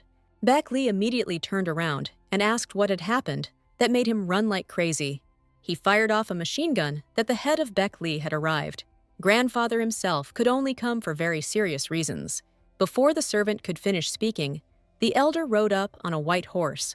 The father and daughter immediately took a welcoming stance. Yoni narrowed one eye so that by his facial expression, she could tell what mood her grandfather was in. The Baek Lee clan's doctor also appeared, complaining that his back had become stiff during the journey. Next, Baek Lee Man appeared riding a beautiful stallion. The only question was why they were all here. Master Baek Lee calmly asked his father what had brought them here, as they themselves were about to return home soon. The elder could not stand it and shouted that since they were leaving, they could only be expected next year, and even then it was not a fact. Then, Seok Taeyi examined Elder Yan as ordered. He convinced her that the fracture had healed, and the wound had closed very well, and that the girl's general condition was much better than it had been at the last moment. The elder still could not calm down and shouted, first at his son, then at his granddaughter. Then he called Yoni closer to him and asked if her hand was bothering her much, since he knew everything about the injury. He said he was worried about what was happening to her due to her absence from Baek Lee's residence. The girl said that everything was fine. Her arm had healed, and she had a wonderful time visiting the Namgung family. The elder smiled, noticing that his granddaughter had grown quite a bit since their last meeting. But then the girl's father said that she had been given a very good reception and care. But his words really angered the old man. He shouted that it was so good that the child had an arm injury. The girl added that she was able to train her internal energy in the Chang'an Hall, and her grandfather said that this was their responsibility. And then he said that the head of the clan sent him a letter that he planned to keep Yeon with him, decided that he had gone crazy, and challenged him. Baek Lee and Kang calmed their father as best they could, and the girl laughed at how excited her grandfather was about all the events. And then it was his granddaughter's turn. He said that her action of saving the children and getting caught in a landslide herself was very thoughtless. The elder said that as soon as he heard such news, he was in deep despair. Master Baek Lee asked his father to calm down and stop escalating the situation, but the elder continued, that she had not thought about what it was like for her father to see his own daughter die. The girl admitted her mistake and was very sorry for what she had done. Grandfather calmed down and in a calmer voice told her to promise never to do that again. Jan stood in front of him and remained silent, guilty. She understood that she had done the right thing back then, but now she didn't want to upset her grandfather. Father was also sad and regretful. He was very worried and seemed to be reliving those events. Grandfather thought for a moment. For the first time, he did not want to say right away what he thought. Yoni also thought about the words spoken, about those events, but she understood that everyone was worried. The elder looked at the girl with a reproachful, but at the same time so familiar and tender gaze. Then he took a deep breath and asked his granddaughter to come closer to him. The girl was a little scared, because she knew that her grandfather did not like her and always made colossal decisions. But this time, there was something different in his voice. It was soft and caring. This scared Yoni, but also made her happy at the same time. The elder extended his arms towards the girl and waited for a warm embrace. As soon as she approached, he hugged her tightly. And then the girl realized that he accepted her even with a broken core. And a little later, the grandfather added that even if she could never pick up a sword, she would remain Beckley's granddaughter. After a long hug, the elder asked Yeon to leave him alone with her father, and she went for a walk in the yard. She remembered her father's face, who was very worried about her. But after all the words she said, she also wanted to tell her grandfather about her new abilities. She was so immersed in her thoughts that she didn't notice how a man came out to meet her. It was her cousin, the same Baek Lee Myung, who had been punished before her departure. He waved his hand in greeting. Since they hadn't seen each other for a long time, they decided to chat over a cup of aromatic tea.